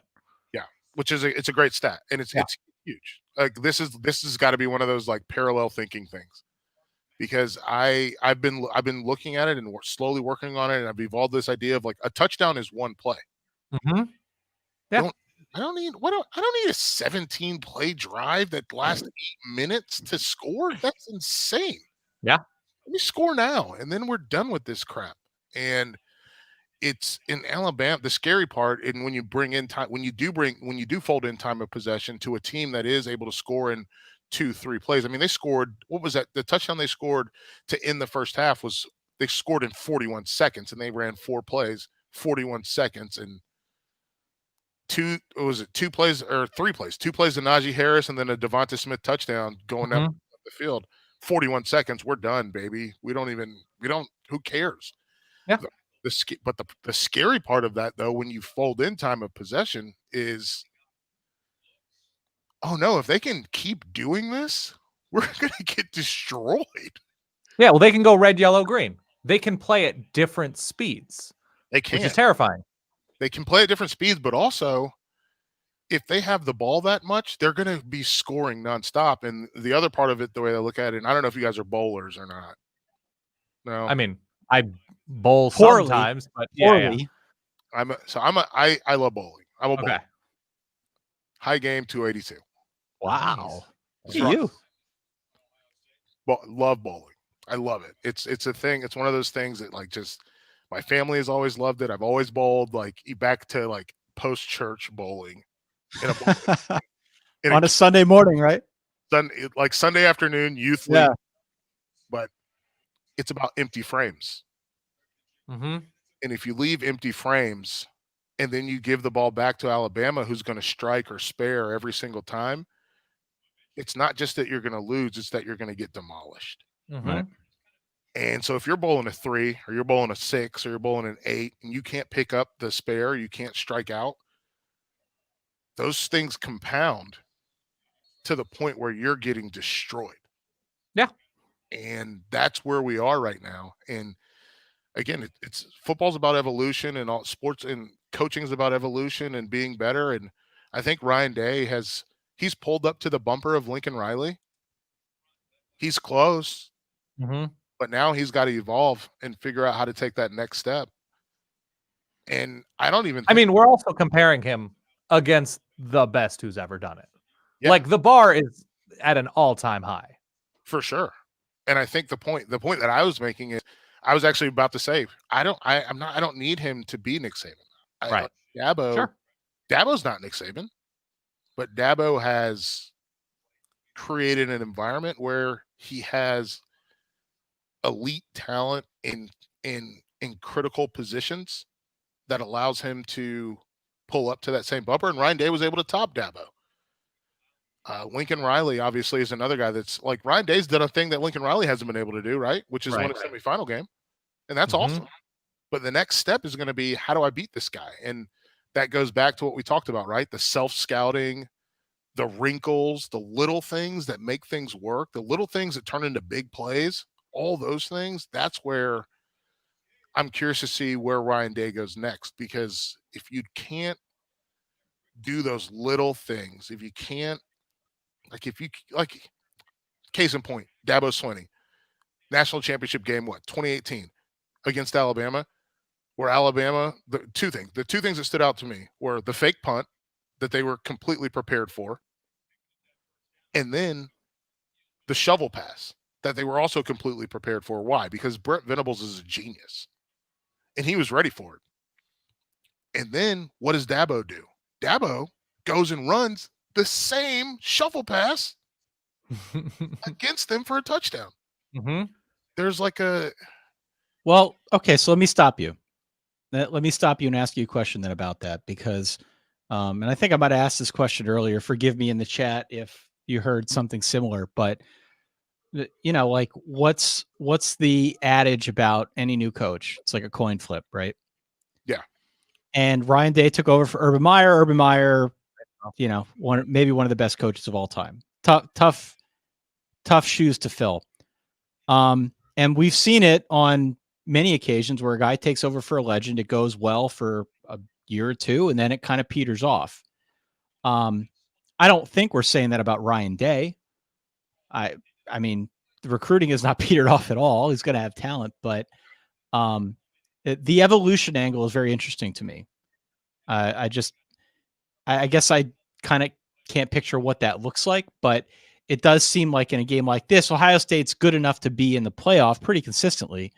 And they're certainly good enough to be the top dog of the Big Ten every year. But to get into a game like this and get, for the most part, completely outclassed, it does point to him needing to change something. What that is could be a multi-year process. Well, they do have 3 5-star quarterbacks or whatever it is lined up. Yes. Right. Recruiting. Absolutely. I don't know if this call is gonna stand or not. Yeah, he was bobbling on the way out, right? Yeah, looked like he was bobbling on the way out. No. Oh yeah. So from an evolution, I think here's the problem is it's really tough to take his next step, because the next step for him is about being smart, right? So maybe he gets a different defensive coordinator that can draw up something better. And by the way, Marcus Freeman is probably going to end up at that. Where's Marcus Freeman? He's going to LSU. Notre Dame. Notre Dame, excuse me, not LSU. I know he interviewed at LSU to go to Notre Dame. Yeah, that's a huge loss for him, because that would have been a great hire. Because I don't think Ryan Day's next step it's not personnel. It's not players. They got guys that can run with these guys. It's about getting smarter and figuring out a different way to do things, and about what we talked about, efficiency.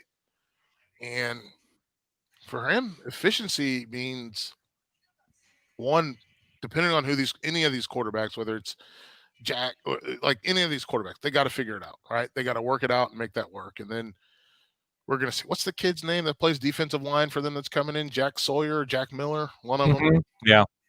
So you got to figure that out too. But the big key is going to be, how do we use our chess pieces in a better way? Because at this point, I think that's one of the big differences in college football. So I think Clemson, I think Alabama, I think Ohio State, those three.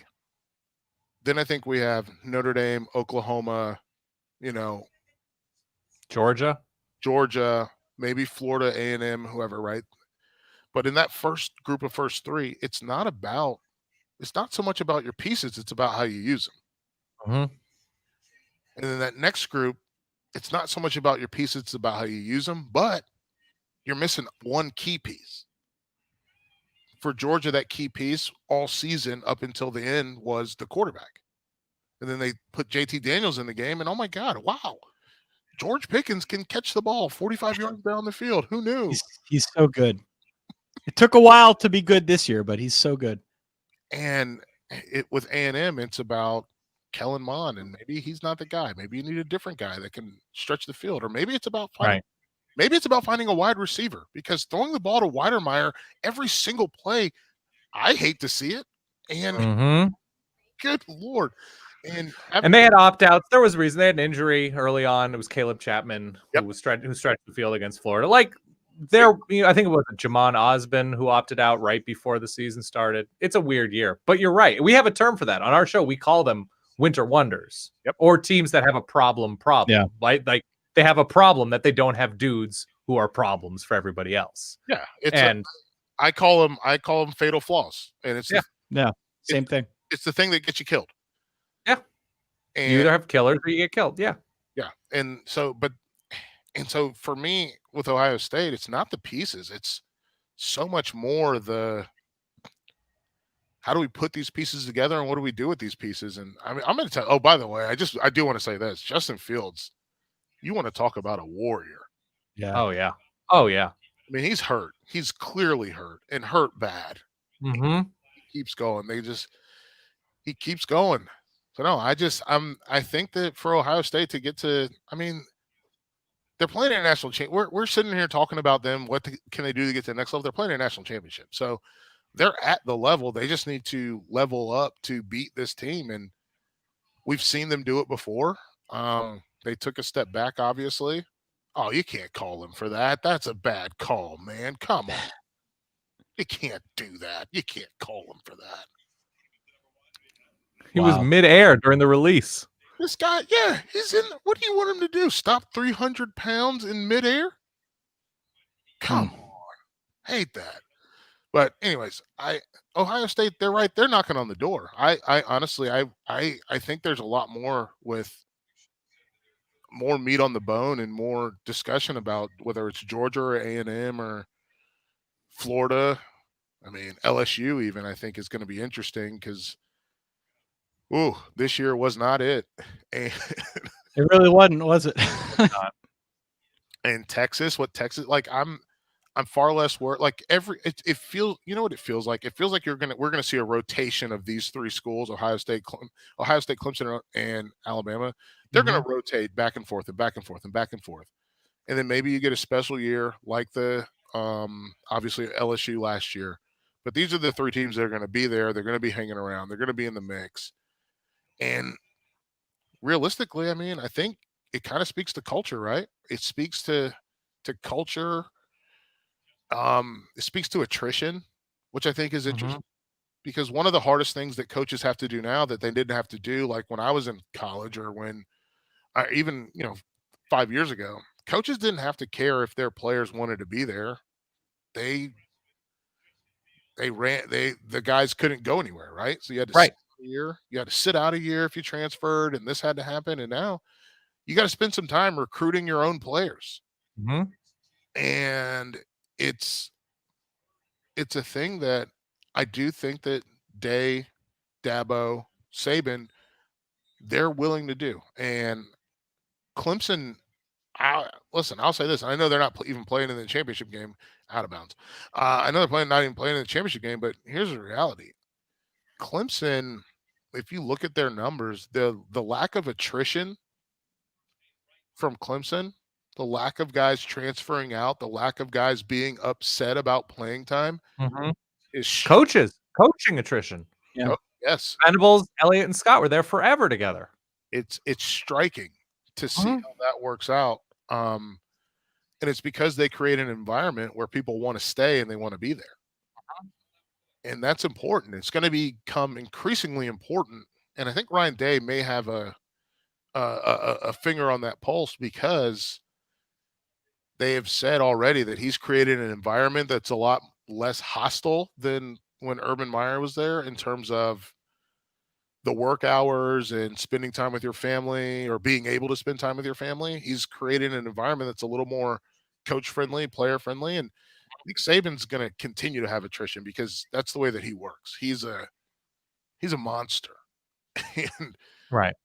But the benefits of working with this monster are so remarkable that people keep signing up for that.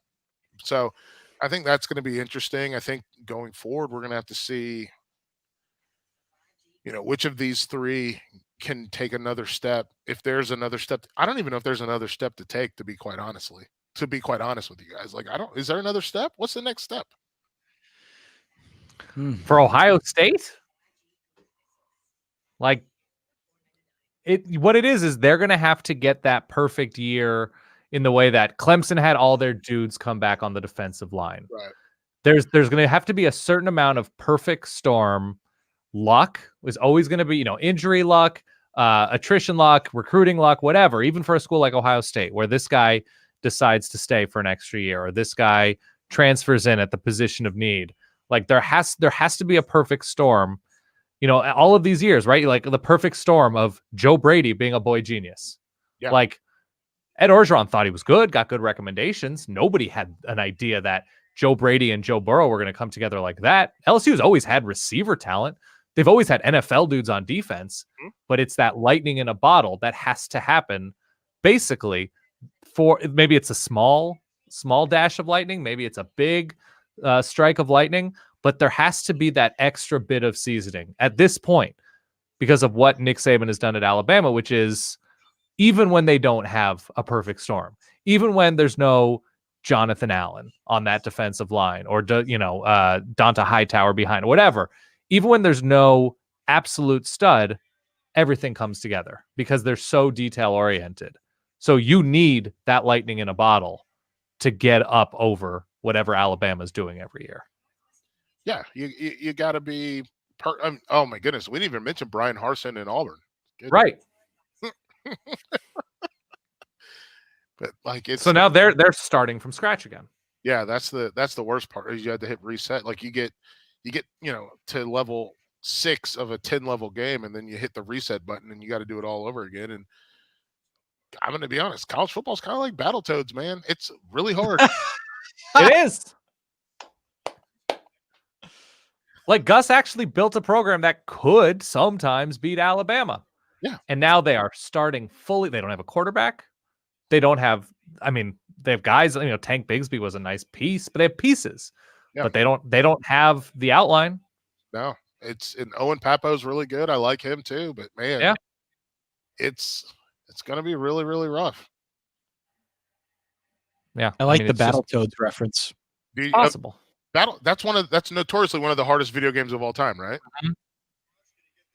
Oh, you can't do that. You can't miss it, bro. I didn't play a lot of Battletoads back in the day. Oh man, I have played it. I didn't play a lot of it. I love Battletoads because you could beat up your teammates. Like if you were playing 2-player, you could beat up. Like basically for me, I could beat up my little brother, right? Send him out of the game, and then I could just play as a 1-player, and then just keep going. Are you a Tecmo Bowl or a Tecmo Super Bowl kind of guy? I'm both. But Tecmo Bowl was what? That's Christian Okoye, right? Tecmo Super Bowl is Christian Okoye. And Tecmo Bowl is Bo Jackson. Is that okay? Yeah. Yeah. So I played both of them, but I was more the Christian Okoye. Because Nigerian Nightmare was an absolute tank in that game. You could send guys like into the stands with him. Mm-hmm. Yeah. Yeah. Bouncing off. Yeah. Oh yeah. I'm in there. They still have like Tecmo Super Bowl tournaments. I have a cousin who went to one in Philly and played in it. He thought he was pretty good, and he was like, I went down there, I won a game, and then got destroyed by people who are so good at this game. Devontae Smith in a t-shirt, sweats, and a glove. Extra long finger cast. How do you guys feel about his nickname being the Slim Reaper? When I thought that was KD, I thought that was Kevin Durant's nickname. Yeah, I didn't even know that I knew that Devontae Smith was called the Slim Reaper. I always knew that as KD. I guess maybe I heard it somewhere recently. Yeah, and was confused by it. Exactly. So something bad. And KD is much more Slim Reaper than Devontae Smith because he's 7 feet tall and like 112 pounds. Yeah, I'm not a huge Kevin Durant fan just because like I never got over him not being able to lift 185 when he was going into. I remember that. But Kevin Durant also happens to be one of those impossible players that you treasure in football, in that he is an impossible basketball player. No, you're 100% spot on. A guy that's 7 feet tall that can get buckets from all over the court, has a little bit of handles, and he's great. And tweeted about wanting to drink Scarlett Johansson's bathwater, which we will never forget that. Ever. No, surprisingly open on Twitter. Great moments in internet history. Yeah, surprisingly open on Twitter, including his ghost accounts. Oh my God, his burners are incredible. Yeah, I know. I'm friends with a bunch of NBA media people. He will just DM people because he reads everything. He reads and he has his people tell him, listen to this podcast, and he'll DM the podcast. Like he is thorough. Like I feel like he has a lab dedicated to people talking about him. Kevin Durant. Well, always on it. I see Andrew T. College football writers need to work a little harder to come up with nicknames for players. I will say this. The best nickname in all of college football is Nakobe Dean. I will ask you guys, do you know his nickname? Nakobe Dean, no. Georgia linebacker, number 17. Yeah, I know the name, yeah. His nickname is Co Dean. Because it's good, put you to sleep. It's great. Put you to a little bit of a narcotics edge to it. I like it. Yeah. Oh, it's a full narcotic tie. Yeah. Full No, narcotic. I like it. Codeine put you to sleep. I remember watching his high school football tape, and they were like 17 codeine, and I was like, codeine. Oh, That's good. That's real good. It's so good. So I hope that becomes he's a junior next year. And he's another one of those Georgia players that should have been in the game a lot longer than he's been in the game. Yeah, they just lost. Who was out? Or maybe they were just out for the bowl game. I know Monty Rice was out. Yeah. Felder, you earlier you kind of expressed a little bit of disdain towards Kirby Smart. Yeah. I think he's a moron. Really? Why? And moron's too strong. I think he's an excellent defensive mind. I think the way that they play defense is the way that I would love to play defense. The problem is I don't know that it's going to consistently work in today's college football with explosive plays, which is the thing that we've talked about, right? We talked about explosive plays and a touchdown being one play. I don't know. It's very frustrating to see a bunch of players that I really, really like, that I followed through recruiting, that I talk with through recruiting, and then see them not get to do stuff on the offensive side of the ball because he wants to win every single game 17-10. And that doesn't work now. You can't win 17-10 now. It's not going to work. You got to give these guys a chance, and to see whether it's Demetrius Robertson or Dom Blaylock, and obviously we mentioned George Pickens multiple times, or to see James Cook or Zeus, Zamir White, like to see those guys not be maximized is very frustrating. And obviously they've had the quarterback issue, but to sit on JT Daniels for 3 weeks after he was cleared to play, and maybe they see different stuff in practice. Maybe that's what's happening. Sure. But I also think there's an element of JT Daniels coming in to practice and being like, F this dude, I'm not throwing the check down. Let's push it down the field. I like my guy. I just got done playing with Amon-Ra St. Brown and Tyler Vaughns and Michael Pittman. You think I'm not going to throw the ball down the field? George Pickens. Yeah, who's open.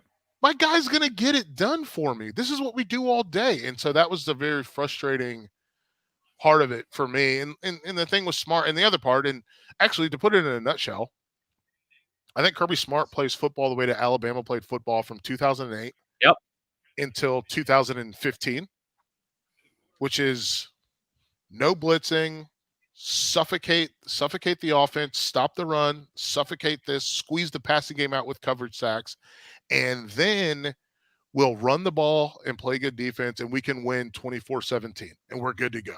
Yep. Got Les Miles fired. Yeah. Oh, by the way, can we any Kansas fans want to talk about how great of a hire that was? You see it from pretty far away happening too. Yeah. It's like, this isn't like a shocker. This was like immediately like, Kansas is a school that needs to go to an up-and-comer who wants to do something different and has a very specific vision and is going to jump on the opportunity. You hire somebody who just wants to work because they're proud, it's not going to work. But all right, so let me push back on that. There's two schools of thought. There's that school of thought where you hire somebody different.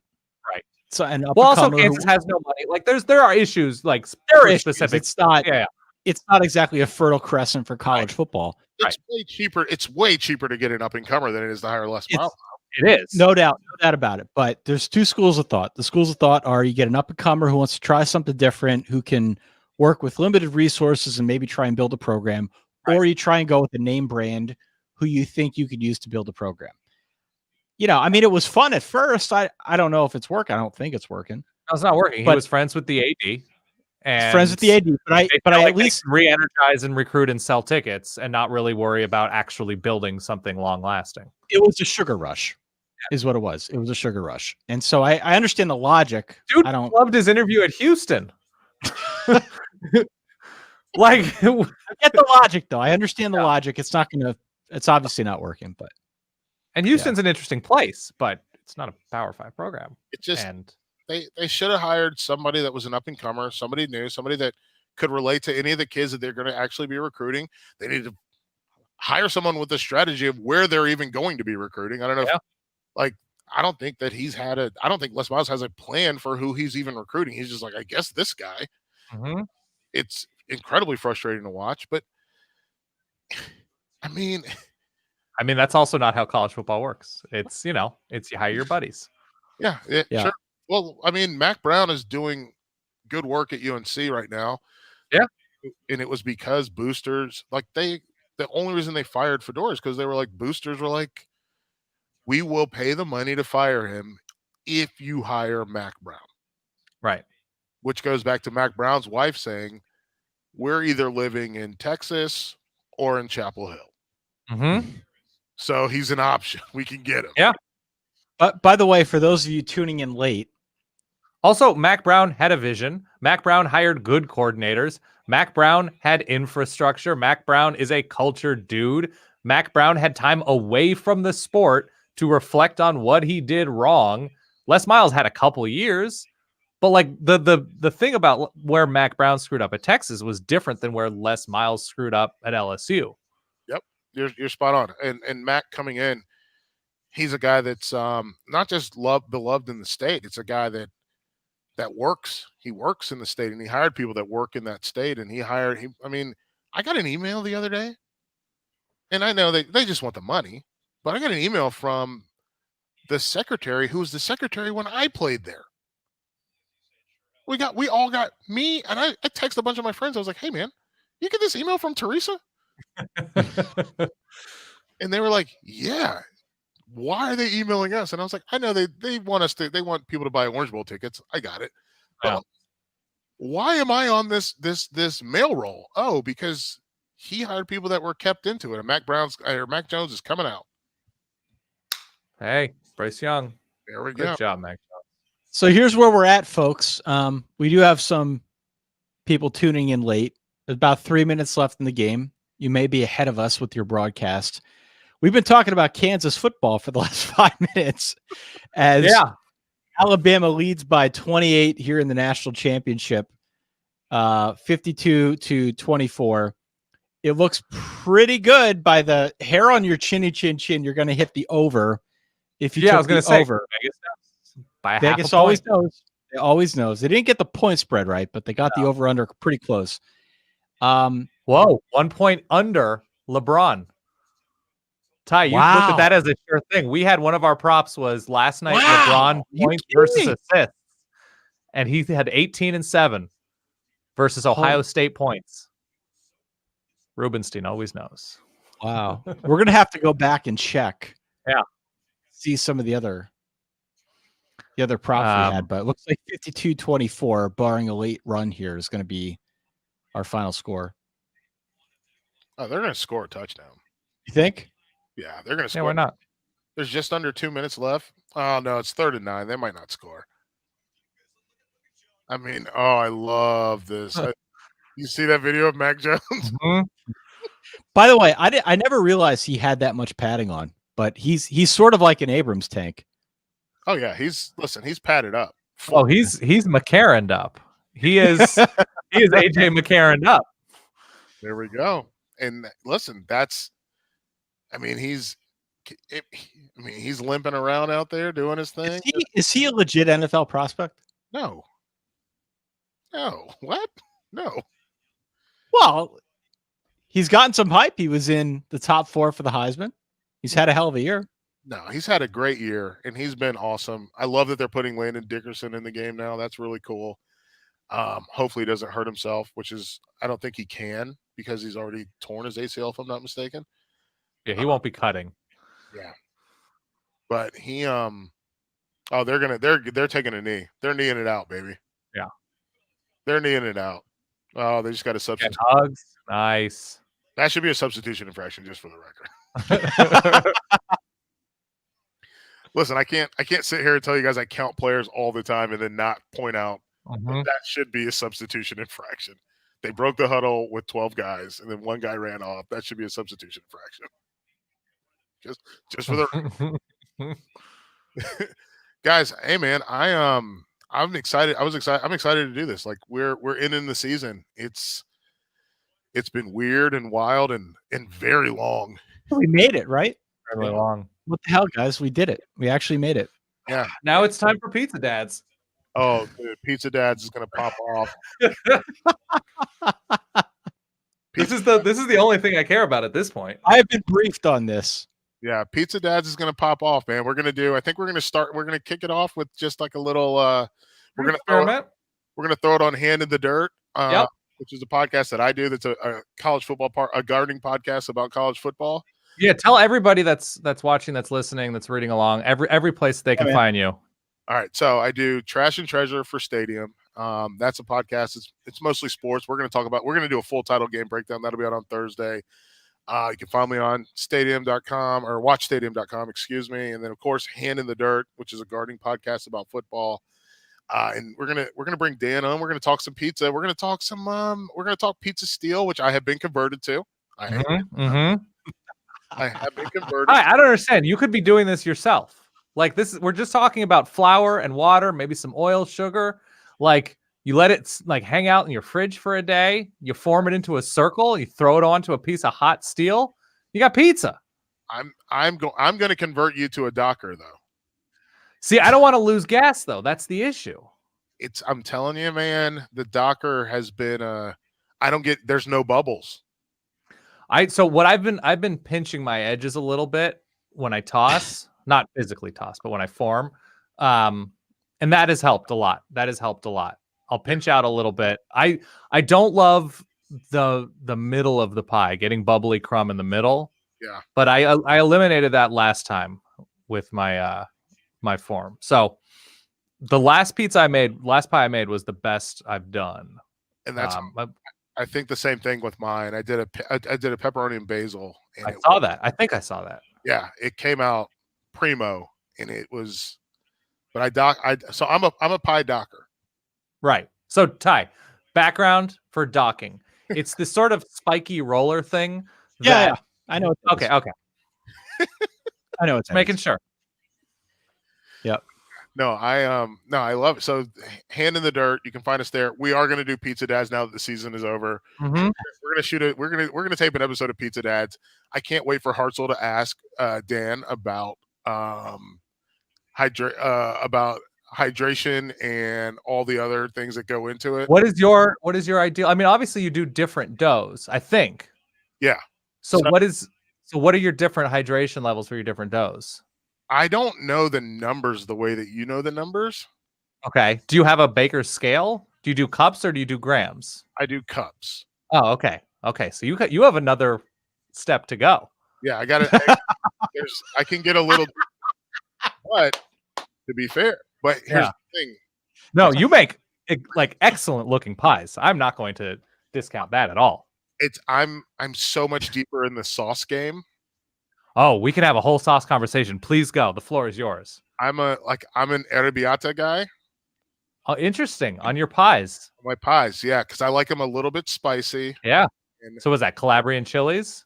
Yes. And throw those in there. I get a little bit of jalapeno in there, but I also, without fail, take my Romas, sheet pan, put them on the grill. Interesting. Roast them until we get a char. Mm-hmm.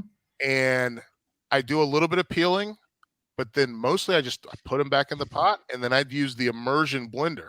Yeah, I was looking at those. So there are obviously two different schools of thought: the cooked tomato sauce versus the raw. By the way, I think this is the first episode of Pizza Dads. No, this is a free preview for everybody. So I just found the peeled tomatoes I've been looking for forever, the Bianco di Napolis. Okay, or not San Marzanos. No, so the San Marzanos are good. Mm-hmm. Everywhere I've read, and I've been to a bunch of pizzerias that use the Bianco di Napolis, which are from California. Yeah. I've loved every pie I've had at those pizzerias. I've loved the sauce. There's a cheese brand I'm looking at, but I have to buy it wholesale, which is kind of a pain in the ass. That's a lot of cheese too. It's so much cheese. It's a lot. I've looked at wholesale mots too, and it's a lot. It's like I'd have to buy like a 5 or 6 pound block. Yep. And you got to do a lot. The brand is Grande. It's a pizzeria brand. Anyway, the sauce thing is interesting because I've actually liked reducing I'll like puree and reduce a little bit just because I want a more dense tomato flavor. But the purists say you got to go just sea salt and garlic. But I don't care. You got to make what you like. Yeah. But I'm very eager to use these Bianco de Napolis. I just found them at Whole Foods. It's gonna be good, man. It's gonna be great. It's gonna be perfect. And because the thing for us is I make from a sauce standpoint, we make it's just my classic red, and my classic red is a spicy red, right? That arrabbiata, and we use it for the pies, but we also use it for when we do pasta here, and it works great. It's I love this, like the spice. And here's the thing: I got a 2-year-old that's eating spicy sauce. Yeah, we're not afraid. We're not afraid of spice over here, baby. No, you can't be. No, it's sort of a matter of like what you want your sauce to be. You want your sauce to be the sweet element of your pie. Do you want it to be the spice element of your pie? And then you gotta just, it's just a balance game. Yeah. You're right. Because the sweet, usually for the sweet element, I go with, we talked about this before. We talked about as Ty just zones out into the darkness. Yeah. I'm dealing with the chat right now. Sorry. You guys, continue. I'm enjoying. We do like a honey drizzle. We do like a honey and red pepper drizzle. You get the sweet, the spicy, the whole deal goes all together. I love that. Yeah. No, so my New York recipe, which is the last recipe I made that I found, my bake it was like a 65% hydration. So you start getting up near 70. You're talking about more of like a focaccia type. It's going to be airier, but then are you really eating pizza crust, or are you eating sort of a circular bread? Yeah. And so it works if you're doing a pan pizza because you want that rise and you want that fluffiness to a pan pie. But on a circular pie, you could do it well done. If you do it well done, you can do pretty well because you'll get rid of a lot of the fluff. When you do a pan pie, are you doing the pan pie on the steel? Yes. Okay, so you do in the pan on the steel. Correct. Yeah, because then you'll get the Detroit recipe I use. You coat it in olive oil, so you're basically frying the underside of the dough anyway. So that just ups the temp, and you get a nice crisp crust. Yeah, I don't know if I'll do the full hour preheat of the steel, but I'll definitely preheat the steel and put the Detroit pan on top of it. Yeah. Yeah, my wife's from I think good grief, I know where my wife is. She's from Waterford, Michigan, and she loves a Detroit pie. So every couple months we do a Detroit style pie, and great.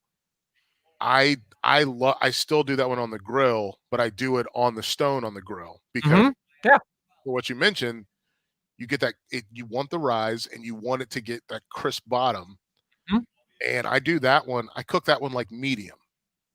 Because I don't like the hard edges on a Detroit pizza. Like I like the hard edge, but I don't like the inside hard. Right. Yeah. I mean, that's the hydration then, right? That's you want the rise and you want the gases to separate it because a dense pizza is kind of garbage. Then you're just eating kind of like cornbread pizza. But if you get the crumb right, you'll do pretty well. You'll get a good fluffy inside, a crispy edge. Yeah, it's a very it's a delicate balance of like figuring it out, and there's also I also like the idea, like I do use this Thursday night pizza recipe where you can get that, and it's a 2-hour rise or whatever. Yeah. Get you where you need to be. But one of the things I love about cooking is knowing that I'm gonna have in 2 days. I'm gonna have this. It's gonna take me some. But in 2 days, I'm going to have this, and I can do a slower rise in the refrigerator, which is fantastic. And I love peeking at my dough babies mid-rise. Those things are looking at those bad boys, and they're like, especially when it tells you the two things that I would say to people. One, I would say, just leave it alone. Yeah. Okay. And then 2, knead it for as long as it says. I think too many people need, and they just like you turn on the mixer and they need for a minute, 2 minutes. No, when it says 8 minutes, it means 8 minutes, my man. Get that thing in there for 10 minutes. Make that dough come off the edge of the bowl so you can get it into the bowl to the rise part. Like it's important. Yeah. By the way, I just changed the Twitch tag on this stream to food and drink. Good. As you try and pull in a new crowd here. We're talking dough babies. I feel like I don't like starting sentences with I feel like. Ty, pizza making to me, for you, we're talking about, first of all, pizza's alive. That's like a cliche at this point, but your dough is alive. You're creating a living organism. Mm-hmm. So you are creating life that you get to eat, and it's delicious Italian food that you yourself make out of flour from the earth, from milled wheat. You would love it, Ty. No, it's love math, pizza? it's science, I love it's Italian food. I know. No, I'm saying the process of pizza making.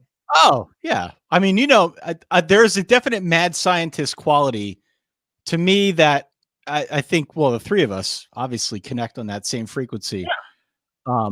So yeah, no, I'm all aboard. I'm imbibing this knowledge here, doing my best to play catch up. By the way, do you find yourself, Felder, do you dance with your dough a little bit? I find myself rocking as I'm moving my fists around. Like I get a rhythm to it. Yeah, there's there's an actual harmony. Pitbull on. Would that, do you think, maybe affect the? No, that's too intense. Too intense. Okay. Yeah. It's got to be something a little mellow. Yeah. A little mellow. No, oh, man. 100%. I especially because I spend so much time. Like, we make every Wednesday. We make 2 pizzas, and so usually what we do is we make a small pie for my kid, and she gets a small pepperoni, and I hide some spinach. I go sauce, Smart. Spinach, cheese, pepperoni. Oh, and the thing I've been doing. You got cookie cutters? I haven't done that for the kid yet, though. But yeah, been using cookie cutters on the pepperonis. Oh, interesting. So I've been like that. Cutting out fish and cutting out bears and cutting out rabbits and all those things. And so she gets all the rabbits and all those things. Then on the adult pie, you throw the circles with the holes out of them. You throw those on the pie. Nice. Nothing goes to waste. I'm not. Listen, I use the whole buffalo, baby. Yeah. Nose to tail pepperoni. And but you do that, and then I roll. I roll and then toss my doughs at the same time because it's a race to get to where I can get them on I have 2 peels, so I get them on both on the peels because I like to get it set up so it looks right instead of her coming downstairs and being like, "Oh, you're making pizza. I want to help." And I'm like, "Yeah, you're going to make this look terrible." Mm-hmm. Yeah, it's a process. I mean, and the good thing about it too is the only way you get good at it is by making a bunch of pies, which is good and bad. A lot of pizza. Oh yeah. Yeah. But we do it. We're in every Wednesday pizza night. My daughter comes down. Pizza Wednesday. Pizza Wednesday. Yeah, I got to figure out. We were on Fridays, but we got off our rhythm because I just started making pizzas 3 days a week because I wanted to get better. So I slowed down. I think I'm going to start making dough on Fridays. I might make it on Sundays. I don't know. I got to find a rhythm. No, we're Pizza Wednesday. We are burgers and sub out burgers for any other type of sandwich on Fridays. I think this Friday we're actually going to do chicken biscuits, but nice. We do fries because we do Fry Friday. And oh, by the way, fry technique. Oh, dude. So I know you hand cut. Do you use a knife or do you have a machine? So you have a press? I hand cut with a knife, or I actually have the crinkle cut thing that you slide down too. Yeah. So I think we haven't had crinkle cut fries in a little while, so we're probably gonna do crinkle cut fries this Friday. But it's I've been double frying them. So you're par frying and then freezing? I par fry and then refrigerate. Oh, refrigerate. Okay. I refrigerate and then I add them back in to get to that golden brown texture. I think this week I am going to experiment with tossing them in a little bit of flour or a little bit of batter or something to give them a little bit of that crisp, the craggly. Yeah, exactly. Yes. I appreciate that. That's the difference between regular fries and battered fries. Yeah. So, but that's what I'm working on. You have a proprietary seasoning blend? I don't. I'm curious. I've woken up at night and thought about because you can make Old Bay, you can do all sorts of things, but you kind of want a signature blend. I like what I like a little bit of seasoned salt with a little. I like obviously like a kosher sea salt with a little seasoned salt, and I'm a vinegar guy, so I do a little malt vinegar on there. That's just my classic style. But no, that's very British of you. Yeah, well, my mom is from Delaware. Okay, that's closer. And I don't know if you guys have had Thrasher's fries, but I know about them, but I've spent time on the Delaware shore. I've had Thrasher's fries. Yeah. You been down Rehoboth? Yep. Thrasher's fries undefeated. Yeah, they're really good. Yeah, I've had those many times. Oh yeah, I absolutely love them. They are the best, and so I'm trying to recreate that at home. And the double fry with the vinegar and the sea salt is getting me seasoned salt is getting me is probably as close as I've been to it. Excellent. Okay, I haven't really done fries. Oh, dude, my deep frying game or my frying game is not. It's not where it should be, but it's almost. I sometimes recognize what's too dangerous for me to get good at. Yeah, like I have to draw the line somewhere. That's why we do it once a week. Yeah, no, it's smart. I don't have that personality because I would want to perfect it, and to me, perfecting it is doing it every day. Well, that's a me thing. Talk to Hartzell about that because Hartzell he bought a fryer, like a turkey fryer, and he was like, "Oh, I'm throwing everything in there." Yeah, that's the issue. Yeah. So no, the good thing about living here in Chicago now is I don't have the space or the ability to just make it a very easy, convenient. Right. Turn on the fryer. There's a whole setup involved. But yeah, it's the fryer is good. Pizza Dad's coming to you soon. Sir. All right, let me. Did you buy an apron, by the way? I've got an apron, yeah. Yeah, I bought an apron recently, and my wife saw me in it for the first time, and I could see her the wheels turning of what is he getting himself into right now? And I just don't want to get flour on my clothes. Oh, my wife. Here's what I do, because I always forget to wear my apron. Mm-hmm. Because it's just hanging up over here, and I completely forget to put it on. Usually, or I take it off when I'm done with one thing, and then I have to go back to another thing. Here's what I do. Wear a shirt you don't like. If you wear a shirt you don't like, you can wipe your hands off on it, no big deal. And then you can always take that shirt off, put on another shirt, and you're good to go. That's true. That's a big cooking thing that I've done is wear a shirt I don't like because I completely forget to put my apron on so often. But I will say this. My wife likes me in an apron. I think my wife is just confused coming downstairs and seeing her husband in an apron. But you get one of those. You got a butcher apron, like one of those heavy. No, I'm not fully there. No, it's just I got a canvas apron for Christmas. Nice. Yeah, I think mine might be. Mine is mine's like that hard, heavy duty actual kitchen apron. It's not the or whatever. It's like a heavy duty kitchen apron. Yeah. I love mine's like polyester. It's nothing that thick. Yeah. It's great. I love an apron. Are you kidding me? By the way, I'll end on this and then I'll let us go. Yeah. My you want to talk about flipping stereotypes on their head. Mm-hmm. Every day when I come over to the couch to give my daughter hugs and kisses, she does say, "Daddy, go back in the kitchen." Nice. I mean, I don't think my son has watched my wife cook once. I mean, she's microwaved. Yeah. No, my wife hasn't. My wife has made some breakfast for herself. Okay. A couple of times. But when it comes to cooking, I'm in the business, baby. And I love it. I absolutely love it. The absolute best. All right. Pizza Dad's coming soon. All right. Pizza Dad's coming soon. Michael Felder. Do you guys tell people where they can find you? Folks, follow me on Twitter @InTheBleachers. Shout out to Christian Barrymore, defensive MVP. What a game this kid had. And man, Ty, Dan, this has been fun. I'm glad you guys invited me to join and of course had me on. And yes, Pizza Anytime, Dad, man. Anytime. Pizza Dad's coming to Hand in the Dirt, and then just Pizza Dad's by itself, where we just beyond just dads talking about pizza. I think I have the concept.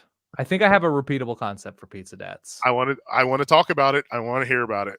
Okay, but we can't share it. People are going to take it. No, we can't. We definitely cannot tell anyone about this. So, all right. I'm going to go. By the way, cheers, folks. Season's over. We made it. We're done. I mean, it's so good to be done. No more checking crazy depth charts to find out who's playing and who's not playing. Let's move on. Let's look forward. 2021. Here's to better things ahead, right? Yeah, man. Sounds good. You guys take it easy. I'm out. All right, be good. Have a good night. See y'all. All right, man. That's it. Y'all have a good night.